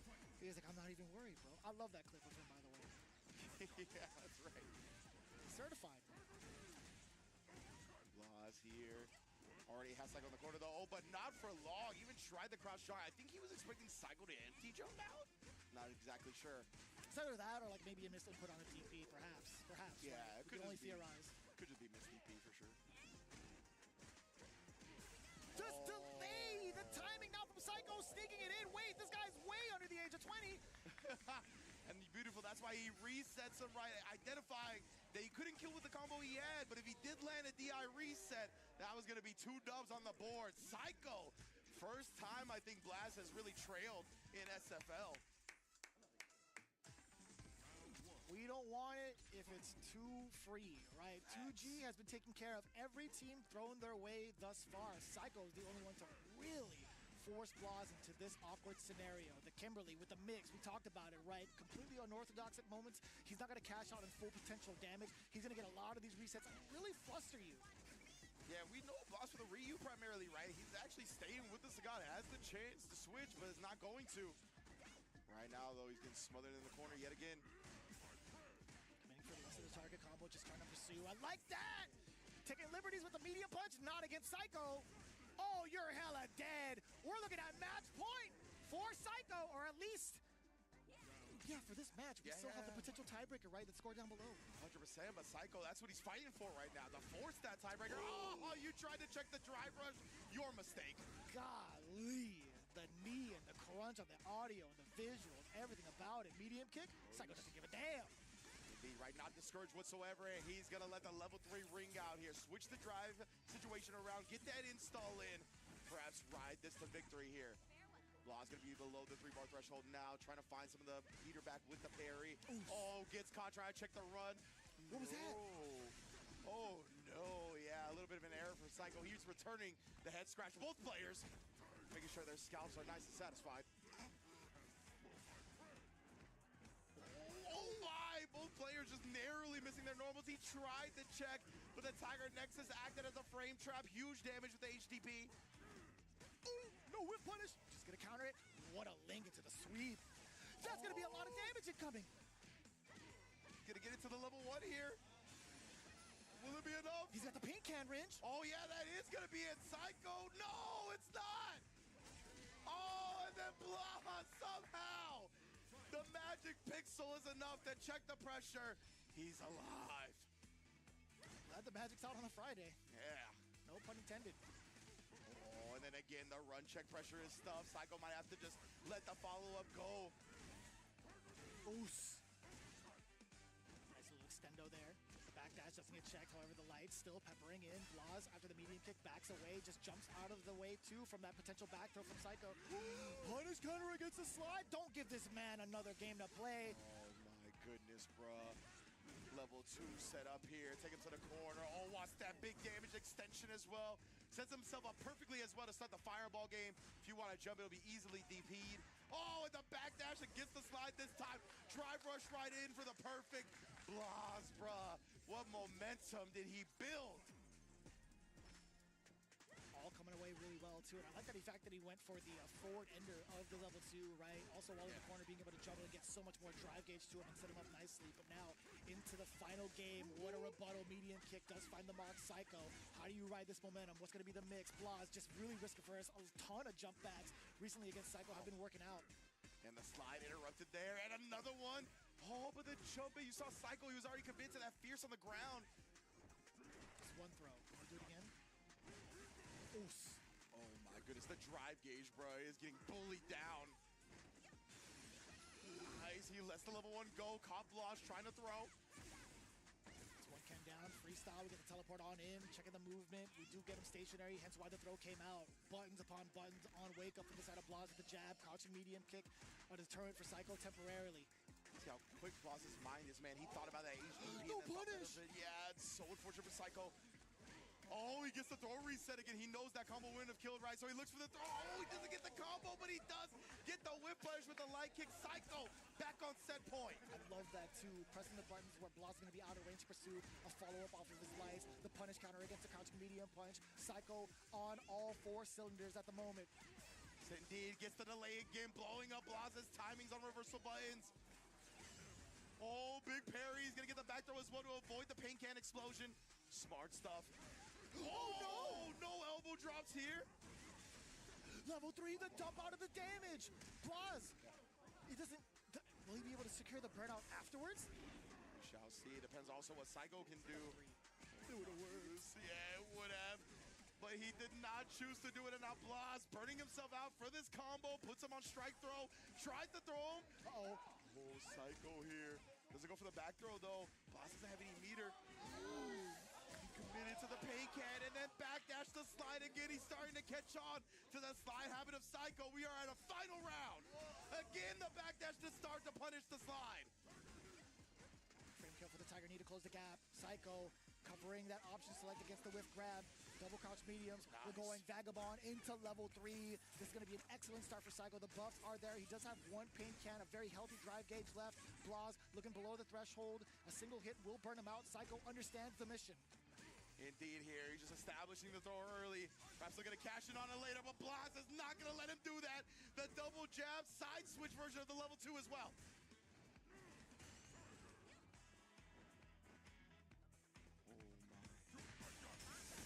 Try for reversal immediately from Psycho, right? He's not trying to let Blaz get free point-blank pressure like that. We'll let that drive gauge go. He does have just one conversion left to land against Blaz. Medium kick rings out, does get blocked. Ooh, the Tiger knee is finally there to lands for a second, but Psycho, he checks the drive rush. He finishes the combo. Yes, indeed. 3-2 clutch out. Psycho over Blaz to force a tiebreaker match. What a day 2 of SFL, man. The two players that looked immortal, right? That they couldn't go down. Blaz and Menardi, both in those anchor slots, take L's to force a tiebreaker match. That is just a testament to everybody else stepping up and making sure they match that elite level play that those two players are bringing. Woo! Psycho, full range of motion with the character. Yo, he couldn't even wrap up his stick. Shaking. You know what's crazy too? He was giving daps up to everybody. A lot of soul in that. Nephew came in. He's like, "Hey man, great job." Like, it was the most drywall high five I've ever seen. But I love that. I love that for him. They had to double up and make sure to redo it. But I love that. Either way, look at the back and forth between the two. Right? There were so many moments where Blaz was in control of game 1 at the start of game 2 as well. But Psycho, how did that even get clipped? Yeah, that was nuts. Just being able to thwart that with the crouch medium punch. Psycho with some big reads, man. He did a real good job shutting down a lot of the reversals that Blaz tried. And usually Blaz is so much more successful in his reversal rate. That was just a testament to Psycho's reads. Great stuff. Had a bunch of resets as well, ready for, right? Whether it be with DI, whether it be with throw. He does such a good job of identifying when he's like one combo away from death, and he tries to reset you before finishing that actual combo to put you in a kill scenario. It's one of the biggest parts of Psycho's game plan, one of his strongest areas. Truly, man. And he understands like the dichotomy of like I want to say like offense and defense in regards to Blaz, right? He understood like when he wanted to try to pursue, depending on how much drive gauge he has, depending on how much super he has. He's done a really great job of withstanding some of the high-end situations, just like this one, right? He was at the deficit for this one and also tried to wear with, or at least try to like hang in there for a little bit, but for the most part too, even trying to get out of the corner, he's like, you know what, I'll take this damage. This is totally fine. You're going to spend the bar now? Well, I'm going to make it hurt even further in the future. Yeah, right. And then starting to believe the slide a little bit. Yeah, that was point blank. Okay, maybe not like having that magic pixel. Maybe not. Maybe not. That was Blaz. This was the final round right there. And yeah, just one last check, right? Sending the stand medium kick. Flushed out the execution as well. Very happy to bring home the dub for FlyQuest. Immediately coming home to the squad. They're like, yes. Damn. Everybody in the back. Oh, you saw the dab, right? You saw the hand? My man just put up a piece of paper. Yeah. Essentially. But Nephew got dapped up so hard, he just left his hand there. Like, wait, this is how it's supposed to work? But now, we got the tiebreaker in the building. He's AI, bro. Juninho Ross sitting down for 2 games to try to defend their undefeated record so far, right? No 40 bomb anymore, as FlyQuest put a stop to that. But Riddles is coming through to try to secure the overall victory and keep FlyQuest at the top of the pack. I will say this, though. Breaking the 100-point barrier on day 2 is something that's been kind of unprecedented. So I think that might be like a record first. Yeah, definitely, at least for US, right? Maybe EU last year when they had the dominant team of the Birds. Yeah, ninjas in pajamas. Yeah, exactly. Maybe they did that as well. We'll get our statisticians on it. But right now, this is going to be our last game of the day. Best of 3 to determine who wins between 2G and FlyQuest. Riddles finds the counter hit fierce. We're in the corner, baby. I like that. Using a longer range startup to catch some of the delayed buttons. Look at the life bar just melt. Like, how many interactions has Riddles had thus far against Juninho? Exactly, man. Oh, and then he's like, you tried the knee a little bit too close, Mon. And Riddles gonna take him down. Round already on the board for FlyQuest, really riding that momentum that Psycho was able to build for the squad. And Riddles, remember, he was the pregame interview right here. He's been ready. He says he feels extremely comfortable in all of these scenarios. Been going to offline tournaments for 10 years. This is where he is built. Yeah, I feel like high pressure doesn't really bother any of the players on FlyQuest. They've proven that with their army thus far. Riddles, can he solidify his own words? Can he come out with a clutch W and put the first mark, the first L against 2G? Find out, man. Oh, help me! Well, yeah, I was going to say the power wave. You are not going to escape that via the flash knuckle, but that's not what he was looking for. Oh, level 2 now for the beast mode. That is going to put him in burnout as well. He's below 1 bar of drive. Oh, my bad. It's going to be guaranteed. Okay! Oh. I like that. You know, Juninho waiting for a reversal just in case was mad smart. Like, Riddles had done like maybe OD rising tackle and get the momentum for him. That would have been like a huge game changer. So really good cognizant, or really good game sense from Juninho. I like that. The OD sandblast to push him back to the wall splat. Yeah, exactly right. He saw that the ODs were clashing, so he just went with the follow-up for the sandblast to make sure he was the one that came out on top. Very smart from Juninho. Love the drive reversal as well. More efficient, but you got to commit to it on the crouch medium kick, right? You can't react to it on the drive rush. Juninho, though, commits to his own drive rush cancel off the strong. Have the corner here. Riddles, though, calm, cool, collected, especially with all that meter to his name. And hot. Does secure the burnout. Does have the deficit. There is a gap enough for him to get the rising up or in between. Riddles has to be a little bit more wary of that. He's still going for a lighter crack shoot this time. Yeah, I like that. Try to jump out, but he still at least DP'd him. He wanted the overhead because that would have killed if it connected. Oh, he tried to get the DI, trying to fake him out with the drive rush first, but Juninho was committed to the level 1. And then the OD, the speed. Bullet. And even if it didn't kill, you get the follow-up lethal shot. Juninho Ross showing modern reactions on the classic controls. Again, when we first started out this season, not even Street Fighter League, but Street Fighter 6, Juninho Ross had actually been one of the prominent modern Lukes. He had transitioned over to Classic now, and I'm loving the speed that he's playing in terms of the reactions, in terms of the pacing against Riddles. It's been all great. 2G, just one more game away to keep the pristine record alive. So much paces from Juninho as well so far, right? Mainly just light kicks in this neutral instance. All waiting for Riddles to get impatient and trying to force the issue, only to check him down. Ah, and then again, blowing through that with the ODDP, guaranteed in that instance. He can't even save himself with a crouch jab, huh? No. Interesting. Yeah, off of that, I'm pretty sure that's not a true string. Gotcha. I have to double check, though. Oh. I would imagine so. Like, it's kind of unfair if you were to get like a full target combo with a drive rush, right?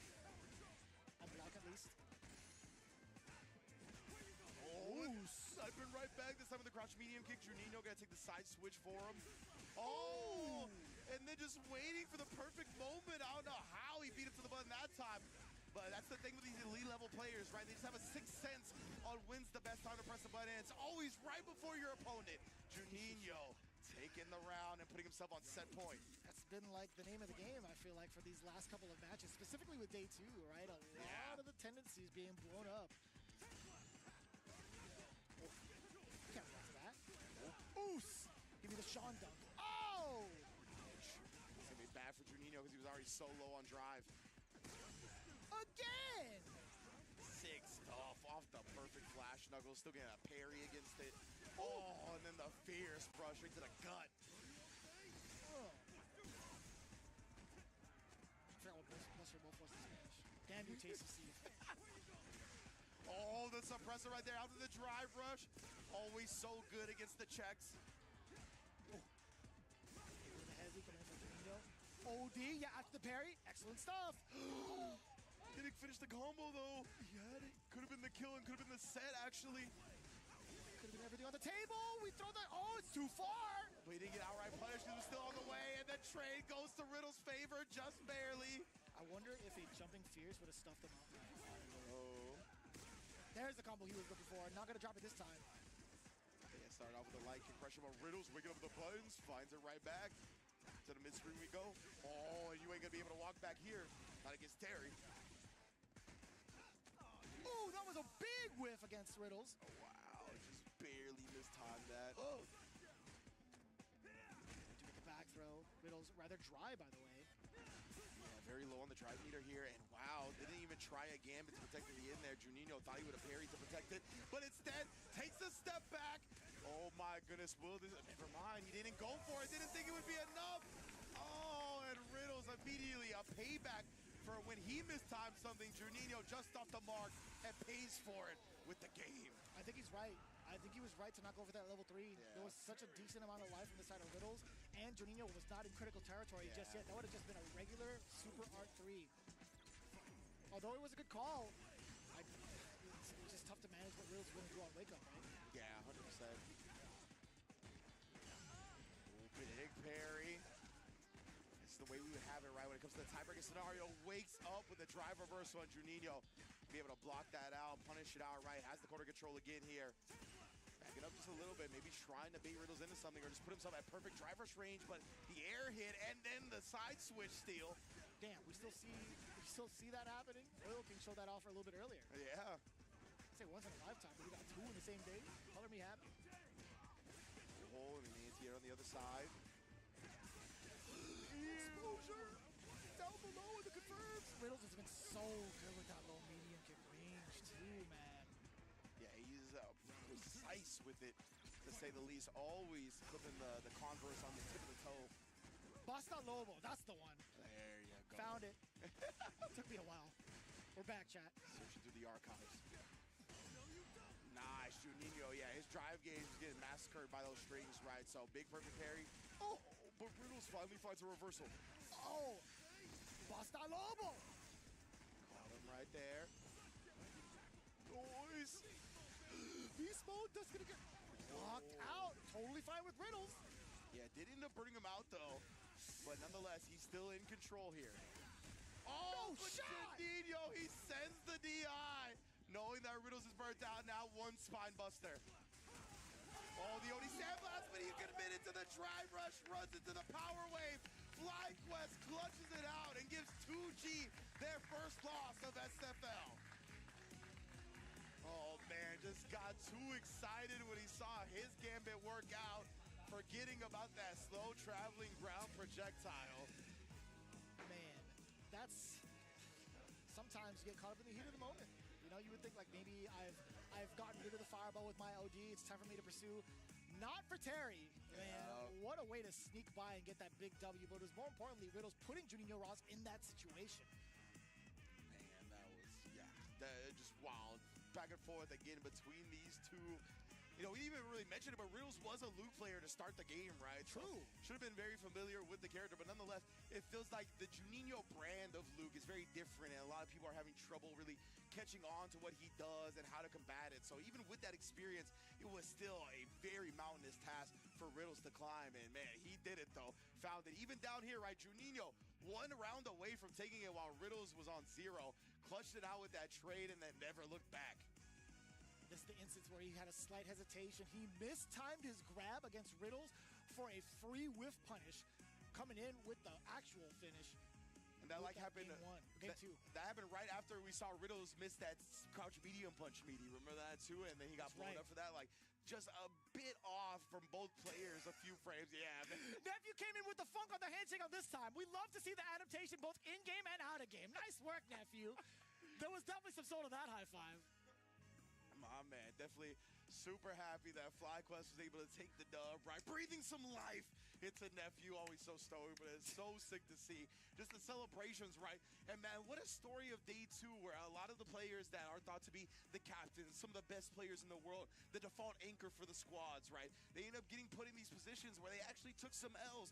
Mena took an L today, Punk took an L today, but these players managed to lift them up and bring home the dub. You know that's got to be such confidence built for Mena and Bandits, for Punk and FlyQuest, seeing the teammates do the heaviest of lifting. Damn, what a way to weave the storylines together. We're going to get back to you in just a bit what the scores are going to look like in the end of it. Man, we had 3 full-on tiebreakers today. That is actually kind of wild. While we go ahead and recover and fix ourselves because we had quite the day, let's go to that interview, the winner's interview with Team FlyQuest standing by with Roberto Televisión. Team FlyQuest, just when 2-game was looking invincible, it seemed like no one could stop them, and FlyQuest gets it done. Before we talk to what I would call the man of the hour, my dog Psycho, I gotta ask my man Punk, the matchup strategy. You actually were in the second slot this time instead of the anchor spot. You guys put Psycho up against Bloss. I'm sorry, up against Bloss. Is that because you have Sagat experience so you can train that? What was the thinking there? No, Psycho actually just always watches Blas every time they play, and Blas is beating me when we played, so I feel like, it's just the perfect fit. He always destroys them, and he proved right there why he was the perfect fit. Okay, and let me talk to that man right there, Psycho. I already knew what the energy was about to be after that W. You going up against Blas, I mean, the best player on that team, and so far they hadn't even lost a set to anyone. Take us through that, and why did we see such energy after that dub? Yeah, and I apologize for that. He's a youngin. I shouldn't pop up that crazy. But that Street Fighter League, man, it gets so intense. But yeah, I mean, like, I know how Blas plays, like, down to a T. We actually played a lot. Like, we played a first of 10 in Capcom Cup, and I eliminated him at Blink, so I was just really confident. When you got those player matchups and like, you can do it, it's just about you performing at the end of the day. Okay, and perform you did, and another player who did perform right there, Riddles. I mean, in that extra spot, y'all need those 10 points. Yes, sir. And, of course, you get it done. That was a tight set, too. Just take us through what we saw right there. Well, I wanted to go in because I used to main Luke, right? So I feel very confident going in. Even when I was down a game and down a round, I still felt confident that I can still win it. Honestly, he made a lot. I mean, I honestly think we both made a lot of mistakes, but managed to clutch it out in the end. That trade anti-air at the end of one of those rounds was crazy, too. Usually I would close it right here, but Psycho, I got to ask you one more question, man. I like the intensity. I love the energy you always bring. Right now, 2-game looking crazy, but y'all went and beat them. Bandits looking insane right now. What message do you got to the rest of the teams here? Do you believe that Team FlyQuest is about to walk away Street Fighter League US champions? Yeah, absolutely. There's no other option. I mean, once we start all firing on all cylinders, like there shouldn't be a team that has a chance, really. Talk that talk, and of course they backing it up. This is Street Fighter League US, ladies and gentlemen. You only get this action, this energy right here. Team FlyQuest looking phenomenal. Let's send things over to our commentators. Yes, sir. Love hearing that from Psycho right there with the busted out the Yoshinobu Yamamoto. Losing is not an option. Beautiful stuff right there. Yeah, my man Riddles had me cracking up. You could tell he was feeling himself after that time. What's good? What's good? Yes, sir. Yes, sir. Definitely not waste youth material. I'll tell you what, man. This guy, this whole squad too, and also getting Nephew into it. The fact that we got the adaptation between the handshakes, good on you, Nephew. If you watch the VODs, hey man, proud of you, big dog. Beautiful stuff right there. But man, what a day of Street Fighter League it was, bro. Incredible stuff. And again, we've talked about it before, but Street Fighter League wouldn't be able to happen without all of our lovely sponsors and collaborators, of course, starting with ASUS ROG. You know what it is. You can enter that code ASUS-SFL for a 15% discount at the website right now. You can get there by scanning the QR code as well. Unlock your gaming potential with ASUS ROG monitors, perfect for both console and PC gamers. They offer stunning visuals, fast refresh rates, and ergonomic designs. Exclusive discounts available on ASUS.com to level up your setup today. No better way than to accompany that with a fine old Brook Gaming Wingman FGC2. You get to play your way seamless on PS5 and PC with support for over 150 wired controllers. Just plug in, play the game. No limits, no hassle. And we had 3 full-on tiebreakers today. That is actually kind of wild. Well, for a free whiff punish, coming in with the actual finish. And that happened. Game 2. That happened right after we saw Riddles miss that crouch medium punch meaty. Remember that too? And then he got blown up for that. Like just a bit off from both players, a few frames. Yeah. Nephew came in with the funk on the handshake on this time. We love to see the adaptation both in game and out of game. Nice work, Nephew. There was definitely some sort of that high five. My man, definitely super happy that FlyQuest was able to take the dub, right? Breathing some life into Nephew, always so stoked, but it's so sick to see. Just the celebrations, right? And man, what a story of day 2 where a lot of the players that are thought to be the captains, some of the best players in the world, the default anchor for the squad. And it's for Punk and FlyQuest, seeing the teammates do the heaviest of lifting. Damn. What a way to weave the storylines together. We're going to get back to you in just a bit what the scores are going to look like in the end of it. Man, we had 3 full-on tiebreakers today. That is actually kind of wild. While we go ahead and recover and fix ourselves because we had quite the day, let's go to that interview, the winner's interview with Team FlyQuest, standing by with Roberto Televisión. Team FlyQuest just when 2-game was looking invincible. It seemed like no one could stop them, and FlyQuest gets it done. Before we talk to what I would call the man of the hour, my dog Psycho, I gotta ask my man Punk, the matchup strategy. You actually were in the second slot this time instead of the anchor spot. You guys put Psycho up against Bloss. I'm sorry, up against Bloss. Is that because you have Sagat experience, so you can train that? What was the thinking there? No, Psycho actually just always watches Blas every time they play, and Blas is beating me when we played, so I feel like, it's just the perfect fit. He always destroys them, and he proved right there why he was the perfect fit. Okay, and let me talk to that man right there, Psycho. I already knew what the energy was about to be after that W. You going up against Blas, I mean, the best player on that team, and so far they hadn't even lost a set to anyone. Take us through that, and why did we see such energy after that dub? Yeah, and I apologize for that. He's a youngin. I shouldn't pop up that crazy. But that Street Fighter League, man, it gets so intense. But yeah, I mean, like, I know how Blaz plays, like, down to a T. We actually played a lot. Like, we played a first to 10 in Capcom Cup, and I eliminated him at Blink, so I was just really confident. When you got those player matchups and like, you can do it, it's just about you performing at the end of the day. Okay, and perform you did, and another player who did perform right there, Riddles. I mean, in that extra spot, y'all need those 10 points. Yes, sir. And of course, you get it done. That was a tight set too. Just take us through what we saw right there. Well, I wanted to go in because I used to main Luke, right? So I feel very confident going in. Even when I was down a game and down around, I still felt confident that I can still win it. Honestly, he made a lot. I mean, I honestly think we both made a lot of mistakes, but managed to clutch it out in the end. That trade anti-air at the end of one of those rounds was crazy too. Usually I would close it right here, but Psycho, I got to ask you one more question, man. I like the intensity. I love the energy you always bring. Right now, 2-game looking crazy, but y'all went and beat them. Bandits looking insane right now. What message do you got to the rest of the teams here? Do you believe that Team FlyQuest is about to walk away Street Fighter League US champions? Yeah, absolutely. There's no other option. I mean, once we start all firing on all cylinders, like there shouldn't be a team that has a chance, really. Talk that talk, and of course they backing it up. This is Street Fighter League US, ladies and gentlemen. You only get this action, this energy right here. Team FlyQuest looking phenomenal. Let's send things over to our commentators. Yes, sir.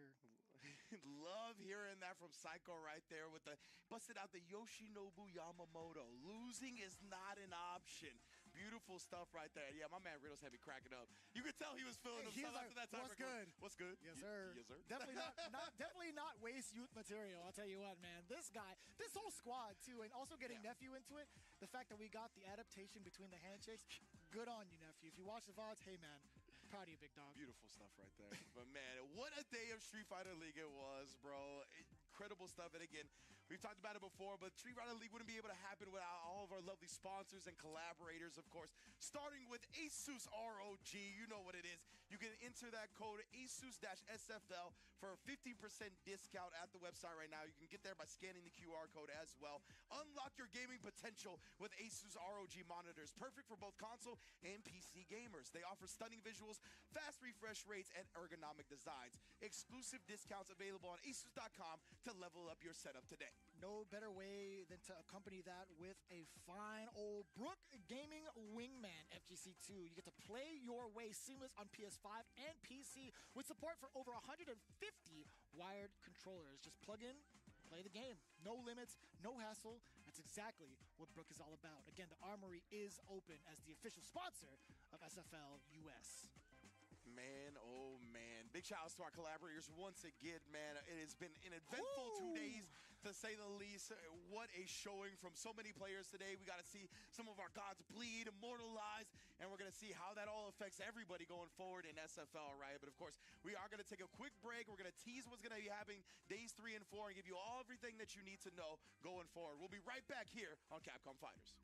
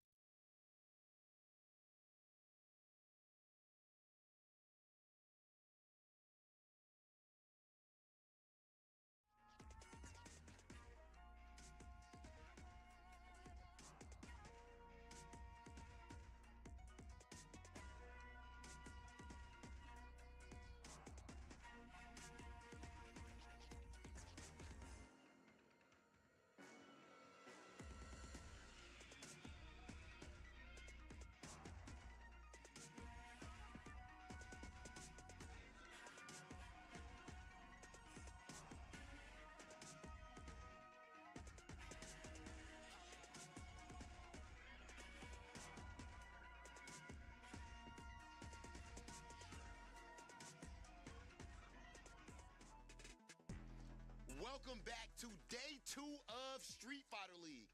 Day 1 was ridiculous. It was absolutely fire. I would say 10 out of 10. But if so, then day 2 was an 11 or 12. I can't believe that we turned it up even more. I mean, my goodness. Do y'all agree? Like, do you not think that day 2 was even better than the last one? Broke the scale, bro. Broke the scale. There were Are you kidding me? There were so many things to look forward to right off the bat of like day 2. It's like, damn, son, 2G coming up with 2 40-ballers, 80 points. The new kids on the block. That already set the precedence, man.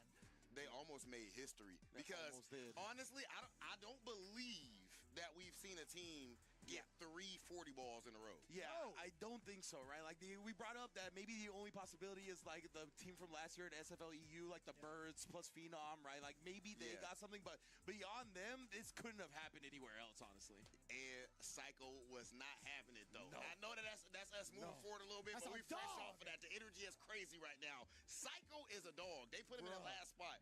Be honest, when you seen Psycho in the last spot, I really felt they must know something.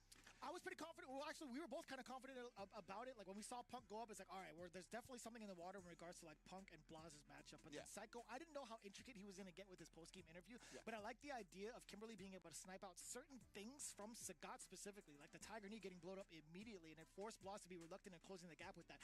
That alone lets me know that Psycho was thoroughly prepared for anything that Blaz was going to throw his way. And also, like, the button presses, the timings of it all, too. So well played from Psycho and well orchestrated. It really goes back to the fact that Psycho talked about how he obsessively watches Blaz, right? Like, he's like, I watch every match. I watch every match between him and Punk. Like, I've studied his habits. I beat him. I beat him and put him in losers at Blink Respawn, he said as well, right? Blink Respawn. Sorry, Blink Respawn. So, like, he knows how he plays, right? And, I theorized that it was just, like, maybe Punk doesn't want to play the Cammy into the Sagat. Like, he can get dive kicks easily, like, getting into that range a little difficult. But, nah, man, it was about Psycho knowing Blaz is a player, and he put it on full display. So sick. Okay, now, actually going in order, because the energy was just too high for that. We had to talk about that a bit. But as far as the first match, we had Team Falcons up against 2 Game. And I don't know if anyone at this point also had them 40 balling them. I think after seeing what happened with what they did against KSG, we did think that there's a good chance for them to at least win against Falcons. Ladies and gentlemen, I don't think we've seen anything like this. On paper, I'm sorry, almost nobody had 2 Game being the best team here, at least so far as points, man. Guilty as charged. I'll admit to that. Yeah, same. I thought you was about to cap, boy. I saw that hand go up, boy. I thought you thought I was going to be like, well, I'm the smart one. I would have been like, excuse me, sir. Have you seen my fantasy drafts? No shot. No shot. They absolutely destroyed them. And then our second match, we have Shopify Rebellion versus FlyQuest. Shine versus Psycho was interesting to me because Shine was on FlyQuest last season. Exactly what we said. And they go away from Shine. They stick with... If that's me, that's a personal match. I literally started it off with the Fresh Prince. I'm like, that's definitely Will Smith and Uncle Phil. It's like, well, how come you don't want me, man? That's what it felt like to me. I mean, maybe he took it personally, too, because remember, it was up to, was it Shopify Rebellion on picking the matchups. They sent Psycho up, and they were like, Sean, you got it, brother. I don't know how that whole discussion went, but they chose to send up that mirror. And Psycho, man, he has been a monster in SFL. Low-key, I feel like Knuckle Dude might have been trolling a little bit. He's like, Shine, you got this, right? You know what I'm saying? Like, it could have been one of those. It could have been one of those. That's definitely in the topic of discussion with the way the captain is. Okay, and the captain actually ended up coming through in the clutch for him because Nephew takes out Dual Kevin 2-0. Very surprising. Not that Nephew beats Dual Kevin, but in general, Kevin has yet to get a win on Street Fighter League. That's the surprising part for sure. Dude, he is the most consistent player in America as far as this CPT season. The #1 most consistent player, I would say. Even statistically, that's the case. But then Knuckle Dude versus Punk the God. Wild, son. This is Dude's best season of Street Fighter League since a long time ago. I will agree to that. I mean, like, you've had a really strong early interview with Knuckle Dude in regards to like what his motivations are recently, right? Like, I even had like we've talked about this even prior to the matchup. I had like a couple of words with him. I'm like, yo, man, like, you trying to get these cards? You trying to open up these packs before we get live and cooking? He's like, dude, I'm off the stuff for good. I gotta focus and completely lock in. And then he decided to bust your ass in the first of 10. But we've again, he's really honed in on it. He's really honed in on it. I just realized that you brought up me and Dude's set on camera. that he beat me 10-0 in first. I'm sorry. Y'all do Hey, know. you got me smoked. You got me messed up when it came to Gamers 8, bro. You smoked the hell out of my game. What was the score? It was 10-0. I got bodied. Okay, I just want to make sure. Dude, his the face you. I wasn't expecting his 10-0. DJ. Okay. You should bring that character back now up. let's make sure we rein it in though. Knuckle dude. 3-2, and then what a clutch. Just a kid yet again. Dude. He's sleeping good tonight in the hotel once more. Again, oh, yeah, he said after so yesterday, just a kid, he wins his extra match position, and he's like, yeah, I don't know about everybody else, but I'm sleeping good. Yeah. He don't care about the team. Bro. He's like, I don't know about shot do good. By me? Z's. I'm feeling great. Okay, and then Red Rooster versus KSG versus KuaiShou. Now, Red Rooster, this is easily their best team that they've had to date. I absolutely love seeing crossover cooking up there. And then I think the biggest thing, I would say crossover, but then the Crime comeback. Yes. Off of that very slight walk back into the throw. There was so much conditioning towards the end. You saw VX Bao really trying to hold on to whatever he had left with a ton of techs, also trying to snap out normals at certain timings. Crime, he's like, you know what? I've already kind of conditioned this fella to even try to go for these techs at this moment. I'm going to give him the ultimatum. He's like, you better call this out correctly. And the comeback was so slow. Yes. It's not like he just got one crazy big drivers overhead. It was so composed. Like, we didn't know what was to come following that match, but up until that point, that was like the closest match we had saw, right? And then we had like 3 more matches like that, which was crazy. But yeah, like at that match, me and him talked about it. We were like, this has got to be the closest match so far. And yeah, Crime just like fighting to the nail back. All of those tech throws at the end, right? Both of them tech so many throws to save their life. And then Crime realizing that, so young and so composed to realize that in a big moment like SFL and get that throw bait at the end. That was so clean. Okay, and talking about clean, there was a clean sheet in our next match. Bandits versus Falcons. Bruh. Okay. Can you believe it? Like, so How? So Kaba getting the confidence that he really needed in comparison to like the other 2 games that they played in day 1, right? Kaba looked a little bit shaky. He lost 0-2, had to be benched for the second game. This is like the really big pivotal point for Kaba to really start to flex his guile prowess, right? In the rest of the season, right? That's just like a sample of what was to come even further, right? Boost. Demolition derby for him. He's still very consistent, but what came afterwards, I don't mean to like kind of glaze over, like kind of like smooth on over towards Boost, because I think he did a phenomenal job and it's well solicited. But let's talk about the nitty gritty. Mena RD being brought back down to mortal means on Earth via NL. What the was way that NL match? played that matchup, bro, the perfect parries, and then even like the neutral jump, heavy kick into the juggle and all that. I'm like, ridiculous. Yo, who is he lapping this? Is it Kings Vega or something? Yeah, exactly. Who was he training with? Like, it was legitimately nuanced, specific Blanca answers, right? Like, as soon as we saw that first perfect parry on the Blanca fall, followed up by the jump-in punish, I was like, okay, he's done his homework, right? And like, as you mentioned, we saw the rainbow ball get air-to-air. He was ready to follow it up. Like, you could tell he is studied. He knows Mena RD is one of his biggest threats. And he had so many drops against him, too. There were so many combos that he had dropped. He actually dropped one of his very important safe jumps that led into, like, a pretty big reversal for the side of Mena RD. So there were so many significant drops for the side of NL, and he's still able to clutch it out with that last-moment ditch effort to stuff out that drive-up to standing medium kick. You know, my hot take is that it was so much better for Mena RD to lose his match for Team Bandits if they want to win a championship. Ooh, I think it was better for them to lose. Yeah, 100%. Okay, you guys thought so too. Okay, immediately when you saw that. Well, we really highlighted the fact that the happiest Mena has looked since being here was after that match, right? Chris T. Yeah, exactly. Yes. He had lost his own match, but since everybody else won, right, that is why he was here. He talked about it. I'm here to get rings for my peoples. I'm here to make sure they succeed. And seeing them all lift them up and get the W while he took the L, how could you not feel good about that? You know what I mean? Chris T dominated Shin. It wasn't even like I don't know if everybody, I know there's so many new people in the FGC. I don't know if everybody know how cold Chris T is. Yeah, exactly. Yeah. Like his neutral game and how long he's been doing it. It's so this. difficult, dude. Even when you played off against him for like almost a near decade, you understand that his mental when it comes to understanding the ranges of characters is like far beyond a lot of other people's comprehensions. His understanding of ranges are insane. We're talking about you playing against him. Yeah, I used to play. I actually got some significant W's against him in 4, but that's a different story. I'll share that around the campfire. Okay. I got him off. I prevented him from getting the wall. Nice. You know, the wall of fame over at UGC. I'm just saying. That's old school stuff right there. Let's bring it back down to the focus again. Chris T, he's so meticulous when it comes to spacing. I still claim him as one of my favorite like footsie-based players. Yeah, absolutely. And then when we got to talk about it, he's like, "Yo, as many times I was landing this low medium kick, I had one in the chamber for the spheres, and I was just waiting for my opportunity to let it rock." Yeah, he was legit. like, he told us afterwards, he was like, I was scheming on that Fierce. Like, I was waiting. Found it, and, man, yeah, what a clutch out. You can see, man, everybody was just so uplifted seeing that victory. Okay, and then this last one, I know we already touched on it some. So, and of course, that was 2 Game versus FlyQuest. Absolutely amazing match. Now, the first 2 matches there, though, that we did not bring up. First off, how about Shaka? Okay, Shaka had not played. Yeah. Shaka had not even played yet, and they were just 40-0, 40-0. And then I'm like, okay, they finally put up Shaka, and that's a high-pressure situation. It's like you're in a layup line, and you guys hit 8 in a row, and now you the next dude up. You don't want to be the guy to blow it, and he beats Nephew of all people. Shaka came out amazing, and then, of course, Brian as well.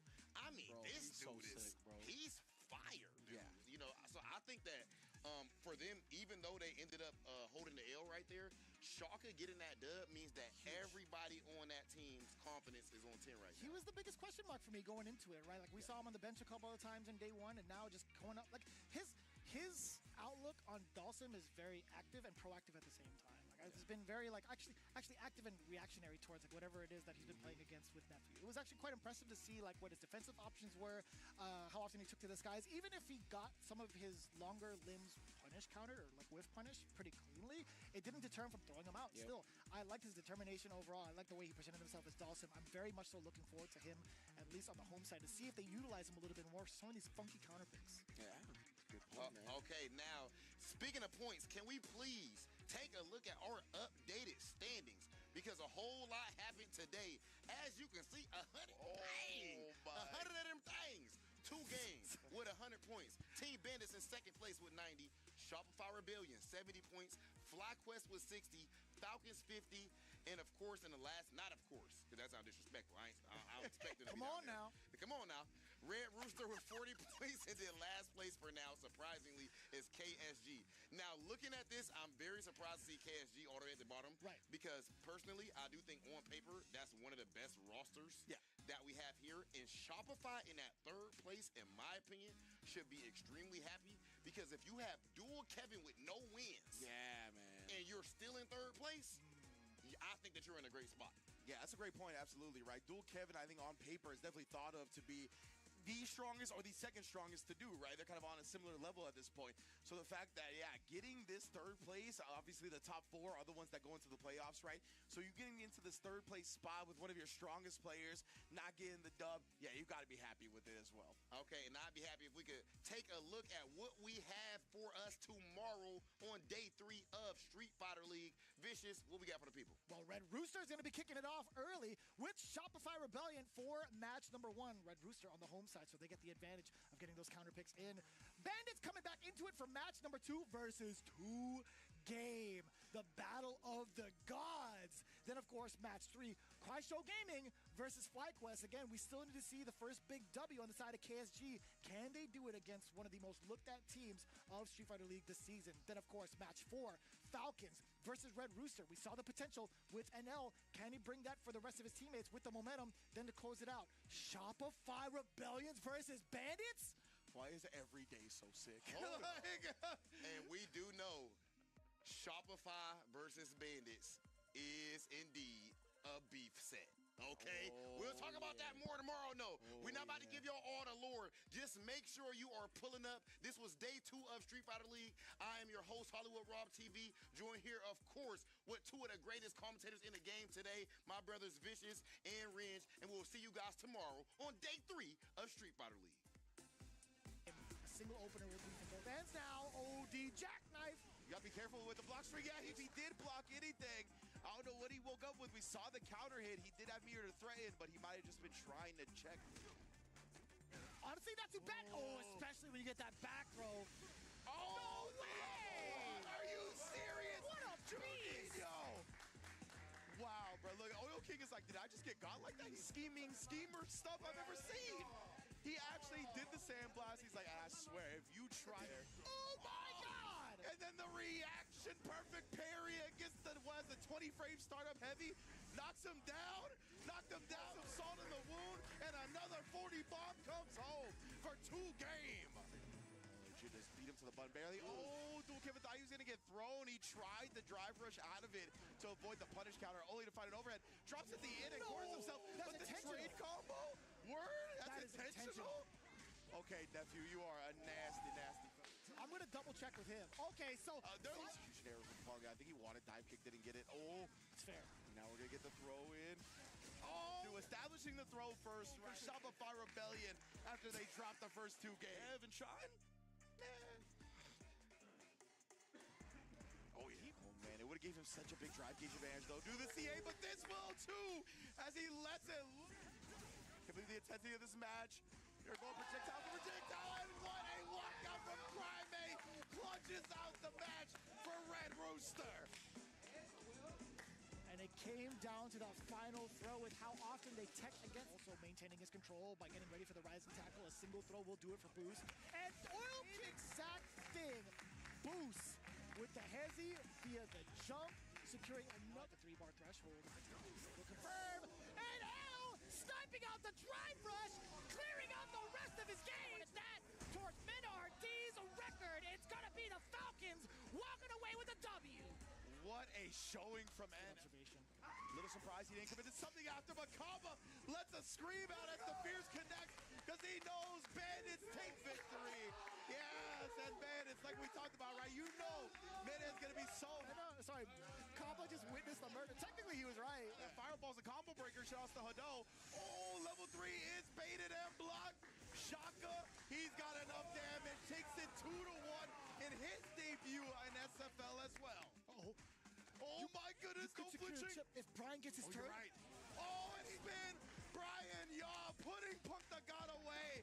And once again, setting kick rings out, does get blocked.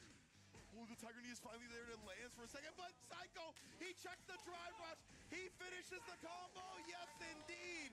3-2 clutch out. Psycho over Block to force a tiebreaker match.